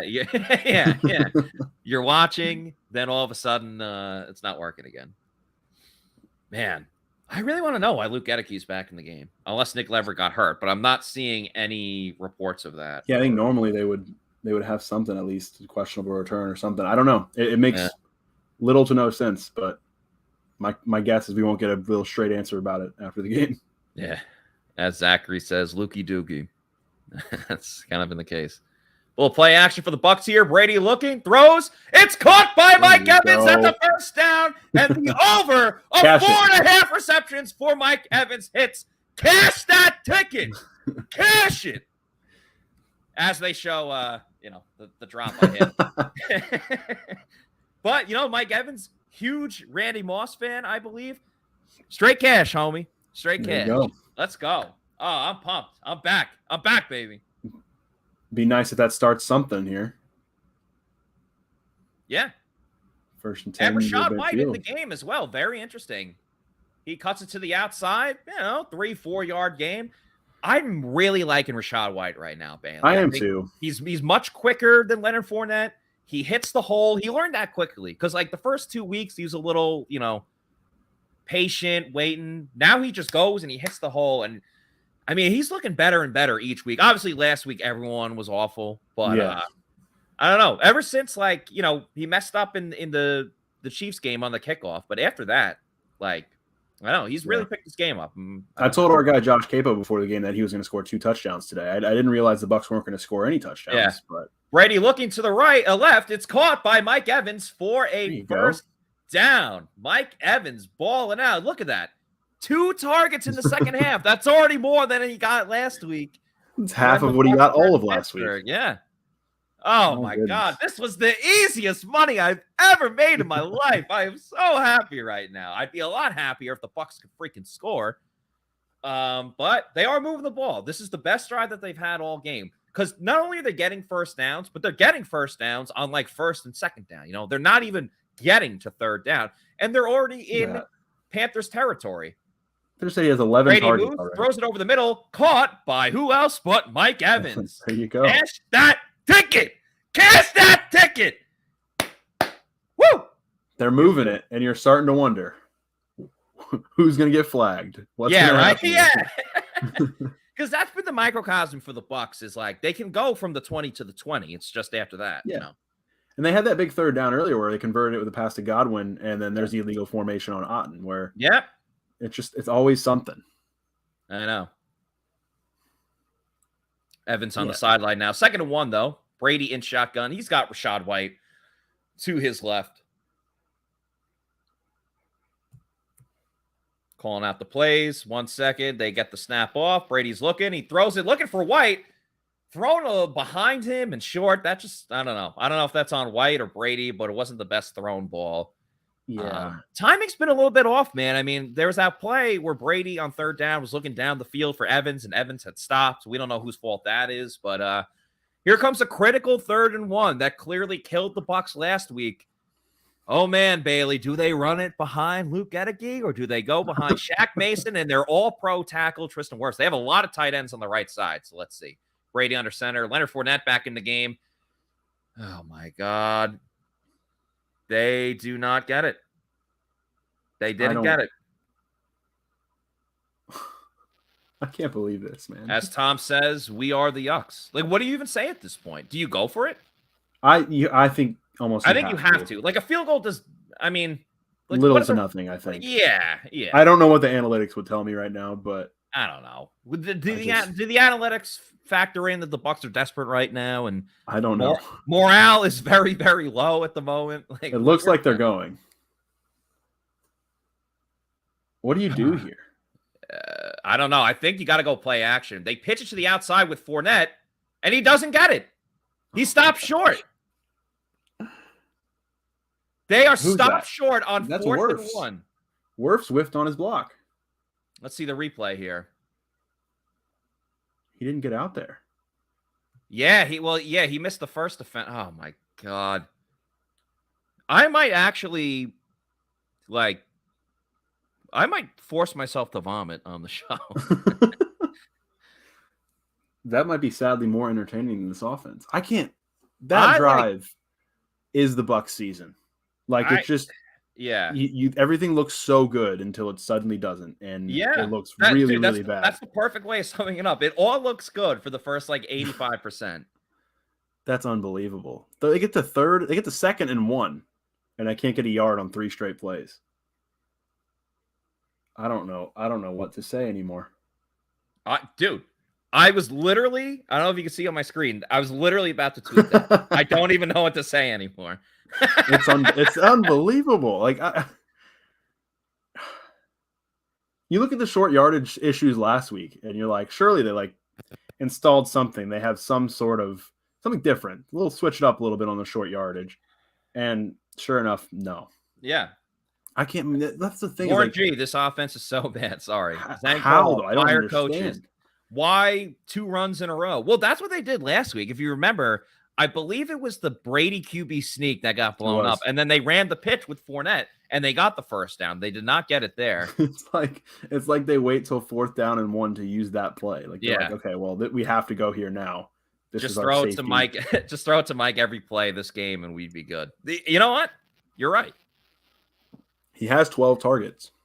Dear Tom Brady, do yourself a favor. Retire. I think Ramon says it best here in all caps. 1 yard, for God's sake. 1 measly little yard. I don't know, man. Well, that looked like the drive right there. It did. It looked good. They're defense, moving the ball. They're moving it quickly.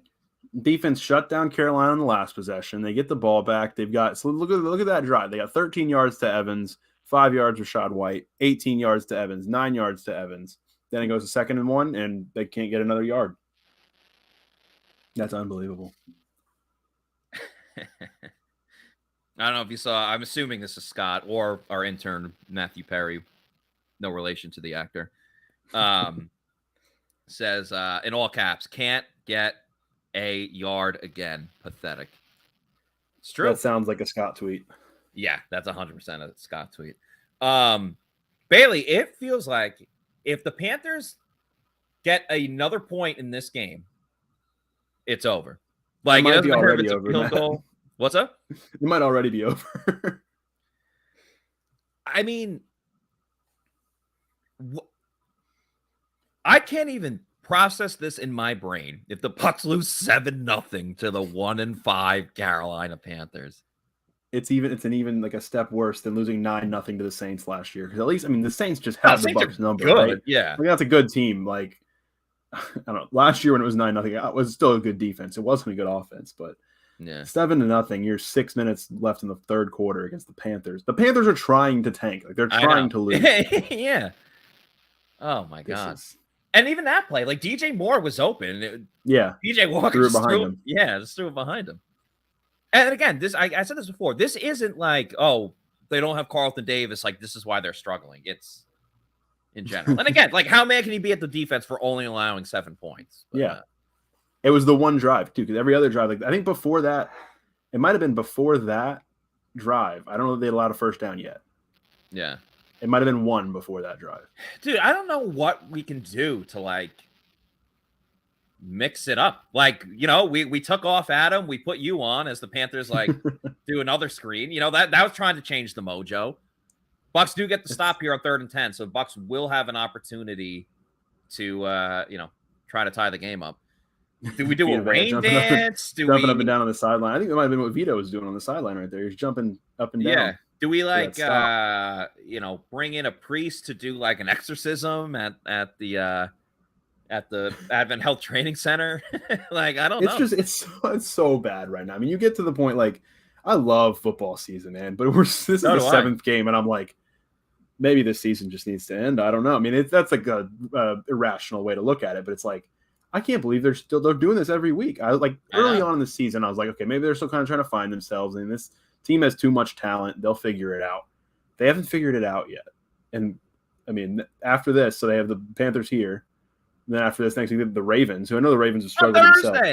But they turn right around and play the Ravens. The only thing I'll say, sorry, I didn't mean to cut you off. The only thing I'll say is the Bucs, even like their Super Bowl winning season last year, they very much play up and down to their competition. So, like, I can already tell you right now, the Ravens, I would imagine, will be, I don't know, I'm going to say like a 6.5 point favorite as Jalen Darden makes the catch. Normally, the home team's the favorite, but, like, you can't look at the Bucs, who lost to the Steelers and are down 7-0 to the Panthers with 5 minutes to go in the third quarter. You can't look at those two teams and be like, yep, the Bucs are the favorite, at home against the Ravens. But in a weird way, I kind of feel like the Bucs will be competitive in it because like they've looked so bad that they're going to look good against like a solid team. I mean, these are the ones like the Steelers, the Panthers, those are the ones you have to win because you have this stretch coming up where it's the Ravens, it's the Rams, who both the Ravens and the Rams have been up and down themselves this year. And they're not like the same teams they have been, but though even them at their lows this year, like I don't know if they've been as bad as the Bucs at their lows. And then you go to Germany. I mean, the Seahawks have been playing way better than we thought they would. And suddenly you're looking at it and you're like, going into the season, I was like, they'll sleepwalk to the playoffs. Yeah. And now, like, I don't know, they might not even win the division with the division's just so bad. It really is. It's Atlanta's down 28-17 right now. Okay. So even a Bucs loss here, they're still tied with Atlanta at 3-4 top of the division. Listen, the Bucs aren't scoring, but one sport where you're guaranteed to score more than the Bucs, of course, is bowling, and we do our bowling at Pin Chasers. Of course, they have so many awesome deals for everyone, whether it's all you can eat pizza, all you can bowl, dollar beers, brunch on the weekends. Go to pinchasers.net, find out what deal works best for you. They have multiple locations, as you see on the screen there, and their food is absolutely underrated. The pizza's great. The nachos are fantastic. The chicken tendies are awesome. So go to pinchasers.net to reserve a lane, book a party. You can have a birthday party there for your kids. They got the arcade room so the kids can, go bowling, play some video games as well. It's a very fun night out with friends and family. It truly is an awesome time. We're going to have the Pewter Report Bowling League coming up in a couple of weeks, so definitely want to get you guys out there for that. Please join us. I believe we're going to have a player or two in the league as well. Please be nice to them. Don't be like, why is the offense not scoring? Who knows? Maybe by a couple of weeks, the offense will get back on track. But go to pinchasers.net. Check out all the great deals they have because there will be one for you. That's Pinchasers. Multiple different locations. So we appreciate them. As we get back from commercial break, they show the Panthers cheerleaders. You think we look at like Pinchasers, you look at some of those arcade type places, they have those games where you it goes spinning around in a circle and you have to stop it in the right spot. You have to hit the right button. I think that's what the Bucs are doing at left guard right now because Josh Capo just said Nick Leverett's back in. Wow. So I think that each drive, I think they're just kind of what's going on here. Snip, snap, snip, snap. So they did 2 fakes, and then I think they were trying to run a screen to Rachaad White. 7 possessions, 5 punts, and 1 downs. Yeah, I mean, players of the game, Mike Evans, Antoine Winfield Jr., Nacho, and Jake Camarda. Those have been the players of the game. Crazy. Bucs have thrown the ball 30 times already. Ugh. Oy vey. All right, so now they're going with both running backs. Play action here. Brady has time looking. I mean, that play was dead on arrival. Dead on arrival. How is no one open? My goodness. I mean, it's probably good that Lenny didn't catch that ball. I know. That would have been like a 4-yard loss right there. How is the offense unable to get guys open down the field? I don't get it. By the way, go ahead. Sorry. No, I mean, I don't know. These receivers are too good to not be getting open, but you also think can they scheme them open? Can they do anything to create some sort of forward momentum? Because it's not looking like they can. Listen, regardless of whether the Bucs come back and tie the game up, it's going to be a very entertaining post-game press conference. Brady throws over the middle to Fournette. There's 1,000 Panthers receivers around him. The Bucs go 3 and out on 3 pass plays. Again, one of them was a screen, which didn't work. They're playing with fire because the Panthers score one more touchdown. This game's over. It's done. And I think they should just they should just go no huddle. Push the tempo, push the pace, try to do anything, really. I can't. Man, I don't know why I tricked myself into doing this again. Because last week I was like, all right, yeah, they've looked pretty bad. Looked pretty bad against the Falcons. Escaped with a win, but it's the Steelers, right? It's going to be an easy one. Wasn't an easy one. They lost. And then coming into this week, I'm like, okay, but the Panthers are dead in the water, right? I had with the Bucs winning 24-16 in our Pewter predictions, and then on the Tailgate show this morning, I gave them an extra touchdown because I was like feeling a little better about it. I should have taken away a touchdown. Yeah, I had them winning 21-10. And to think that they could score 3 touchdowns. I also bet the over in this game. I bet very small on it because I wasn't overly confident in it, but clearly that was a huge mistake. Let's get to now that we're at commercial break, let's hear another message from our good friends at Age Rejuvenation. At Age Rejuvenation, we have a lot of interest about erectile dysfunction in men. It's not like my sex life was dormant, but you can always improve. I was having an adverse effect on my marriage and was very happy with the results. We have various treatment programs available to enhance their physical abilities that can improve blood flow and sensitivity. The Pulse Wave has made it so much better. It's been a significant improvement. The good news was that I heard it from my wife. Stop waiting. Start doing Age Rejuvenation. Look better, feel better, have better sex by using Age Rejuvenation.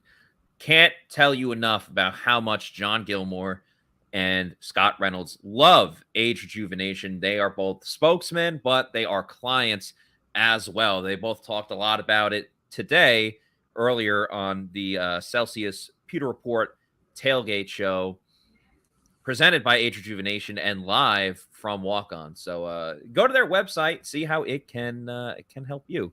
By the way, I'm thrown off by this commercial right now because it had Aaron from The Office and John Hamm as Santa, I guess, and Tom Brady. I guess it's a commercial for the World Cup. I guess that's pretty cool. Which is, you know what? They say that in soccer there's not a lot of scoring, but you'll probably see more scoring in that than you will in this Bucs game. You'll probably see more scoring from Manchester United, who the Glazers also own, than you will from the Buccaneers. Man, I don't know. I don't know what to do anymore. Me neither. 4 minutes left in the third. We've and for those that may not know, Bailey, again, one of our very talented writers and producers as well. He usually does the Bucs game recap, but Bailey, this is gonna be a pretty easy one for you. The Bucs didn't score; they punted it 1,000 times. The Panthers didn't move the ball much either, but they scored the only touchdown. So there you go. There's your recap. Yeah, no, I could write that up right now and probably hit submit right away. Oh man. Jay says trash. The truth says if Bucs don't fire Bowles, the season is done. Well, that's not going to happen. Well, who are you going to make? Who are you going to make the interim head coach? Byron Leftwich? Oh, what about Bruce Arians thinks of all this? Did he catch that? Nope. 2nd and 10. I thought he did for a second. And they're just going to keep trying to throw the ball to DJ Moore. Yeah, who would have thought? Are you going to review that? I don't know if he got that left foot down. How the heck did the Cowboys get 10 points? I don't know, man. Yeah. That might have been... I think it's too close to call. If I was the I think it's one of those like what's that stupid saying that they have where it's like it has to be inconclusive evidence. Yeah. DJ Walker thinks it was a catch. Yeah. Again, who would have thought? DJ Moore, they are trying to we just got so many people saying trash in the chats. I hear you. Outback Cat, Bucs D making PJ look like Montana. I mean, the Bucs defense right now, like what? I don't know what more you want them to do. I mean, like I wouldn't say like they're playing like lights out, like they're not playing that well, but like they've given up 7 points. I know. Like it's nothing flashy. Even bad teams like score at least once. How did that ball go like just outside the reach of who's that? Jamel Dean. What number? No, Jamel Dean. Yeah, Jamel Dean. Yeah, I don't. Zhang now wants them to lose. Otherwise, no change. I don't think there's gonna be a change if they lose. Yeah, again, unless like they move Harold Goodwin to the interim coach, but also like it's so early. Listen, everything looks really bad right now, but it still can change at some point. I hope so. I hope you're right. I've been thinking the same thing every week. I'm like, okay, this is the week, right? And this is the week that they finally figure it out. Millet David says the Buccaneers are back in action. I worry for the reception next week if this game ends this way and then the Bucs come out flat against the Ravens. Oh, they'll get booed as they should. It's going to be rough. I don't know what Brandino was saying there. Yeah, everyone in the chat, let us know if we should call them the Buccaneers or the Buccaneers. It'll be up to you in the chat. Buccaneers or Buccaneers while we await this. If they somehow come back and win this game, they might be the Buccaneers. Yes. Yes. They need a break That's somewhere. good. I don't know. They need a break. The defense needs to make a play. I don't know. Someone needs to score a defensive touchdown. Yeah, at least set the offense up. You worry though, because you worry if they get a turnover in Carolina territory, the offense is going to have. Let's see. I don't know. The ref didn't do anything with his hands. Expecting him to be like, but yeah, it looks like it's incomplete. Warren G. No, it's all good. Miss Charver 2 says, or M Charver 2 says, Buccaneers. Rock says they yuck. Rock 813, they yuck. Warren G wants them to be called the Buccaneers. Steven giving a prediction for Thursday's game. Ravens 35, Bucs 7. As the Panthers run for a first down, Foreman going all the way to midfield. He's still going. McCollum's going to try to catch him. And this game, ladies and gentlemen, is done. The Panthers are inside the 15-yard line as Deonta Foreman breaks one all the way down the field. That was about, what, 60 yards. A 60-yard run? If it was Christian McCaffrey, yeah, maybe. That is, but this game's done. This is done. I appreciate everyone watching. What else do we want to talk about? Gosh, I don't. Jeez. Yep, John. Game over. Are you kidding? No, this game's done. Nice run. That was pretty. It was kind of a nice run. It was. I just don't know how it happened. Like there was too big of a hole, and then he ran by everyone. Chuba Hubbard now. Oh, no big deal. Just gallops into the end zone. So hardly touched. Bucs down 13-0. Should I do it, folks? Should I try to make myself vomit on? Man. As Jay says, puke. Michael says, game, set, match. Jay just threw up in his mouth. Shaggy going with Buccaneers. Bacon Bob. Hey, guys. What's up, Bacon Bob? How you doing? Horace the Great. Buccaneers. It is also, Halloween season. Horham says that the D sucks. The whole team sucks right now.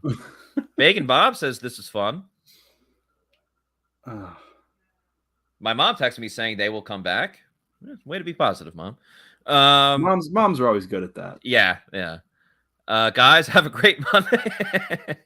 Appreciate you watching with this game. I don't think I will. This is turning into quite the few days for me. So I had UCF get blown out last night. Sorry and then about there's that. This game's happening tomorrow. Tomorrow's tomorrow, but then Tuesday I have jury duty. Dude, that sucks. As you know, I had jury duty, or maybe you don't remember. It's not that big of a deal. But I had jury duty on July 5th, the day after the 4th of July. I was like, who the hell is going to court on July 5th? It was insane. Yeah. Anyway, it kind of sucks. The first time I ever got called in for it was like March 2020. And then COVID happened, and I got out of it. Okay. Like, they just kept delaying it. Like I was gonna say, damn, week. like they called you again. Like that was my first jury duty. Yeah, they kept delaying it week by week, and then finally they were like, "All right, this has been canceled." I was like, "Okay, dude, it was really funny." So, there's not much to talk about with the Bucs game, so I'll just mention this real quick. So for my jury duty, they give you a number and they're like, how about you? Like number 7, what do you think of this? And a lot of it's like, has anyone ever been involved with like if it's a theft thing, like, has anyone ever been robbed before? Has anyone like had something of theirs stolen? And like, they'll be like, how about you, number 15? Like, what about this? How about you, number whatever? Number 17. I think I was number 8. I don't remember. And then, so like the attorney is like, hey, you number 8. I'm thinking like, it's going to be something about the case. And he's like, do you have who's like your favorite like athlete or a celebrity? I was like, wow, like, all right, this is a different question. I actually like this question. I'm like, I was like, Pete Alonso of the New York Mets. Like, he's a Tampa guy. I'm like, oh, this is perfect. I can talk about the Mets. And he was like, what would you do right now if like Pete Alonso walked into this courtroom and was like watching the case? I'd be like, well, I'd hope he'd get back in time for the game because I had a game that night. Got a good reaction from the crowd and everything. What question is that? And then he was like, I was ready to argue with this guy because he was like, well, would it be reasonable for like him to hop on a flight, like do this court, hop on a flight and like be ready in time for the game? And I was like, yeah, it could be. And he's like, but is it really that reasonable? You have to stretch. You have to talk about the game plan. And I was totally ready to be like, one, the Bucs did that last season when they flew in Sean Murphy Bunting and Jamel Dean. I was like so ready to be like, well, there's actually precedent of this, like this, and this went on. But then he was like, tempo? Is it really reasonable? And he like went to another juror. Was like, how about you, number, 65? Was this reasonable? I was like, damn it. Like I was ready to keep going. Anyway, Brady completes 2 first passes, first down for the Bucs. And as you mentioned, which we have been calling for is going up tempo, which they have to be at this point. There's 2 minutes to go in the third quarter, and they're down 2 touchdowns. Not 2 scores, 2 touchdowns. And there's the penalty we were looking for. A little too much tempo there from Dobbins. Yeah. Ready to go. Luke Gedicke's back in the game, by the way. Yeah. I don't know what they're doing. I just right, yeah, they had Leverett in there. Damn. There's no sense to the thing. I know this week Byron Leftwich said like no logic, and I know the context was really like no, I'm not going to tell you my logic, but I don't actually know if there was logic behind that last week. Some of the things they're doing, I'm not sure if there's logic there. Yeah.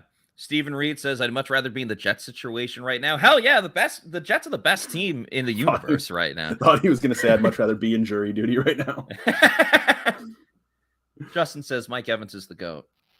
Outback Cat, usually negative, says the Jets are a good team. Oh my God, a fantastic catch by Mike Evans. That gets the Bucs a first down and to the 40-yard line. John says, I don't know how Mike caught that. Neither do I, John, and neither do I. Yikes. Between 3 defenders. Michael Henderson says, I guess I am to believe that Gedeke is one of the top 64 guards in the league. Brady's throw is wide of Chris Godwin. Poor throw by Tom Brady. He's had a few of those the last couple weeks. Yeah. I don't think he's 100%. He'll say he's fine. The coaches will say he's fine.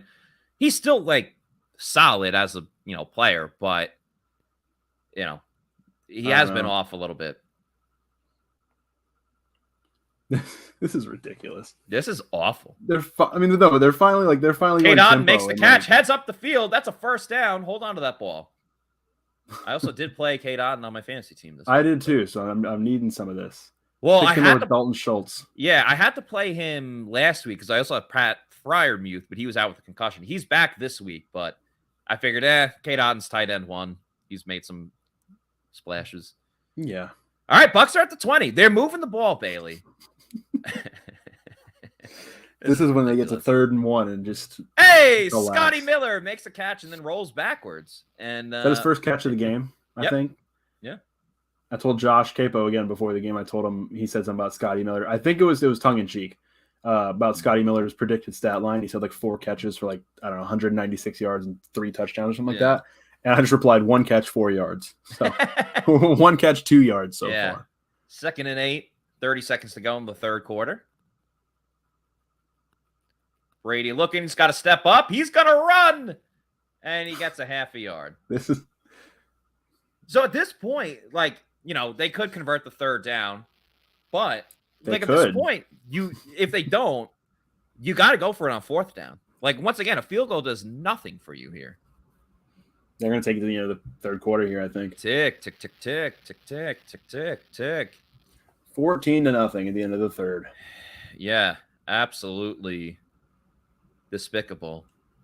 Well, the game itself has not been fun, but Bailey, I've had a lot of fun chatting with you today. It's been a while since you and I together we're on a podcast. And what is the sayings like misery loves company or something like that? Yeah. That's where we are right now.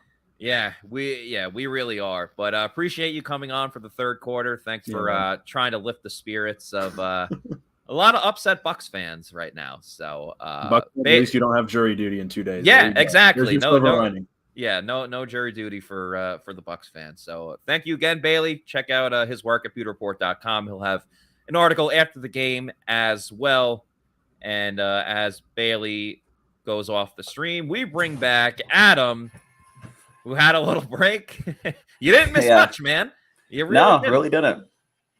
It's man, it's been awful. It's truly been a disgusting, lackadaisical, horrific style of football today for the Tampa Bay Buccaneers. I thought you ran out of words, but you just used some pretty good ones. Yeah, thank you. Yeah, man.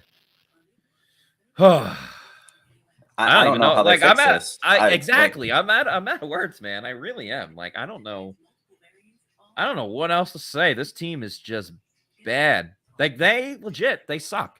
They suck. There's no other way to say it. Even if they come back and been a good luck charm, but well, that's what I said to Bailey too. I was like, I don't know what else we can do to change the mojo. We brought someone else onto the stream. Do we have to do a rain dance? Do we have to do an exorcism or something like that? So I think we live in the upside down. We are in the upside. This is completely unexpected. What's happening in the NFL? Yeah, Josh wants them to get rid of Byron Leftwich. That chatter is definitely not going to go down with the way this game has been going. Buck Scott said I'm laughing to keep from crying. That's It that's hides the true, pain. man. Bucks are more like playing flag football. That's true. 4 weeks in a row isn't a coincidence. Yeah, that's a good point too. Yeah. Cut out Leftwich and run no huddle. Yeah, I want to see a little bit more of no huddle. Definitely. Like against the Falcons, like that's when they were just putting points on the board. You have your TV on? I do. Can you turn down can you turn down the volume a little bit? Yeah, my bad. Yeah, no, you're good. You're good. All right, 3rd and 7. Brady in shotgun. Got 3 receivers out to the left, including Cade Otton, tight end, and Mike Evans to the right. Panthers send the blitz. He gets it off quick. Caught by Evans. He's absolutely walloped. He's short, but I mean, the Bucs will go for it here. So it'll be 4th and short. Nice job by the Panthers, Send a blitz and force Brady to get it out early. And good tackle made by the Panthers corner. And remember, the Panthers don't have J.C. Horn in this game.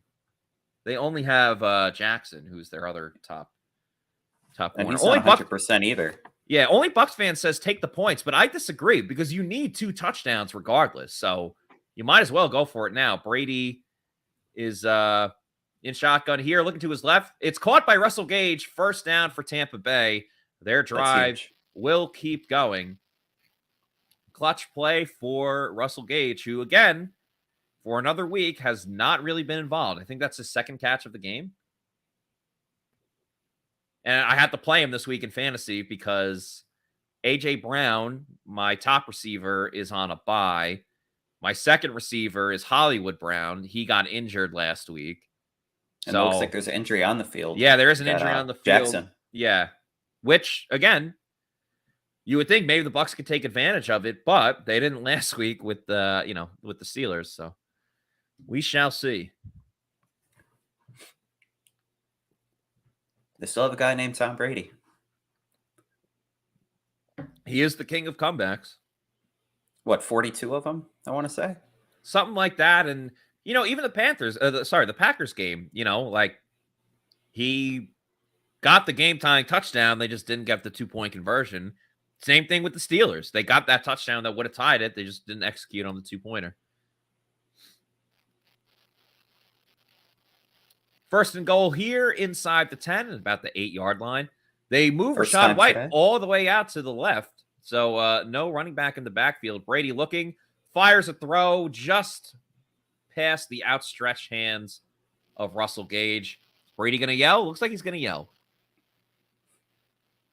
Nope, didn't yell. He's holding it back. I don't know how he has it. But... Yeah, I'd be screaming at this point. Yeah.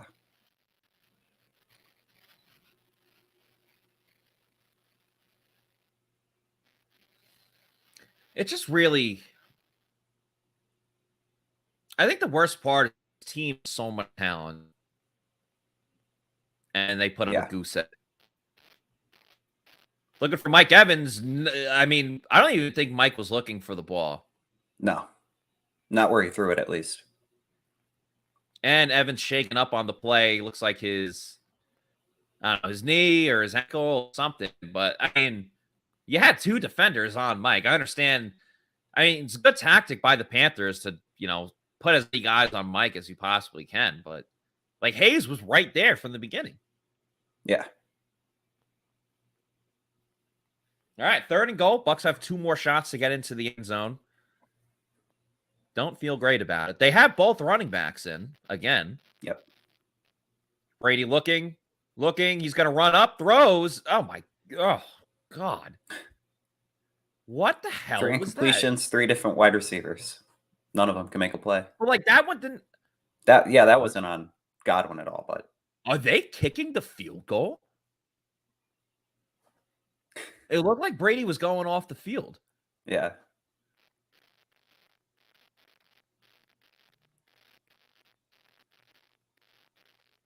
I'm stunned if they're kicking the field goal. I'm stunned, dude. Yeah, they are. Are you kidding me? You're down 2 touchdowns. Their best player. Yeah, he is the MVP. You're down 2 touchdowns in the 4th quarter. You can get a field goal. If it was the third quarter, sure, I get it. Yeah. Well, at least they didn't get shut out. That's probably why they did it. We got to save face for Tom. Yeah. Man, that's boneheaded.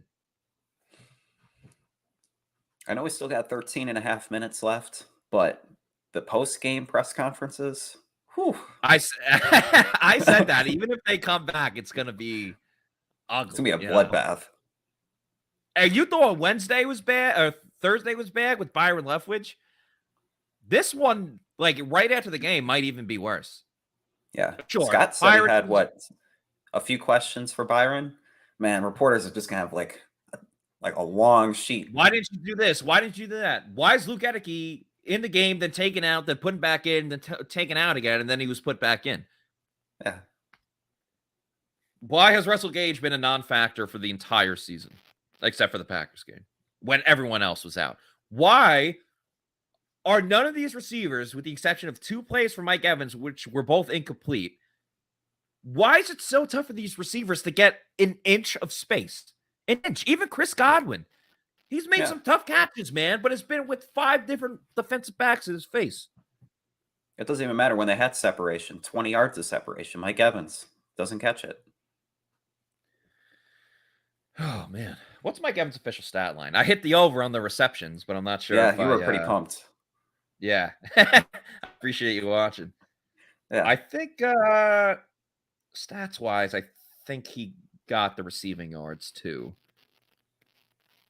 He's got to be, yeah. I think it was like 65 and a half or something like that. Let's see. Mike Evans. Yep, he's at 9 receptions, 96 yards. So okay, nice bounce back game for Mike Evans. Obviously, still trying to get that record for most consecutive seasons to begin a career with 1,000 receiving yards. I don't know what he's at for the year right now, but definitely needs to be picked up a little bit. I think he was at like 340 something before the game. Yeah, I remember he missed week 3, of course. So that's one. What's really frustrating too is like the whole NFC South has just been bad. I mean, I think the Falcons are exceeding expectations, but the Bucs right now could have a 3-game lead on the Saints, but they squandered that. Man, the Falcons look like the best team in the NFC South, and that's not saying much. Yeah, I mean they were kind of keeping it close with the Bengals. Cincinnati. Yeah, it was 28-17. I don't know what it is now. I think it's 35 last I checked. Oh, yep, it just came on the board. 35-17. I took Atlanta plus or minus 6.5, plus 6.5 in that one. Because again, undefeated against the spread, you got to bet against that or bet on that. Yeah, but nothing great. I think I took the over in that game too. So anyway, Panthers start the ball here. They run it with Foreman, who's had the biggest run of the game, 60 yards down the field. Damn, Adam, what happened to your Packers, man? They're down against Washington? Are they? It was 14-10. Yeah, they're down now. Man. It's Heineke time. Yeah, Washington's probably better with him. than, yeah, I think so. He's mobile. Wow, Bucs 38 rushing yards on the day. 2nd and 10 for the Panthers. They run it to the outside with Foreman again. Huge holes, and he jumps over. I couldn't tell who that was. Was that? Was that Mike Edwards? I think it was. Might have been Edwards. They'll set up a 3rd and 3. And Antoine Winfield Jr. is out for the rest of the game with a concussion. That secondary just banged up. Yeah. Man. Yeah, it's not great. I mean, you have to have Zion McCollum start, which obviously, he's a rookie. He was, 5th round pick, so not ideal. Bucs have 1 sack in the game, too, from Vita Vea. They run it here. I mean, why don't... Oh, Jesus. Like, a 15-yard gain, a 3rd and 3. Are you kidding me? It's like they just split the sea. And they just have a wide open lane to just run through. That's 3rd and 3, and they got 15 yards. And Robert's hurt on the play now, unfortunately. And the Bucs have to know they're running the ball. They're up 11. Yeah. Man. Bad to worse for the Bucs.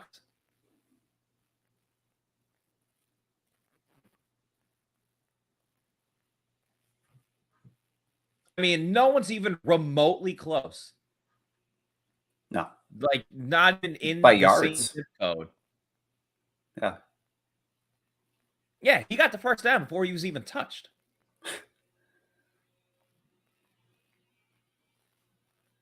Hubbard is very unhappy. Yeah. Man. I'm kind of like running out of things to say, Adam. I mean, it's just it's Yeah. been bad. It's I don't know been what you bad can all say. over. It's been bad all over. No one has really stepped up besides Antoine Winfield Jr., who's now out of the game. Nacho's done pretty well. Another huge run to the outside. Not untouched. Untouched. Bro, And Foreman gets to the where are the 30-yard line. defenders? This is disgusting. This is the worst football game I've ever seen in my life. Now, Tom Brady was talking Absolutely about bad disgusting. football. This is bad Yeah, football. a lot of bad football. And again, And then it's a you know, Thursday night game coming up. exactly. You know, the Bucs did their thing defensively. Like, they were solid in the first half, besides the fact that PJ Walker, you know, without question was balling out and for his terms. But I mean, the second half, huge runs. And you better hope they, you know, hold them to a field goal. But at this point, you got to stack the box. Yeah. I don't care. Finally, stack the there's a box, nice stack the box, and have Jamel Dean guard DJ Moore one-on-one. Yeah, because they're not getting any stops in the run. It's been it's been awful, man. Saw the graphic. Carolina was 26th in rushing offense coming in. Couldn't tell by looking at this game. Jeez. Panthers playing themselves out of the first overall pick. Now the Bucs might get the first pick at this point. Nice tackle by Keanu Neal. Yeah, that's what you got to do. Stack it. Stack the box. Force him to throw it. Yeah, back-to-back plays for Neal, making nice tackles. Yeah. It's ugly, man. It's just ugly. Walker was 11 for 12 at halftime. And now he's 14 that's for 20. what it was. So they really haven't done much in the air. No, not at all. But now would be the time. 3rd and 11. We know the Bucs are awful on third downs, especially the further away they are, the worse they are. Yeah.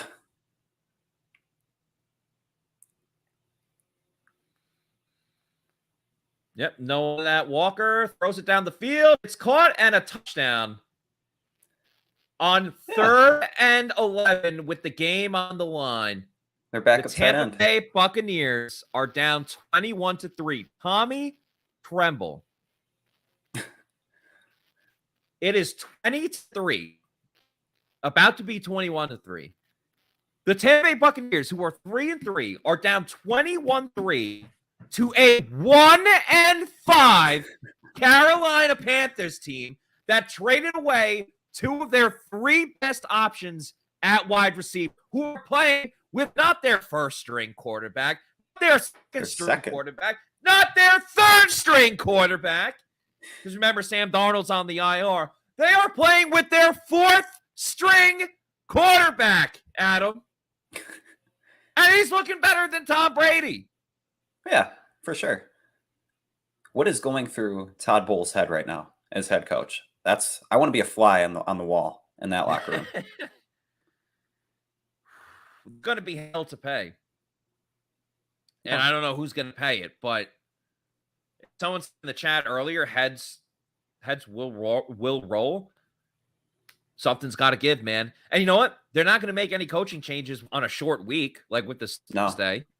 So, if anything, Byron Leftwich better be thanking his lucky stars that they're playing on Thursday, because I don't think you're going to make a move like that, like this quickly.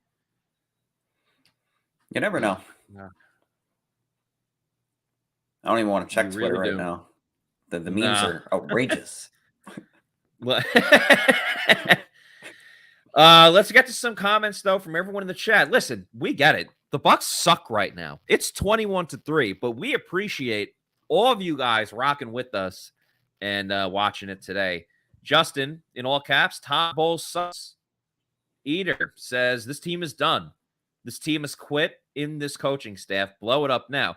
Which, that's the surprising part in all of this. I understand Bruce Arians isn't the head coach anymore, but this is all the same coaching staff. They've been around since 2019. MJRVI, backup coach. That's true. They fired Matt Rule. They're with their backup coach, backup QB, backup running back. Great comment there. Big Stack says, Tom Brady thinking I got a divorce over this shit. WTF.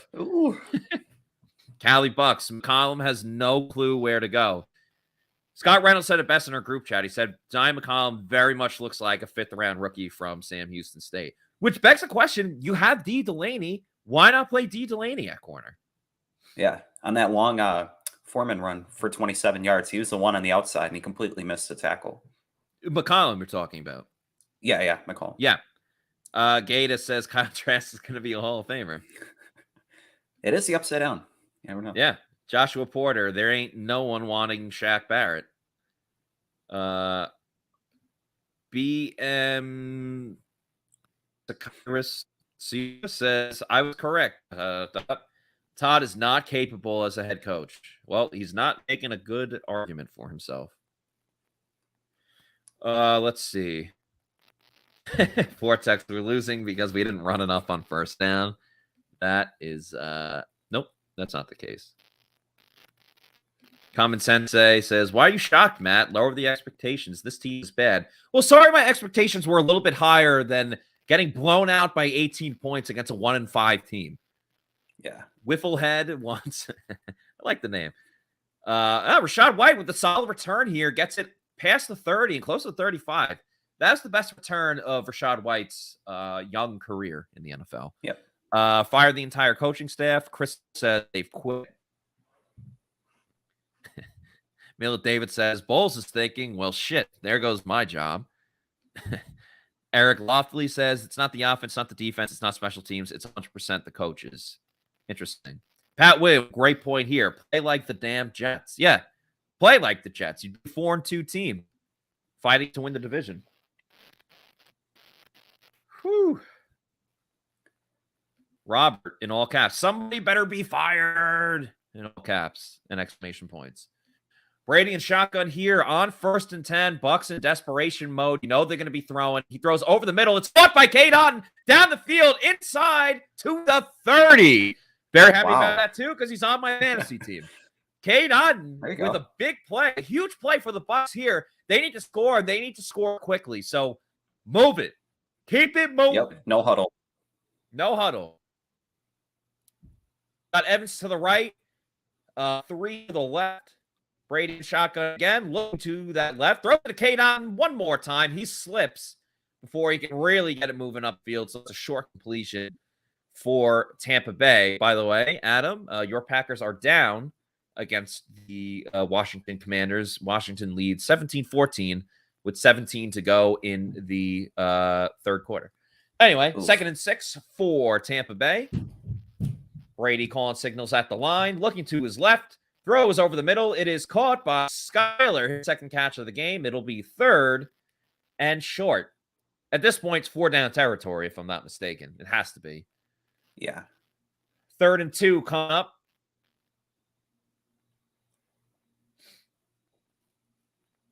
Brady crouching down really, really low. I don't know what's going on there. I feel like there's no urgency in this offense. No, and Don just went off sides. And John's, yeah, you're right. You're right. They don't even show up until they're down multiple scores. Yeah, and then they can move the ball when they're down by 18 because the defense is playing deep.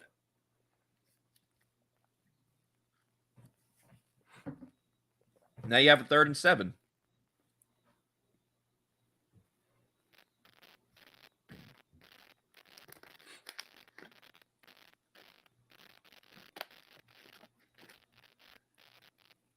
So now you got Scotty to the left with Kate Otten.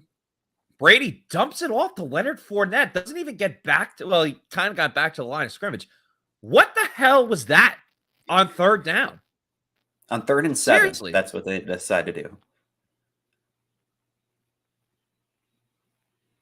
What on earth was that? You have the game on the, I can't even talk. You have the game on the line. And you dump it off behind the line of scrimmage? Get out of here. They could kick the field goal again. 4th and 8. Brady's looking. He throws over the middle. It should have been intercepted, but that's a turnover on downs. I'm not sure if Kate Otten, he might have slipped again. It looked like it. This is awful. Yeah. 100% worse than the game last week. You're 1,000,000% right. Completely. Shaq Mason got beat bad on the play. Yeah, it looked like Kate Otten slipped, unfortunately. Yeah. Adam, that's another thing. Like, the Bucs aren't turning the ball over or anything. They just suck. Like, they can't move the ball. Like, they just suck. That's what it comes down to, man. Let's some more comments here. I wouldn't blame Tom if he walked away. I wouldn't be mad. I would hope he'd walk away before his final season goes down there. Breeze TV says horrible. Chris Hobson, he's thinking I should have left by. Oh, KJ Britt, unfortunately, is getting carted off the field. He's on the sidelines now, but he's getting carted into the locker room. So, fortunately, he's injured. Stephen Mortensen says, might as well play trash at this point and send Tom home to Giselle. Far Fallen on 3 Xbox AWC says, absolutely embarrassing. JY says, why the long face, fellas? I think you know why. Yeah. PJ Walker rolling completes a pass to DJ Moore. Reason TV, just trade them. We need draft capital. Cali Bucs, two really bad back-to-back losses. Without question. I don't think they could be worse. Horim says offense playbook is lame. Shaggy says give the more control. Either, I believe, talking about, Zion Collins says prepare rookie. The Steelers rookie cornerbacks look good. This is in the coaching. Fred gets straight to the point, says game over. Bucs trash with bunch of trash cans. Yeah. Yeah. I think like 7. Yeah. Warren G, all that optimism for the season is out the door. Joshua says they do look like they moved on to the Ravens. Yi Jinping, watching from China, says, we just want to know if you're going to admit it too. Admit what? We got a lot of comments, so I'm not sure. Leftwich must loose play calling duties at the least. Otherwise, there is no accountability for players or coaches, and nothing will improve. You know, the last time a team did this to Tom Brady, he retired. What? Beat him? Yeah. Is it for sure Brady who got rid of Ariana? I don't know what Ariana Grande is doing right now. Obviously, he's talking about Bruce Arians. Yeah. The truth, in all caps, trade Brady so he can win a Super Bowl for another team with coaching. What team would trade for a starting quarterback in the middle of the season? You mentioned San Francisco on Twitter. I said that as a joke, and it like popped off. So yeah, appreciate everyone that commented on that one. Shout out they've to all our stopped the run fans a couple too. plays here. Yeah, they have 3rd and 5. Leave the Bucs and get the ball back. Looks like they can. Yeah, Foreman stopped at right about the line of scrimmage with 4 minutes to go. Bucs do have all 3 of their timeouts. So I don't even want to say if they can score, like they wouldn't have to 100% do the onside kick. But I mean, who's to say they're even going to score? Right. Oh, sorry, stretching out the back here. Eater wants them to put in Gabbert. Xavier, wishful thinking. Yeah, it is. It really is. Panthers punted away 3:35 and counting as Jalen Darden tells everyone to get away. And Panthers will pick it up. Good bounce. Yeah. Oh, no. I think they ran into the kicker. That's a 5-yard penalty, and that would give the Panthers the ball.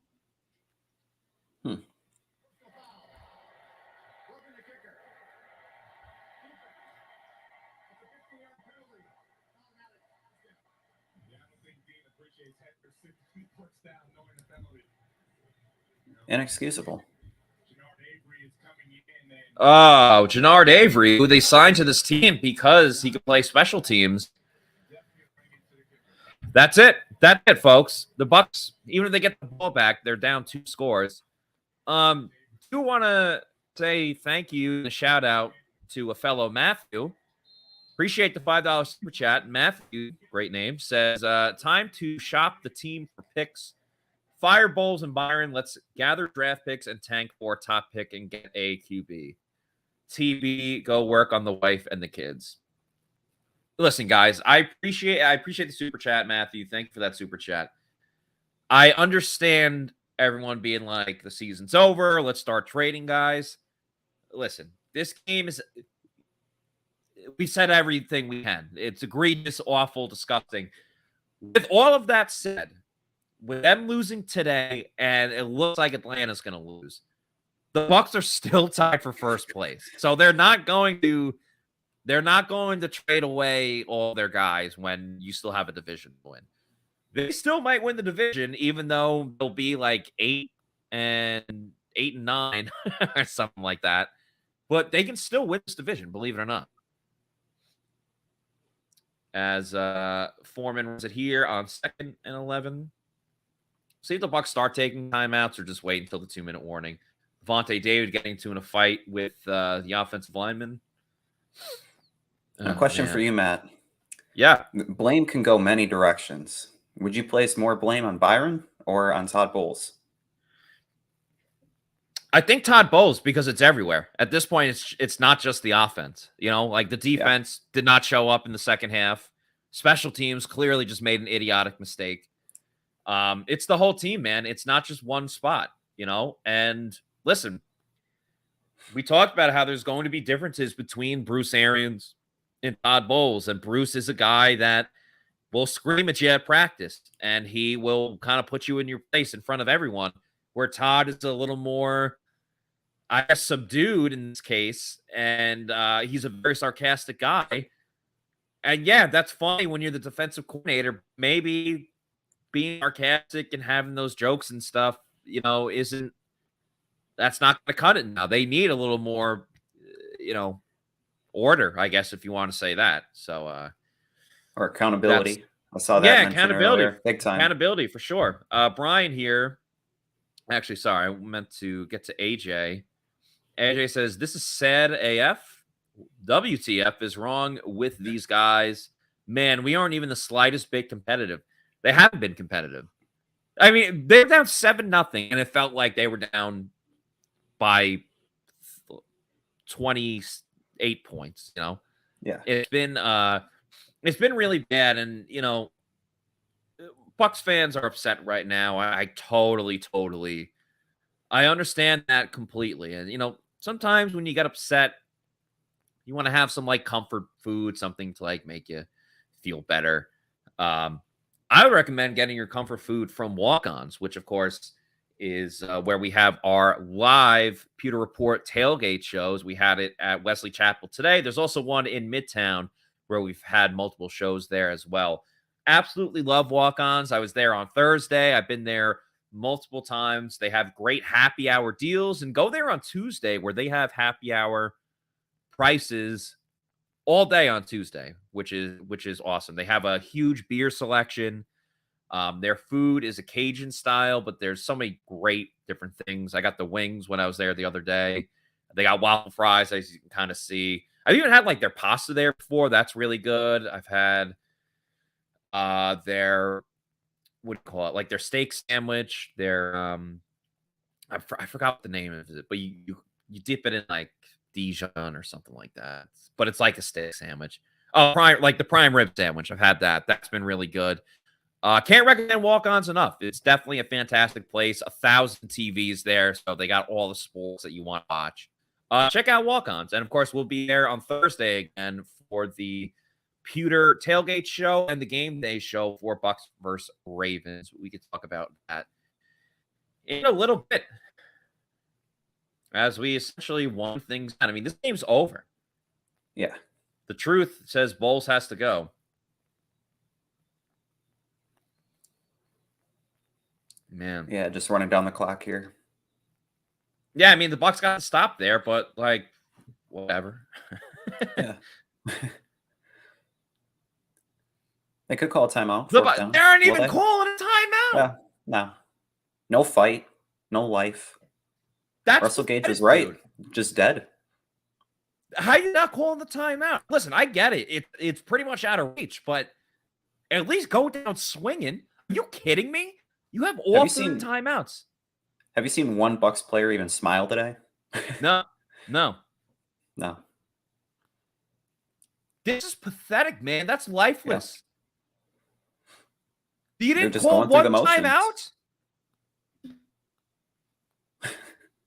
I mean, I get it. You're down 18, but still, fight. Exactly. Go down swinging. What if Fallout Boy say, Sugar, we're going down swinging? They aren't. As Xavier says, Gage is spot on. You said it as well, Adam. Outback Cat, they're checked out. I mean, even the coaches are at this point. You're not calling a timeout when you have all 3. I don't care that you're down 18 points.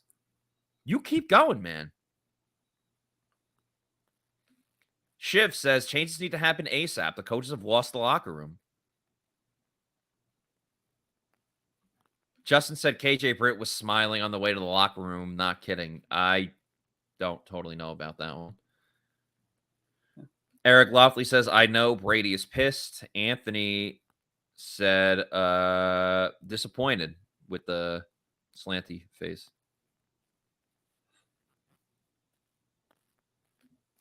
$3 points and you're blaming the defense. Spunky, I'm blaming everyone. All right? Yeah. Everyone's being held accountable. The offenses sucked. The defense sucked in the second half. Special teams hasn't been a factor at all. It's not just this week. Plenty of examples. Yeah. You're 100% hit it on the nose. Bulls' record in New York was not good. The first season they went 10-6, but they missed the playoffs. And they went 10-6. Right? That was with Fitz, and they had to beat the Bills to get in, and they lost. And the Bills weren't good at the time. And the Bucs again showing no heart, running it, and yeah, that's going to end the game. It's 21-3. Jeez. Well, again, we really appreciate everyone. Hopster baby, the suck up is team MVP. Very true. Yep. Yeah, this is bad, man. As Nick M says, oh, man, this is bad. Yeah, it really is. And that's going to end the game. 20 seconds to go. They just run it. They're probably not going to run it again. Whew. Hopster baby says, Bucs ain't good. Ramon says, same team is here that was scoring 30 points per game. Only difference, no Arians. A little bit of a different team, but yeah, I get your sentiment. And that's going to do it, ladies and gentlemen. The Bucs, in a uninspiring, disgusting, vomit-inducing game, lose 21-3 to the 1-5, now 2-5 Carolina Panthers. That drops the Bucs record to 3-4 on the season. We'll end this show with this comment here from Anthony Brandon. We need a fresh start. It's very true. It's 100% true.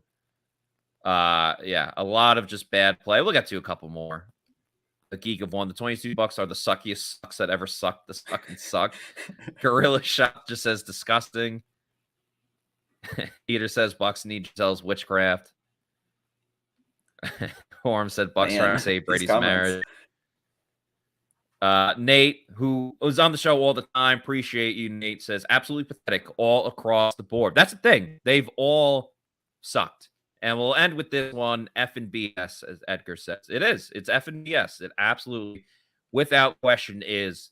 Just want to remind people one more time that we got the Pewter Tailgate show and the Game Day show on Thursday. Bucs play against the Ravens, the walk-ons in Wesley Chapel. Adam, thank you so much for joining today. You did a great job. It was fun chopping it up with you, even though the Bucs decided not to show up. But thanks for joining the show. Yeah, so happy to be on. Yeah, we'll have to do it again soon. For Adam, I'm Matt saying thanks everyone for watching, and stay tuned for the next edition of the Pewter Report Game Day show, and later on today, the Pewter Report podcast. Out.